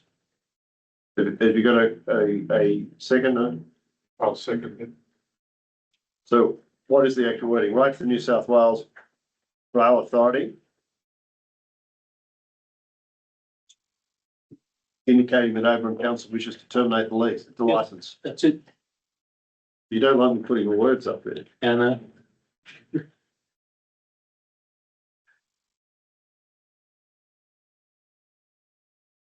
I've got a second, haven't I? Yep. Yeah. Okay. Oberon Council took this on as an alternate for a pound yard where we used to pound the animals. I think now we've got an alternative up at the showground. This area was maintained by Barry Webb in a very pristine order. I believe the rail authority, local railway mob have been doing some work over there, keeping it tidy as well. And for council to commit to this, it's just extra expenditure at the present we don't need. And I think we just hand the lease back, the licence back, and go from there. Councillor Taylor. Thank you, Mr Mayor. Yeah, I'm happy to support that. It is similar to what I had in mind to put forward, but probably even better as a first step. If they accept that cancellation of the licence, that's all well and good. If they come back and say no, we're not happy, and I don't know if we can unilaterally cancel. But that's when we can go and spend money and get legal advice on our options. But as a first step, I think that's a very sensible thing to do, and it might cost us no more than a couple of letters. It's shocked actually. I'm speaking against the motion that Councillor McCarthy has put forward. I think it's a very significant piece of our history that that was built in the 1920s. It's significant heritage. It's state listed. I certainly don't trust the state with any heritage assets. We can see what happens to heritage assets around Sydney and other areas when the state's involved. They'll just rip, tear and get rid of and not look after. So I have some massive concerns around that. Those yards served the grazing district where sheep and cattle were loaded. Our own Heritage Walk puts all of that information into its brochure and the signage. And handing the stockyards back to the state, I just feel that's poor stewardship. You know, we still have to tidy it up regardless, but I think it's important that council should maintain that because and maintain it as part of its leases and its asset, especially with heritage. We're lacking a lot of heritage because a lot of heritage around here has just been demolished by council. And I'd hate to see anything happen to those yards. Those yards are important. They're part of our wrapping of our cultural heritage. I just don't trust the state with them, so I'm sorry that I can't support that motion. Councillor Collins. Mr Mayor, thank you. I support Councillor Hayden, but for different reasons. I just believe that we should follow the recommendations set out by our General Manager with this matter. I think he's probably in a better position to direct us, but I'd like to see this motion passed. Thank you. Thank you. Councillor Trimble. I support Councillor Hayden. And it's really around point 3. How can you cancel a licence if you're not even sure that the licence you hold is valid? It's an issue. I don't think there's anything happening here other than we just need to confirm what's going on. So I would support. I've got a couple of questions, General Manager. Do we have questions about the validity of this licence? So through the chair, just given the age of the licence and the wording around some of the provisions within that licence would lead to some ambiguity, I would suspect, which is why I put it in most of I know the licences in there. Yes, I know. I've seen the licence, and I know that there is an obligation on us as the licensee to maintain and repair these facilities. If we were to terminate this licence, what are our subsisting obligations in that regard is a question.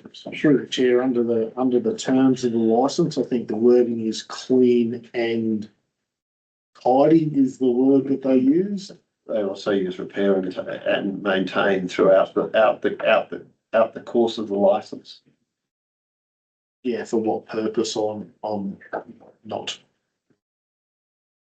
I don't know in what state of repair we picked them up in 1981, hence the reason for the recommendation as it sits.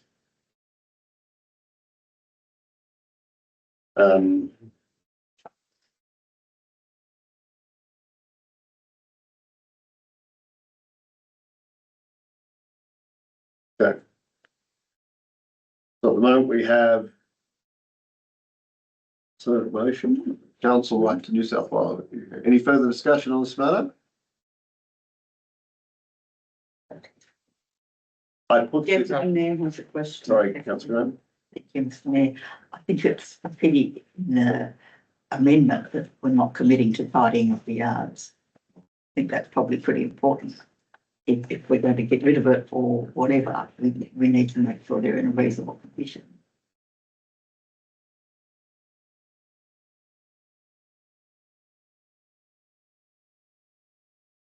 Yes, if you could comment on that. Yeah, so the licence will be in play regardless. If we write to the rail authority and say we want to release it, I'd suspect that they're going to come back to us and say, well, condition 8 is you need to keep it clean and tidy regardless. So I think that would be covered. I don't think you need that. The rationale behind the commit to tidy it was trying to give a little bit of a carrot for them to take back over control of it, but anyway, I'll leave it with council to consider.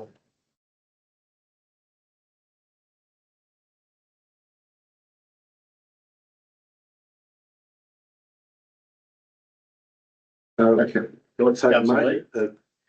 So councillor Hayden, where you're saying to keep it the way it is that correct? Keep saying the original wording is what you foreshadowed that one. I foreshadowed the original. If this motion, the one that's on the screen, fails. All right, I put the motion as per the screen. All in favour? Sorry, councillor Carthy, you're right. Yeah. That's right, yeah. My reply. The first one is the comment that's been brought to our attention that the Oberon Taranaki Heritage Railway Line have been maintaining the area of the stockyards.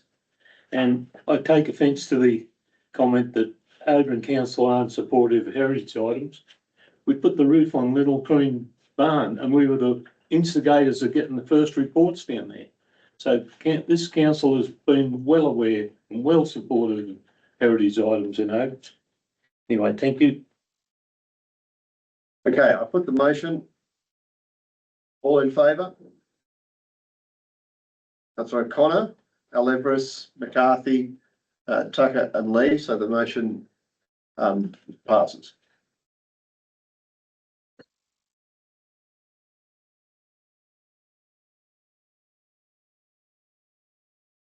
Okay, we go to item 13.5. Financial 2025 year financial statements. The recommendation is 1. Council 1, accept the revised 2024-25 unaudited financial statements according to section 4133 of the Local Government Act 1993 as amended and the regulations made thereunder. 2. Confirms the revised financial statements are prepared in accordance with the Local Government Act 1993 as amended, the regulations made thereunder, the Australian Accounting Standards and professional pronouncements and the Local Government Code of Accounting Practice and Financial Reporting. 3. Acknowledge that the revised financial statements present fairly Council's operating result and financial position for the year. 4. Confirms that revised financial statements accord with Council's accounting and other records. 5. Delegate the Mayor, Deputy Mayor, General Manager and Corporate Services Director to sign the revised 2024-25 financial statements. Can I have a motion, please? Councillor Tucker, thank you. Councillor Graham, thank you. Moving the recommendation, Mr. Mayor, and I have no comments or questions. Thank you. Councillor Graham. Thank you, Mr. Mayor. Yes, I agree with the recommendation. Any other discussion? Not, I put the motion as per the recommendation. All in favour? Carried unanimously. Thank you. Go to 13.6, which we've dealt with extensively. We go to 13.7. Oberon Fitness and Leisure Centre Policy 3604. Recommendation is that council adopt the Open Fitness and Leisure Centre Policy 3604. Do I have a motion, please? Councillor Graham? Thank you. Seconder, please. Thank you, Councillor O'Connor. Thank you, Councillor Graham. Happy to give the recommendation. Adopt the centre policy. Councillor O'Connor. Thank you, Mr. Mayor. You'd like to, for the comment. Councillor Hayden. Yeah, just still, thank the, director for getting this policy done and the, comments that he'd addressed when it was on exhibition. I still have some concerns around some of the age categories in there, how it's quite difficult for some shift workers. Have they be attending if I note that some of the answers that were in there, do what I had asked, had probably not understood how the question was worded, because some particular members, which are adults, have some particular members that are juniors in their family, and they could only access the gym after hours. So the policy still makes it very hard for them to access with their junior member of their family who's a member of the gym and they're a member of the gym. So that was the policy still not covering how a parent can attend the gym as a member and use the gym after hours with their 15-year-old child who is also a member of the gym and under their supervision. So that was something that I'd questioned. I thought it was a clear enough question, but it wasn't articulated back that it has been considered, because I think being a country area, we're going to find that that's going to happen, but it is what it is and there's nothing that can be done about it now. But also noting in the policy, there was something mentioned. So we have after hours service, after hours access. If we have after hours access, does that mean 24 hours? Through the mayor, through the director? Great. What does that mean? Through the chair, the hours of the facility are 6 a.m. till 10 p.m, 7 days a week. So unstaffed hours. Unstaffed hours are outside of the staffed hours. Obviously, through the chair, the unstaffed hours are after 9 a.m. till. So it's a complete lockout after the 10. Unless you're a member, if you through the chair, if you're a member, you have swipe access into the. So how many hours a day do you get to utilise that swipe access? So can you turn up at 4 a.m. and use the gym? Through the chair, you can access the gym between 6 a.m. and 10 p.m. as a member. 10, yeah, that's what I meant. So 10 p.m, no one can access after that. Correct. Or before 6 a.m. Yeah. So even if a member of the community wanted to attend the unstaffed access at, say, 8 or 9 p.m. with their 15 or 16-year-old member child to access the gym, they still can't access the gym. That was the confusion, and where it's not written into the policy that these people can attend the gym. So they just can't go to the gym. That child can't go to the gym without staff being present, even if they are in the company of their parent or guardian. That is a member. Through the chair, that is. And that was the difficulty I had with the policy. And through the chair is to ensure that we have a qualified staff member there to supervise the underage person during staff hours. Okay, I put the motion as per the recommendation. All in favour? Carried by 8 councillors. Councillor Hayden against. Yep. Councillor McCarthy, you were for it, weren't you? Yep. 13.8 is returns disclosing interests. Recommendation of council make the requirement to lodge a return disclosing interests of councils and designated persons. Could I have a motion, please? Councillor Leveris, Councillor McCarthy. Thank you, Councillor Leveris. Just the recommendation. Yes, thank you. Councillor McCarthy. Nothing, Jade. Is further discussion? Not, I put the motion. All in favour? Carried unanimously. Thank you. 13.9 we have dealt with. Go to 13.10, tender, fire of plant 2025/2027, Recommendation is that council, one, endorse the recommendation of the tender evaluation panel, accept a panel of suppliers for wet hire of plant services for a contract period of 2 years. Tender reference T2025/1 with Bart's Earth Moving Proprietary Limited, Gascoigne Haulage Proprietary Limited, Gracie and Son Earth Moving, Gracie's Earth Moving and Excavations, JSC Earthworks, LPS Transport, Oberon Earth Moving Proprietary Limited, One Group Industries Proprietary Limited, Rollers Australia Proprietary Limited, Saul's Earthworks Proprietary Limited, Saul's Grading Services Proprietary Limited, Sharon Rentals Proprietary Limited, MEB Civil and Total Drain Cleaning Services Proprietary Limited, being council's preferred suppliers for services relating to water carts, rollers, trucks, truck and dogs, tipper, trucks, dump trucks, graders and excavators, including attachments. 2, endorse the recommendations of the tender evaluation panel, accept a panel of suppliers for dry hire of plant services for a contract period of 2 years. Tender reference T2025/1 with A Plant Equipment Proprietary Limited, Brook Hire Services Proprietary Limited, Coates Hire Operations Proprietary Limited, Conplant Proprietary Limited, Open Earth Moving Proprietary Limited, One Group Industries Proprietary Limited, Rollers Australia Proprietary Limited, Saul's Earthworks Proprietary Limited, Saul's Grading Services Proprietary Limited, Sharon Rentals Proprietary Limited, MEB Civil and Touch Bryant Hire Proprietary Limited, being council's preferred suppliers for services relating to water carts, rollers, trucks, truck and dogs, tipper, trucks/dump trucks, graders and excavators, including attachments. 3, authorise the general manager to execute the formal instrument of agreement and any other associated documents in accordance with clause 165 of local government regulations. The Director of Technical Services as the principal's representative. Can I have a motion, please? So McCarthy and Councillor Leverett. As per the recommendation, Councillor McCarthy? Yes, Mr Mayor, I'd like to read it again, but anyway. Thank you. Councillor Leverett? Nothing further to add. Councillor Tucker? Thank you, Mr Mayor. I'll be voting for it, but I just wanted to put on the record again, as I've done in the past, but I still have concerns about the way we operate this panel of tenderers, mostly because I think it leaves staff exposed to accusations of favouritism. And I know that from my own experience from a long time ago as well.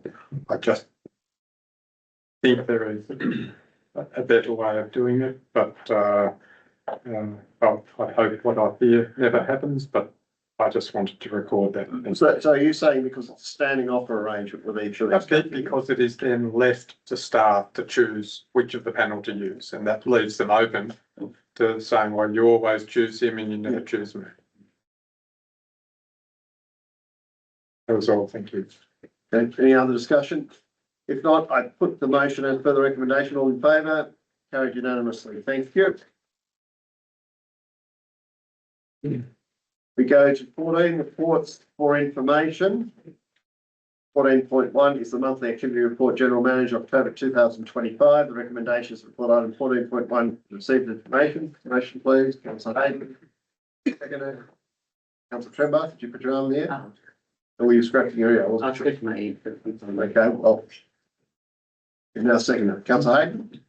Yes, thank you for the report. Just a couple of questions. Under point 1, regarding the open sports complex, a note in there in that first paragraph encompassed the preparatory works on the temporary access completed with a full-scale barbel intersection. Is that the one that Drake's had concerns about crossing? So have we had anything happen in relation to that? Are they going to be able to cross the road to turn in, or what are we doing? General Manager. So through the chair, we have had meetings with Drake's and now I believe that the matters have been resolved. Okay. Yep. And another issue under the STP update towards the end of bottom of 331. It states there around the Treasury has provided blah, blah, blah. But I note that it states on the 4th bullet point, work on project commencing by 14th of November. And in other reference sources we have, it states the end of November, so that seems to be very contradictory and conflicting for me. I'm just a bit concerned about that number of 14 November. Through Is the that chair, correct? that was the original. Well, let us come back to say end of November. I apologise for that. That was a discussion I had with the treasurer's assistant, and that should have been updated. Yeah, the letter Okay. actually updated. Now, on the page 332 of the online papers, the O'Connell shed, not the O'Connell shed, the workforce planning, sorry, regarding the work has been undertaken to distribute and review our staff engagement survey. Can you advise what's been identified and what do you mean by advance the survey results? So a survey was undertook, a staff survey was undertaken. As part of that, over 77% of our staff contributed to that survey. And we've done an initial look at the results of that survey, which were overwhelmingly positive, if you ask me. I'm very proud of what they are. Don't get me wrong, there's things there that we all need to be aware of, but that's what improvement's all about. And we have we've undertaken to deliver on what our staff have said in the initial phase, and that is to supply the results of the survey unfettered to all our staff. That's who's currently has the document. The second phase of that was to look at how do we deliver on some messaging about how do we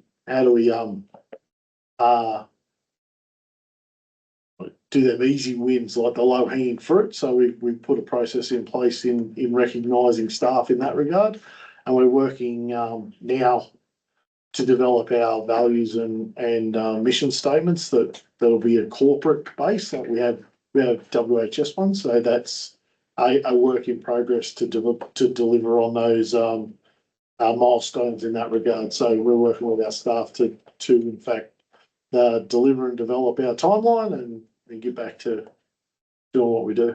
So through the mayor, are we allowed to have any clarification on what were any significant issues that the staff survey had shown?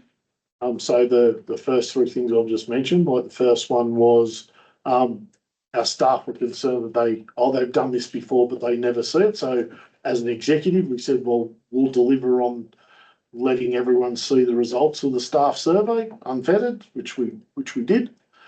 One of the main concerns was around our recognition, staff recognition. So we've looked at putting a process in place where there's additional staff recognition put in for jobs that go above and beyond. The third one was around developing our corporate cultural, our corporate visions and values statements, and that's what we're working on as part of three. They're the top three provisions that we looked at as we've started to deep dive into the answers to the questions that we've got from that staff survey. Thank you. Just further under recruitment, which is part 3 under human resources there. There's just a typo there. I did bring this up in the last meeting we had. It keeps saying MAGA. It's just manager that's missing a bit of a typo there, but I just thought I would highlight that. And I've got a couple of questions around the calendar and community activity, regional issues. 18th of September, the Greater Sydney CAG. Can you please elaborate on what CAG stands for with Warragamba Dam? Yeah, so that's our customer advisory group. As I've reported back to council on the council rep on the customer advisory group, it's where we get together and basically go through with Water New South Wales the concerns and the issues that council has. We look at developing programs and projects around what will fit within the history of the supply. It is a Water New South Wales program that we're involved in because we buy water from Water New South Wales. Okay, I was just wondering and thought, Warragamba Dam, why are we having conversations with them? So sorry, that's where the meeting was. Right. Was that Warragamba Dam? Okay. The meeting with legal reps, McIntosh, McPhillamy, Reed Falls Hills, Falls Hill. Has there been anything, successful out of that? That's my question. And I know through the chair, what you can be aware of with this has been a what is it? The unscrambling of the egg exercise. It relates to a number of leases and licenses we have over the top of Falls Hill for police, television supply, the RFS. There's some private proponents that have infrastructure on that hill.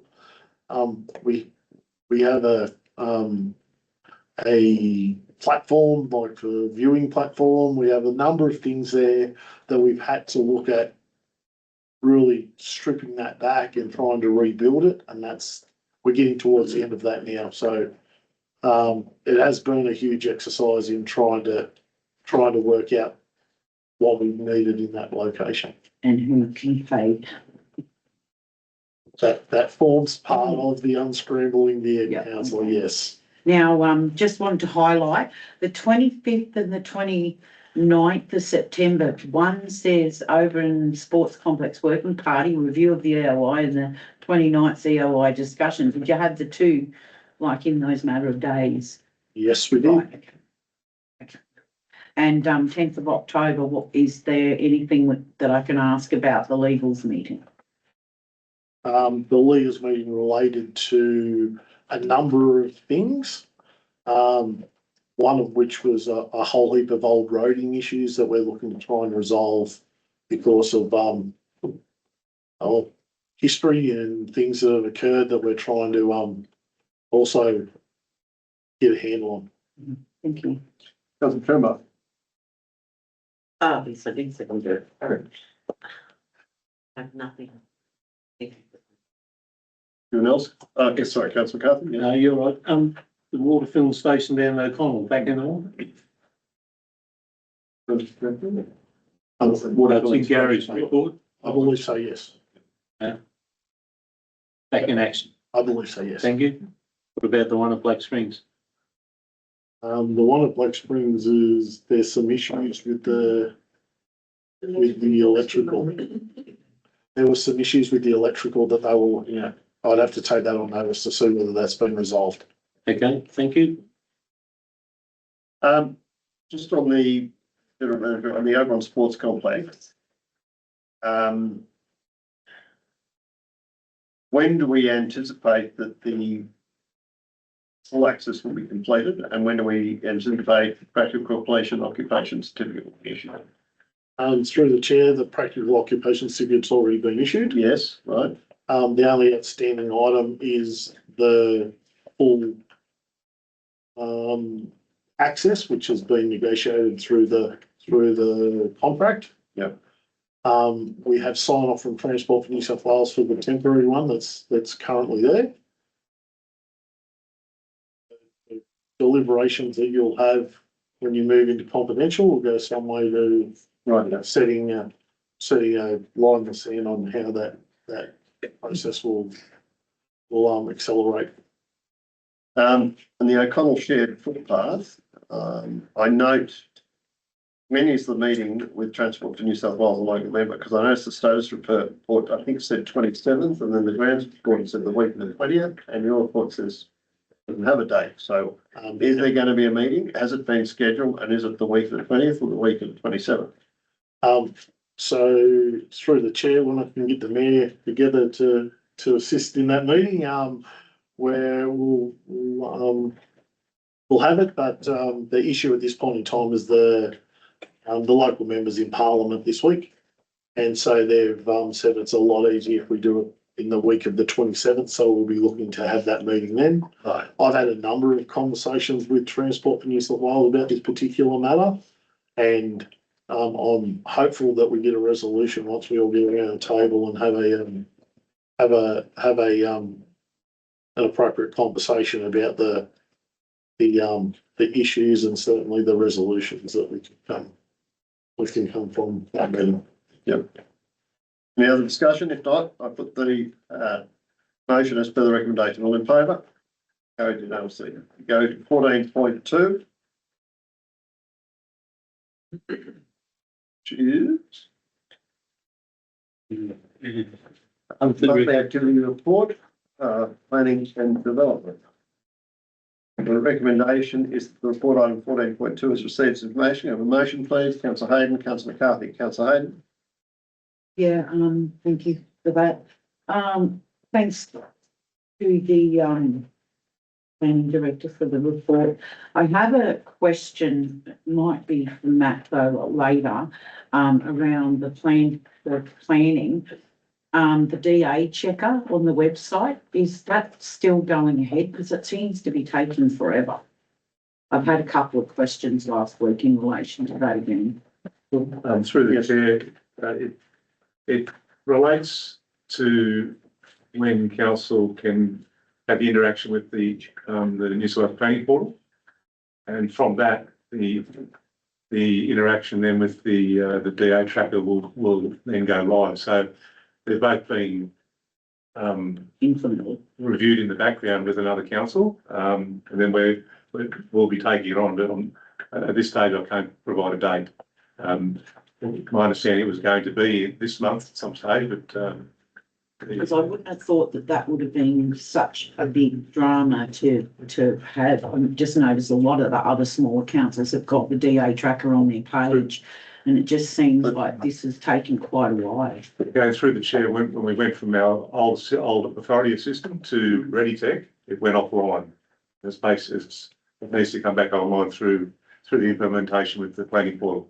Okay, and another question through the mayor to the director. Regarding Glendware Avenue, the date there is wrong. If that can be changed, because it says 2015, on 15th of December 2015. We haven't been here that long, don't think. And in regards to having that reclassified, why is it actually taking so long? Is it taking that long for the simple reason that the 2 drainage reserves got added to that? Or are there other reasons around exhibition of that going from one type of land to another? Through the chair, it's just workload, priority with staff internally, and how we're fitting in with other matters. So it's being progressed, but okay, it's in progress. Okay, thank you. Councillor McCarthy. Yeah, look, I'm happy with the report, but information's come to us that the avenue of trees, some of the trees are actually on Balavar. And I think we need to form a party and see if we can resolve some of this situation. I think everyone's got the same intent, but if these trees aren't included in the protection of the avenue of trees, then the owner can actually cut them down. And they don't want them to participate in that. But well, I'll ask the director because I have seen a copy of the letter that we received. Yep. Through the chair, the first point I'd make, Councillor McCarthy, the trees are already in the Heritage Conservation Area, so they do have a form of protection already. I realise we have had today made a call to the Department of Planning, Housing and Infrastructure to seek their advice in terms of the planning proposal going forward. We haven't had any response back from them at this stage.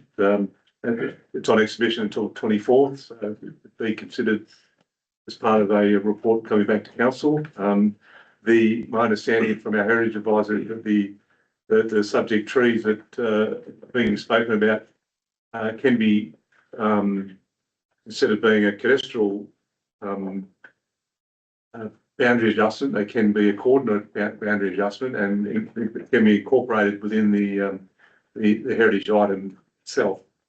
But again, as I mentioned, they do have protection under the Heritage Conservation Area. So my question, Director, is, say the people in Belvoir were deep ripping or ploughing and they cause damage to the roots of those trees and they're in their property, what happens then?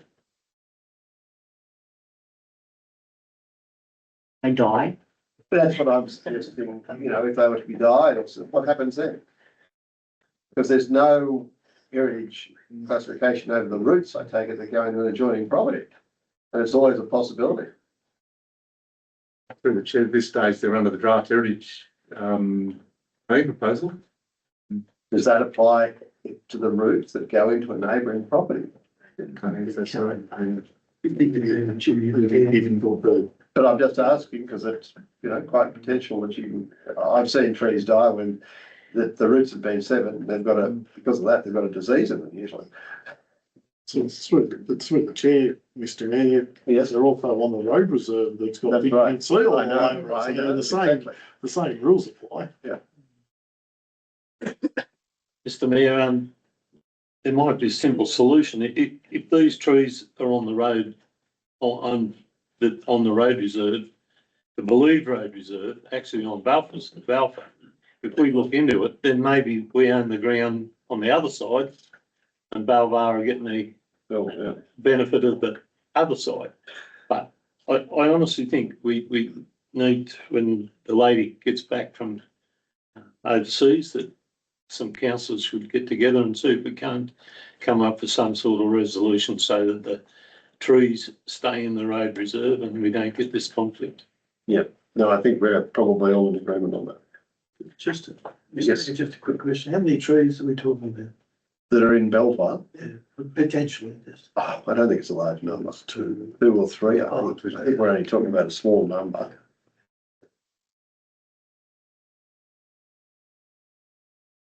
Everyone's spoken. 'Cause I Yeah, just doing it had- right required. That's, if everyone's spoken. But you got to aim back to what happened at Sloggers Lane as well. When the road wasn't on the road and the responsibility of the people. So if someone has an accident down there, are they looking to, what's saying, that's why I feel this council's got to get the trees onto the road reserve.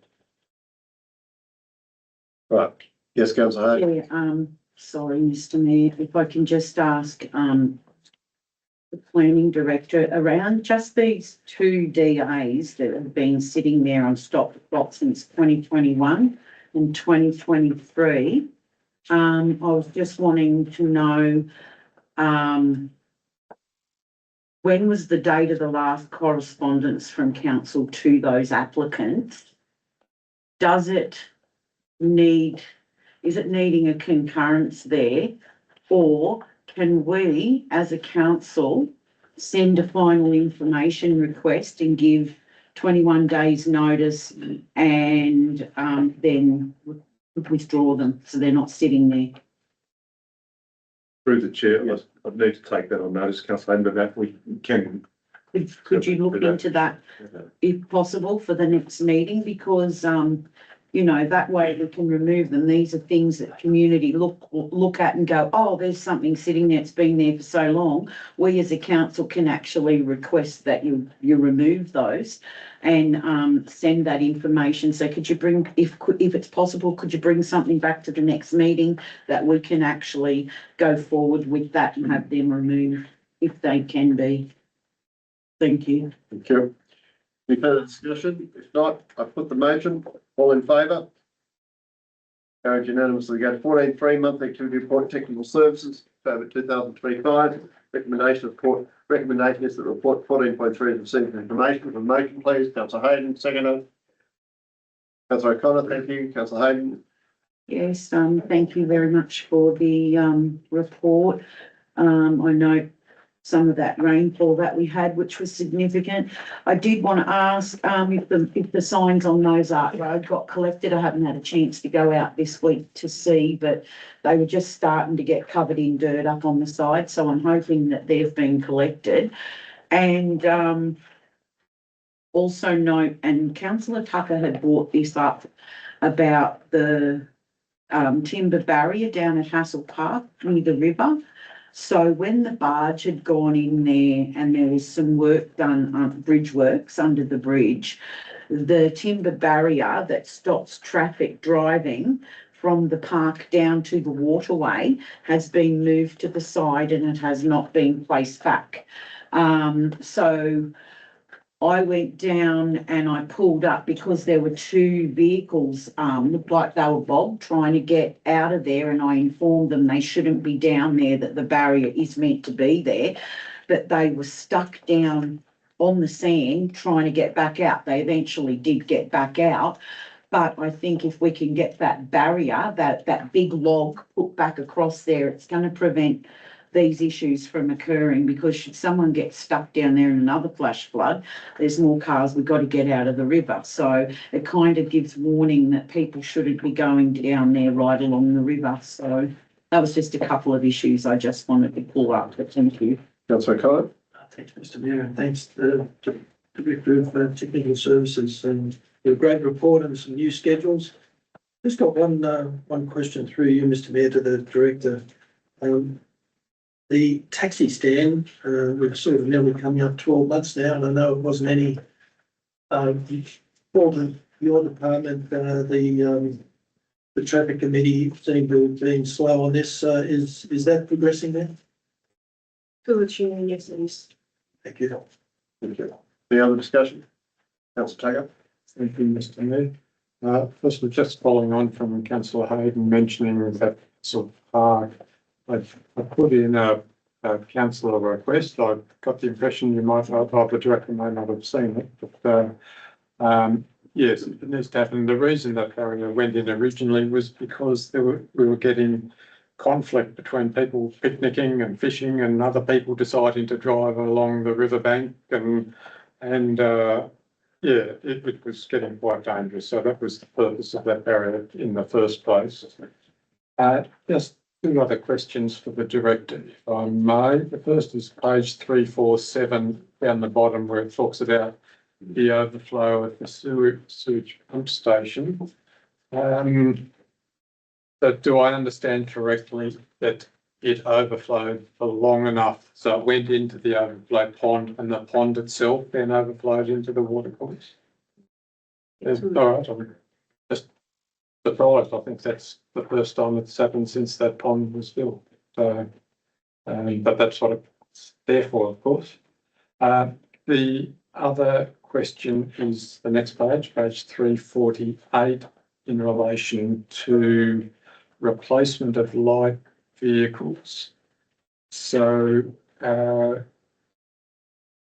when we're replacing a light vehicle, we get quotes to buy a new one and allowing for trade-in. And at the same time, do we also advertise the old one for private sale? Because sometimes we found that we could end up better off overall by selling the old one privately and then buying the new one without a trade. I'm just wondering if we still follow that practice.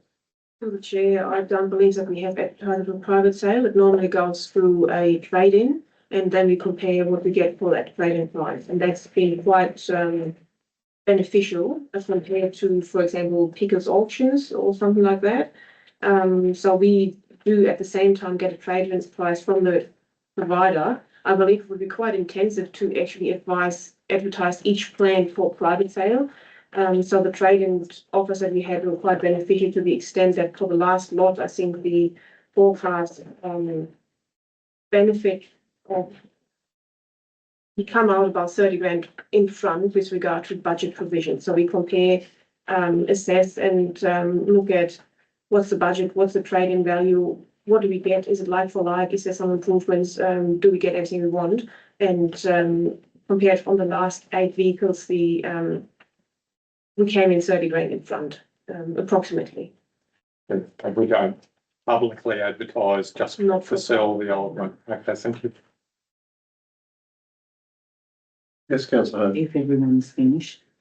Well, I had a question, but I'll wait. No, you can go. I'm assuming that the work's done in relation to the STP inlet and the pump. They're not going to be new when we put the USTP, if we go ahead with the USTP. They won't be redundant. No, so yourself that these infrastructures are the same from application to the plan. Yeah. However, we allowed for an additional field right at the inlet works to allow for a connection to the new plan in the future. Okay, no, that's good. Very good.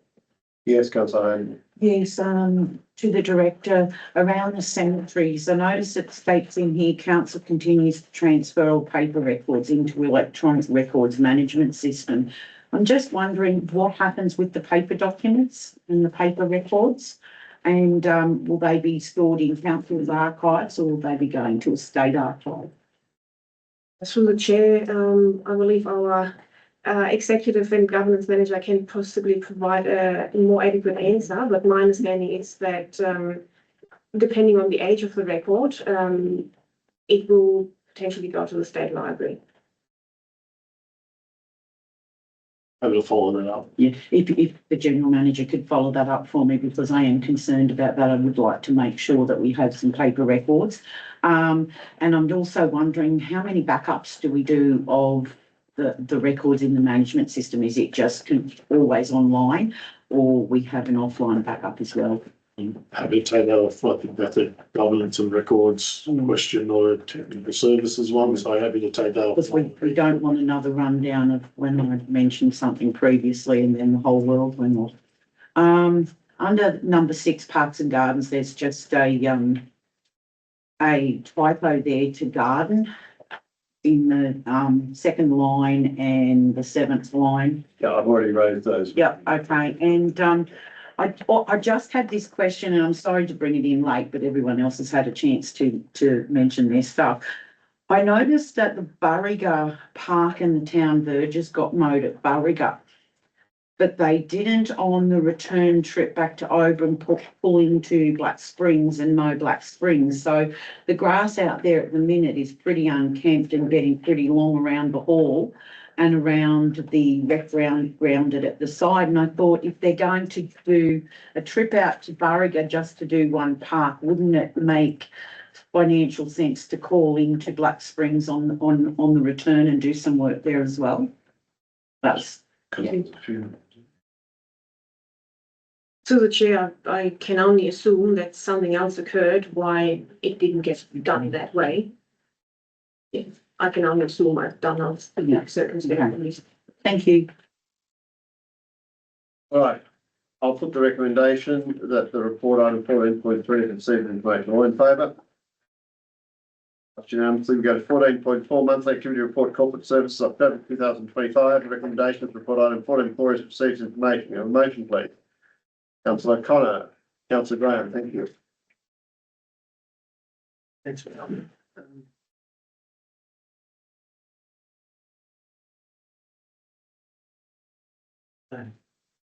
Thanks, Mr. Mayor, for you. Couple of questions for our director.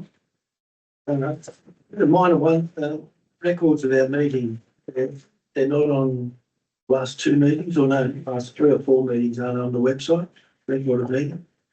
I guess they'll come up eventually. Yes, to the chair, we'll chase that. And just, the only other one is in regard to an issue I raised last meeting with regard to financial statements.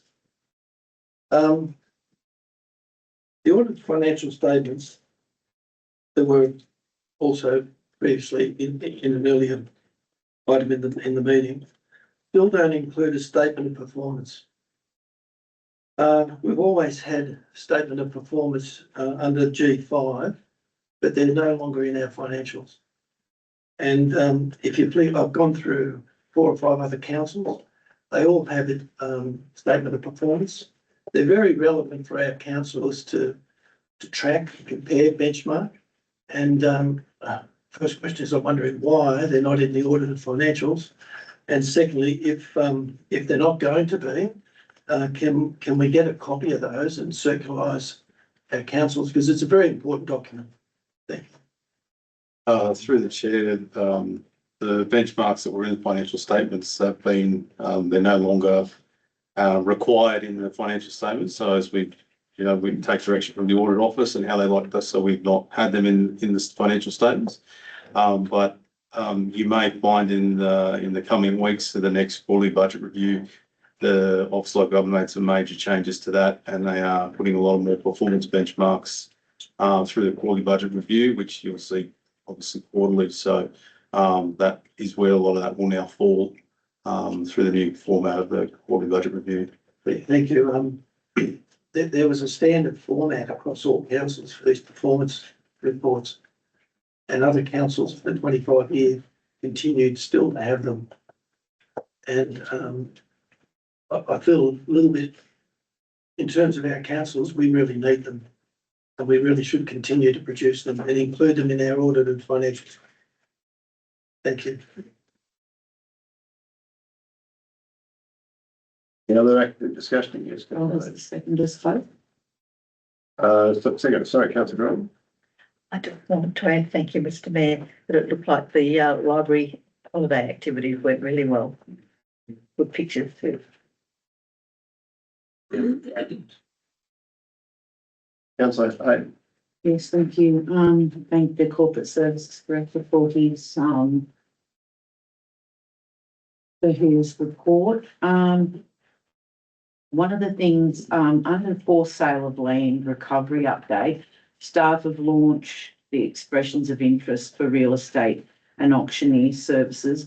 When will that, or where will that get advertised for those as well? Will that be on council's site or on all the major government sites, etc.? Through the chair, it's been on the website for the last week and a half. It closes this Friday. We've also the expressions of interest on our website. Correct, yes, and we've also contacted those directly to indicate that the opportunity is there. Okay, thank you. I just hadn't seen it advertised anywhere. I haven't been into the EOI button or link on the page to have a look. And there's no way of us sharing that information on Facebook. So, you know, like, do expressions of interest for these things go out on the Facebook page? I haven't noticed that. Yeah, but this is expression. No, you're calling for them. For real estate agents and auctioneers Yeah. to come forward and say, well, you've got all these properties. Yeah. So Fit staff for have had to selling them. contact the real estate agents instead of just having a notice out there for them to go and. Yeah, through the chair, we thought for this expression, it would be wise to contact them directly as well. So two have responded and they've received that one yet, but it is also on the website. Okay, and I think you would have got my email with the Oberon Christmas, Community Christmas in the Common, where you've mentioned community stalls and a visit from Santa. If you can just make sure that it's added, that the Grinch and friends will also be in attendance because they are a significant, popular, how would I say that, character. Through the chair, we've configured a Grinch update on that as well. Yeah, thank you. And I think that's it. Barriga should be a good event this coming weekend. So the fishing club thanks the council for its support as well. Thank you. No further discussion. If not, I put the motion as per the recommendation that item 14.4 is received information. All in favour? Carried unanimously. We go to investments report 14.5. Investment September 2025. Recommendations report item 14.5 is received information. Mover please. Councillor Leveris, Councillor McCarthy, Councillor Leveris. I am aware of our investment policy, but it wouldn't be nice if we could invest in gold and silver. We had an extra zero into those rates. That's it. Councillor McCarthy. Report's pretty straightforward, thank you. Any other discussion? All right, I put the motion as per the recommendation. All in favour? Carried unanimously. Thank you. 14.6 grants update September 2025. The recommendations report item 14.6 is received information. A mover please. Councillor Hayden, seconder. Councillor Graham, thank you. Yes, Councillor Hayden. Yeah, thank you, Mr. Mayor. It's still always a disappointing report when we get to this and we see what we haven't won. It's always good to get things that we have won. I just wanted to ask around grant opportunities. I note under the grant opportunities, we've got the Regional Housing Strategic Planning Fund round 4. We've got public library infrastructure grants, but I note once again, there's no grant in there that we're going for around the FOGO. And last week, I think it was last week, weeks are running into each other. On a Wednesday, I sat in on a EPA Go FOGO round 5 grant webinar, and it was extremely interesting. We all got to sit back later and ask a whole lot of questions, and they are encouraging councils now at this point in time to start putting in your grant access because they're running out. The amount of money is running lower, and we should be putting in for round 5. Basically, we would have 3 years to have to, do stuff within. And these grants stop in 27, so we've only got another year, and there's only 2 rounds a year. So this is the second round for this year. There'll be 2 rounds next year, and we won't have any. So it would be really good if we could possibly apply for that Go FOGO round 5. We could incorporate, the current waste strategy and what we're putting forward in that committee. That would be substantial to actually fill out the form to get that. They're happy for councils to do it that way.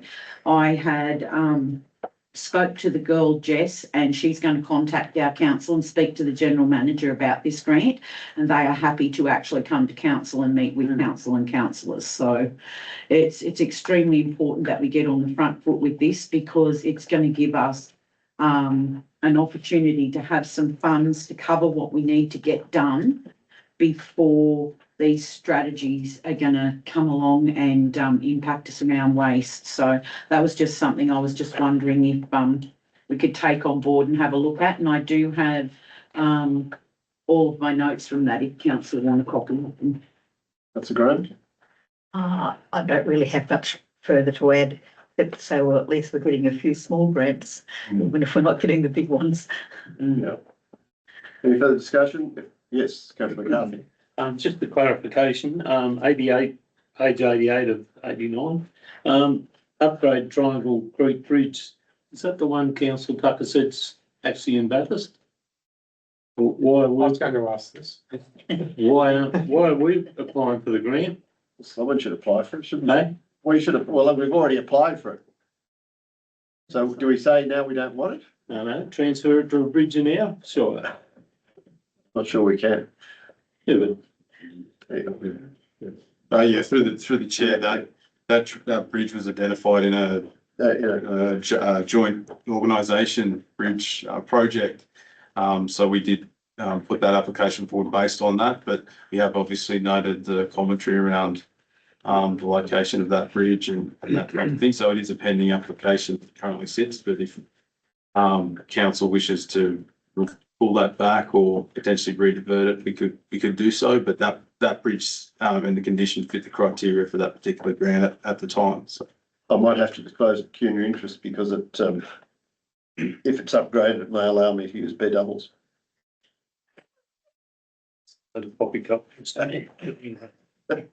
Yeah, I just think if it's been identified that it's been in another shire. I realise, yes, but whoever gets the money, at least it could be upgraded. Or we could upgrade one of our own bridges with the money. I think it was identified as it's a priority. It's a priority by, before we realised it was in Bathurst, because I think the Technical Services Director told me it was in our shire. Just following on from that, I said I was going to ask this because I mentioned it at the IBS last week, and I think we're writing to Bathurst to say, it's yours, we're not going to inspect it, we're not going to maintain it, but I assume we'll remove it from our assets register.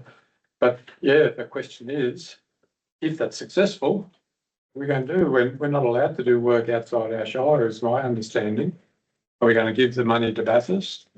Or if we can transfer it to another group within our area, fine, but I'd be surprised if we can do that. So just have to hope and pray we don't get it.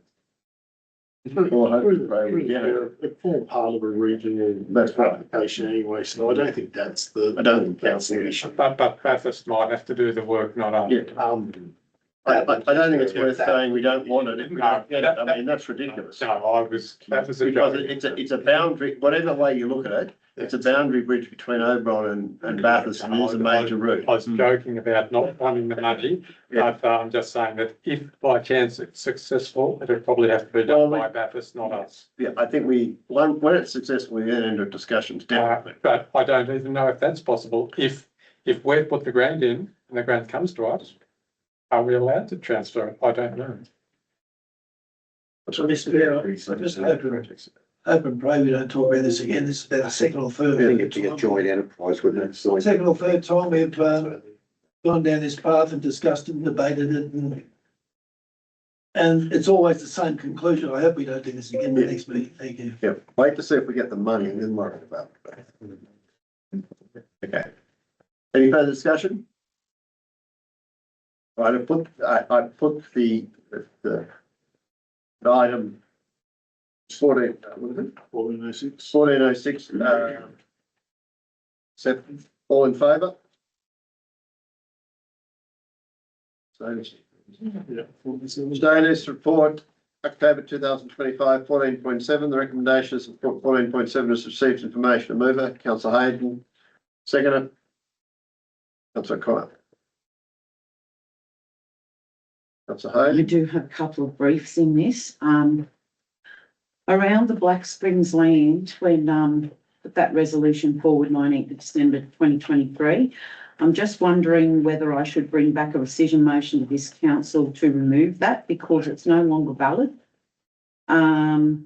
I note in here there is some mention of why for less is undertaken and no further correspondence received from the private supplier. So why for less is nothing to do with Telstra or engineering or any phone stuff. So it's kind of, I'm a little bit perplexed and confused as to why it's listed in there. It's nothing to do with the original motion. The original motion was around the land for Telstra services. So I'm just wondering, would I be right in bringing back a rescission motion to actually have that removed? Because this constantly going on and then adding, why for less in there and then no further correspondence from the private supplier, like it shouldn't be in there. It's not part of it. So through the chair, for the last 5 years, the mayor and I and council have been trying to get the federal government to move on their promise that they made and their commitment that they made that the round 5 funding disappeared. 11 years, that's I was being conservative councillor. Thank you for the comments. The reason why we've left it there is because it's going to be very interesting to see whether a private supplier can get a lease or an agreement with the Crown when one of the reasons the state and the feds were in competition with us was about, it's a commercial enterprise and therefore has to be, and a rental agreement has to be undertaken appropriately. That white for less are a supplier. They do promote that they go down that path. Sign up to them then. You have to sign up to Telstra, you have to sign up to anyone else when you. But they say they have said they have it's a state government grant that they're funding, not a federal government grant. And they said they have an arrangement with Crown Land that allows them to get a subsidised rent. So I don't think there's any downside in seeing if they want to put a tower. So anyway, in regards to my motion, which is nothing to do with that, can I bring back a rescission motion to council to have that removed? Because I just want to remove my motion. I want to bring back a rescission motion to remove it because the purpose of it was to seek information for the compulsory acquisition of the land. That's it. I think it'd be inside the provisions to allow for a rescission motion to be lodged even if it's beyond the 3 months. So the quick answer to your question is there's been plenty of action on that particular resolution. So I can bring a motion to just remove it. There's really no action on it. You can, contrary to your comments, I think there's quite a bit of action. That's no, on this Point of order. The general manager's trying to speak. Can I just call my point of order? Or I would just want to know, like other councillors seem to be able to have these back and forth conversations, but yet when I'm Right, I'm it's trying to not have getting a anywhere. conversation. Stop. This Councillor Hayde, let the general manager answer the question. Right. Answered as much as I can. I believe that the resolution's still active. Yes. All right. Any further discussion on this matter? Yes, I haven't been. Thank you. So, in the motion here that is dated the 21st of May, 2024, around the allocating of the Legacy Town Improvement Funds to do some work, and investigate the sewer overflow issue at East Dillon Street. Has East Dillon Street been rectified, that original issue? I went through the chair. That was what council also went through a smoke testing process. We've done a whole hell of a lot of work there, and I believe that matter's been dealt with. Yes. Specifically for the East Dillon Street complaint that this all came about from. I think there's a number of things that we are working towards, but yes, for that particular purpose, there's been some action, I believe. That's right. Smoke testing was originally Correct. organised, wasn't it? Specifically in relation to East Dillon. And then we found a whole lot of other interesting connections, I think, from memory. Yeah, I recall that. I'm just wondering whether that one specific issue has been rectified, even though other things have been found, I understand, but with that person's complaint. So I'm happy to let could you, ex-service director bring back some. so could you get me some information on that, please, just to clarify around that? And there was, this one around, rural fire service, about the options for a new facility. Talking to just the normal fire brigade, and SES, and wanting a new facility, they all seem to want a new facility, which is fire service and RFS and SES in one kind of conglomerate.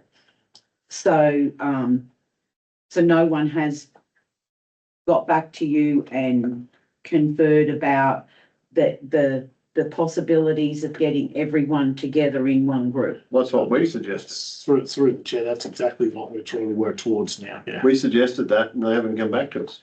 Because these have been some active conversations that had occurred down at the Community Services Expo and everything. They were excited to hear about that, but yeah, maybe reach out to them again is all I can. My last communication with them was a couple of weeks ago, so. Oh, okay, I've just noted here the 9th of the 9th.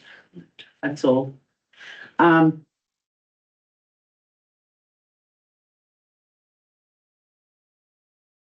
do. Any other?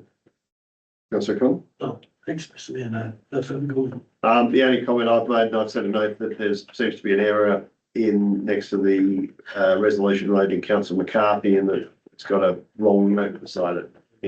Just in relation to that, Mr. Mayor, it's just been put in the wrong cell. Yeah. So it's the cell above that where that relates to, but we'll fix it up for the next meeting. I did actually have one. Yes, which one?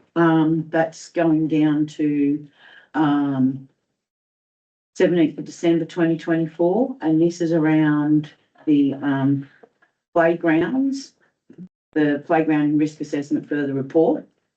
I note that down in the bottom on the 16th of the 10th, it states number 3 complete, number 4 adoption of open spaces strategy pending, and that is in the playground hierarchy, which is listed up here at number 4. But in 5, it states funding submissions unsuccessful for Cunningham Oval, but 5 should be the replace the play equipment in Armstrong Place, Buckley Crescent, Bly Street, and Miss Wilson. So it's just not, the numbers aren't adding up with the recommendation that council had actually got there. That one around funding for Cunningham Oval should be listed under number 2. Through the chair, there was funding shortfalls, including Cunningham, which wasn't included in the financial year 25-26 budget. which was about 65 grand, I believe, from memory. So yes, in your comment, you're correct saying, well, this was one of the playgrounds under number 5. However, as no funding was allocated to replace the playground equipment at Cunningham either, which was a kind of higher priority park, we applied for grant funding through it, and that was also unsuccessful. But I'm happy to, in the next update, to remove it to the adequate item. If you could, please. It's just people do want, they want some timelines, and they want to know that council's actually actively seeking grants for that number 5 to actually replace the play equipment in those parks. That's all. Right. Please. Thank you. Put the motion that 14.7 is received. All in favour? Sorry. Oh, sorry. I thought, if I was wrong, that I thought that item of drainage down in Dillon Street was done at the council briefing, confirmed that it was done. I'm sure the general manager told us at that meeting that work had been completed.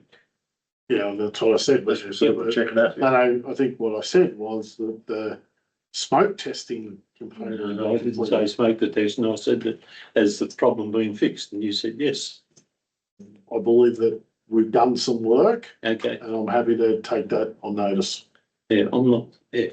Okay. All right, I put the motion that 14.7 is received information. All in favour? 14, passed unanimously. 14.8, questions taken on notice from the previous council meeting. Recommendation of the report 14.8 is received as information. Responses noted. Move it, please. Councillor Hayden, seconder, please. Councillor Graham, thank you. Councillor Hayden. Yes, thank you. Happy with that. And I'm sure it was noted by the general manager regarding further questions from Robin Wiseman. Councillor Graham. No, thank you, but it is good to have it.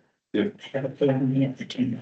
Any further discussion? Thought I'd put the motion as per the recommendation. All in favour? Carried unanimously. Thank you. 14.9. Annual report extract, council expenses, recommendations, report item 14.9 is received information. A mover, please.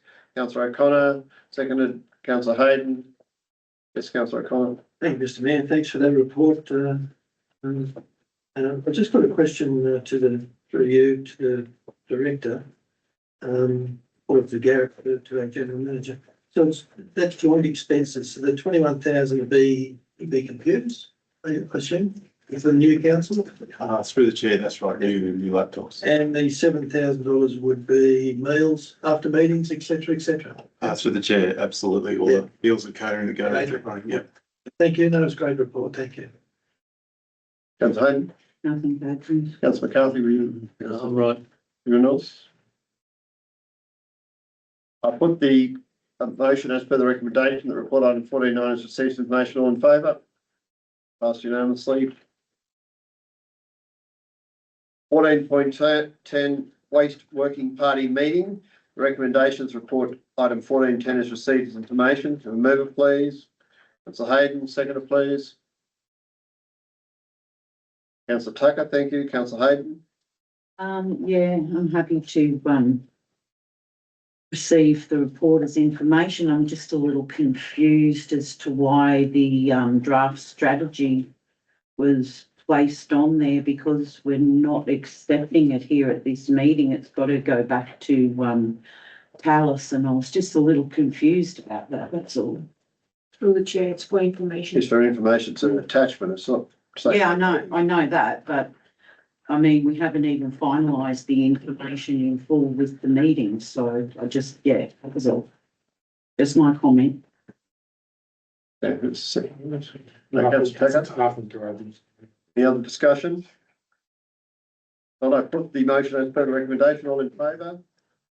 You passed unanimously. 14.11 roadside vegetation maintenance. The recommendation is that council note the report on roadside vegetation control of the Oberon Road network. Over, please, Councillor O'Connor, seconder, Councillor Tucker. Thank you. Thank you, Mr. Mayor, and thank you, the Director of Technical Services, for a good report. And I can see where you're coming from, where you're trying to achieve. Just got one question. Is there a possibility, rather than slashing, to use a shielded sprayer that's spraying, basically, using a herbicide? So rather than slash, I mean, tractors get along with a shielded sprayer. 10 kilometres an hour and you can do a lot of country and you can do spraying one application and then maybe a slash or just keep spraying. Some of those roads may be done a lot more cheaper and quicker if we used a shielded spray possibly and just. Well, there is one other further problem in that I've had some various complaints that we are spreading Chilean needlegrass by slashing. Absolutely. And other weeds. And that's one of the concerns that a number of residents have had in that where councils have slashed, the Chilean needlegrass is spread and bloodgrass. Through the chair, there's multiple ways that we're using a combination of all of those. As you would be aware, we spray for noxious weeds in certain locations. We spray roadside vegetation full stop. Yes. Which never kill everything and not all the time. We also do some mechanical controls. So what status is the spraying alongside the roads at the moment? That's commenced, has it? I believe at least we've asked for it to commence, so if it hasn't commenced just yet, it should commence shortly. Yes, sorry. Okay, so just asking you a question, because I'm not really familiar with it either, but in my roads out there, last year I had some of the roads with Roundup I shared, but just with a handheld quite quickly. And then you get other people going out spraying the noxious weeds, okay? What I'm suggesting here is that, I don't know if you've got a shielded sprayer, but you could cover a lot of country. And as the mayor said, my greatest fear with slashing is, you're not only spreading noxious weed, but you're also then taking them back, maybe parks and gardens, maybe if we're doing it ourselves, it's a real problem. I mean, I know I'm so conscious with it, so anyway. If I could just add to the director's comments, which are very pertinent. We're in the process of going through an EOI around these types of things. It might be something that we consider as part of that program as well. Yeah, because we do have a number of funding options. Like we've just received some money from the RFS around bushfire control and those types of things. So as Fernando has rightly indicated, like that comes with some requirements attached to that. So we're a little bit hamstrung on how we spend some of our money. So more than happy to have a look. I'm pretty sure that we don't have a shielded sprayer, but I can certainly ask our guys to have a look at that. But we also have to recognise that there's only a certain amount of people that we've got, and we can't. Well, we're being pushed and pulled in a lot of those processes. Through the chair, can I make a comment on that? Wait on a second. First. Thank you, Mr. Mayor. And thank you to the director for the report as well. It's a topic that I've wondered from time to time about bringing up, but I haven't, because I knew I'd just get out down of raising operational matters, and but ultimately it comes back to us. We're the ones who have failed to provide the money that is needed to do everything that we might want to see done. So to know and to be able to see that staff are looking at it and trying to concentrate the available money into the most essential activities, that's great, and I totally support that. And if that means that there are less essential activities which are purely aesthetic and particularly highly labelled, and if some of that has to go by the board, well, so be it. If that means that the essential stuff is getting done more or to a better standard. And I think, and that applies to our rural roads and our town streets and our parks and gardens budget. I know that all of them are always really tight. So just to give an example of the sort of thing that I think can be let go to some extent. Then opposite my place in Queen Street, it's Crown land opposite, and quite a wide verge.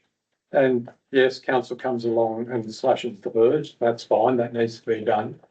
But to see one of our staff going along the fence with a whippersnipper, I think is just unnecessary when immediately behind the fence you've got long grass anyway. It makes virtually no difference to the appearance, and it's just so expensive, that labour intensive stuff. And there's similar ways that I think we can reduce our non-essential expenditure on rural roads and town streets. For example, we're particularly concentrating on intersections and less on the long stretches where don't really have an impact on anybody. That's just one more example.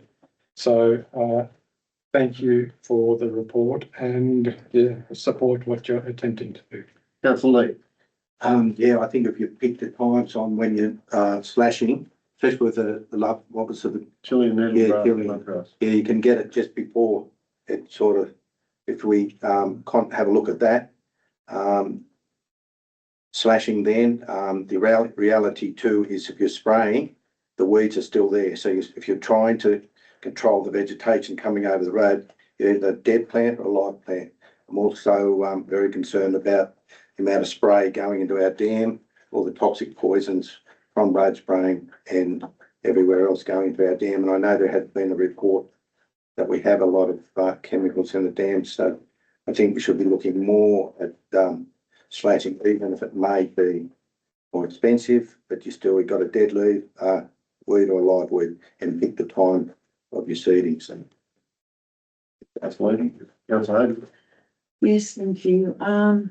Been interesting listening to conversations about slashing our roadside verges and spraying. One of these issues I brought up a couple of years ago is we actually have a roadside vegetation management plan that takes into a large scope, especially around our rare flora that we actually have in this alpine area.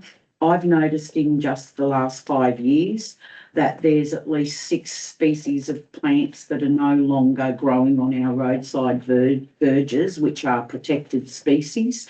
Out along the Losemount Road, the Stratellarup, the vines, the billy bobs, the double buttercups, and a few others, and even where the alpine daisies were once flourishing no longer grow. So I have concern around that, a significant concern, because we're caretakers of this countryside and we need to be respectful and responsible in making sure that our environment actually has due protection, and make sure that we do handle the weeds and do the maintenance that we need to do, but also keep that at the back of our mind and in the forefront, because they're only for this area. They only grow here. Now, with this report, if I go back to the report, sorry for going a little off topic. I know this outlines a trial prioritisation, and I note that this states it's a recommendation from council to note the report on roadside vegetation control. I'm just wondering whether we should move a resolution on that instead of that recommendation, that we trial this initiative that's within the report. Did the director want this to become a recommendation of the council to implement that trial process? Because it's a service change. Council isn't giving a direction to do a service change. It is recommended that council trial this initiative for the next growth season to ascertain concerns raised, whilst also continually looking for opportunities to seek grant funding. So isn't that, if we know what isn't that? We're noting a report, but isn't it council's responsibility to give a recommendation or a resolution around doing that? So through the chair, I actually agree with Councillor Tucker's comments to say, it's been itching him for a while to do something about that, but consider an operational matter, as do I, or do we, and hence the recommendation to NAUTA to say, well, this is what we're trialing and we see what the impact is, and if we need to then come back with further information or a decision that needs to be made, we can do that then. Isn't there a difference in funding? Because that's part of our role as the governing body, is to direct funding and where it's going. So it's part of the operation, yeah. So okay, no, that's all right. I'm just asking the question if it needs to have a resolution to move it forward, or it's just going to happen. That's all. Yeah, we're looking to do it to try and get an understanding about what that looks like. Okay. The report may come back to say, let's implement this permanently, but we just want to try start that process and not delay it and not. That's all right. I was just happy to have that. Any other discussion? Yeah. I put the motion. All in favour? No. 15, I know there's no urgent business. And 16, we have. Mr. Mayor, number 15. At the IBS, it said there's a streetlight installation at Darton Fleming in our report, yet it's not in the business paper. And it's the same with the veranda down there where we have those acros on the main street. We were to get a report back on it, and we still haven't got the report. I thought the report is. The report was pulled because it was incomplete. It'll come to a November meeting, I take it. Yeah, this is more information that we want to present at that meeting with some solutions rather than just problems. So it'll come with a solution. Happy, Councillor McCarthy? No. No, I'm not, because Matt and I have been through a process out there at Black Springs together, street lighting. Anyway, just thought we might have been able to. Anyway. So 16, closed session confidential reports in accordance with the Local Government Act 1993 and the Local Government General Regulations. In the opinion of the General Manager, the following business is the kind referred to in section 10A2 of the Act and should be dealt with in part of the meeting closed to the media and public. 16.1, expressions of interest management of Oberon Sports Complex. 16.2, Oberon Sewage Treatment Plant Project. 16.3, Merrill Minute General Manager's Performance Review. Therefore, could I have the recommendations that council move us in? Could I have someone move us into closed session, please? Confidential. Yes. Okay. Councillor McCarthy, Councillor Graham. In favour? Could I ask that the recording cease, please? Okay, thank you, everyone. So during the confidential section of the meeting, the following motions were passed. 16.1, expressions of interest open management of the Oberon Sports Complex. Moved by Councillor McCarthy, seconded by Councillor Leveris. Following motion was passed. Council accept the expression of interest from the Oberon Rugby Leagues Club to manage the Oberon Sports Club under a 5-year lease. 2, council confirm its preference to call the club Oberon and prepare signage accordingly. 3, council delegate to the Oberon Sports Complex Working Party power to implement the lease, incorporating specific KPIs and resolve any outstanding issues. 4, council endorse the mayor onto the Sports Complex Working Party. 5, council delegate the general manager the authority to sign the lease upon confirmation from the working party that all items are appropriate. 6, include a 6-month rent-free mobilisation period, thereafter rent indicative of $3.50 per week CPI indexed. Next, with 16.2 path, which is the Oberon Sewage Treatment Plant Project. That was moved by Councillor Graham and seconded by Councillor Tucker. Motion was that 1, that council endorse a loan application up to $5 million to deliver the STP project as outlined in the report, and that council 1 notes the interim feedback received from Treasury Corp regarding the financial assessment of council's long-term financial plan, particularly the projected decline in the general fund's cash position. Roman 2, acknowledge the importance of demonstrating financial sustainability across all funds, including consolidated position in support of the loan application for the Oberon Sewage Treatment Plant. Roman 3, commits to developing and documenting a strategy to strengthen the general fund's financial outlook with updates to the long-term financial plan to reflect this. Roman 4, authorises the mayor to respond to Treasury Corporation confirming council's commitment to financial sustainability and outlining the next steps. 2, major 2, that council note the additional precedent steps as outlined in the report. 3, that subject to loan approval and precedent steps outlined in the report, council enter into a contract T202314 with Precision Civil Infrastructure Proprietary Limited, Pro Engineering Proprietary Limited, ABN 258061901008 for the construction of the Oberon Sewage Treatment Plant at a contract price of $17.1 million. 4, the general manager be authorised to execute the contract. 16.3.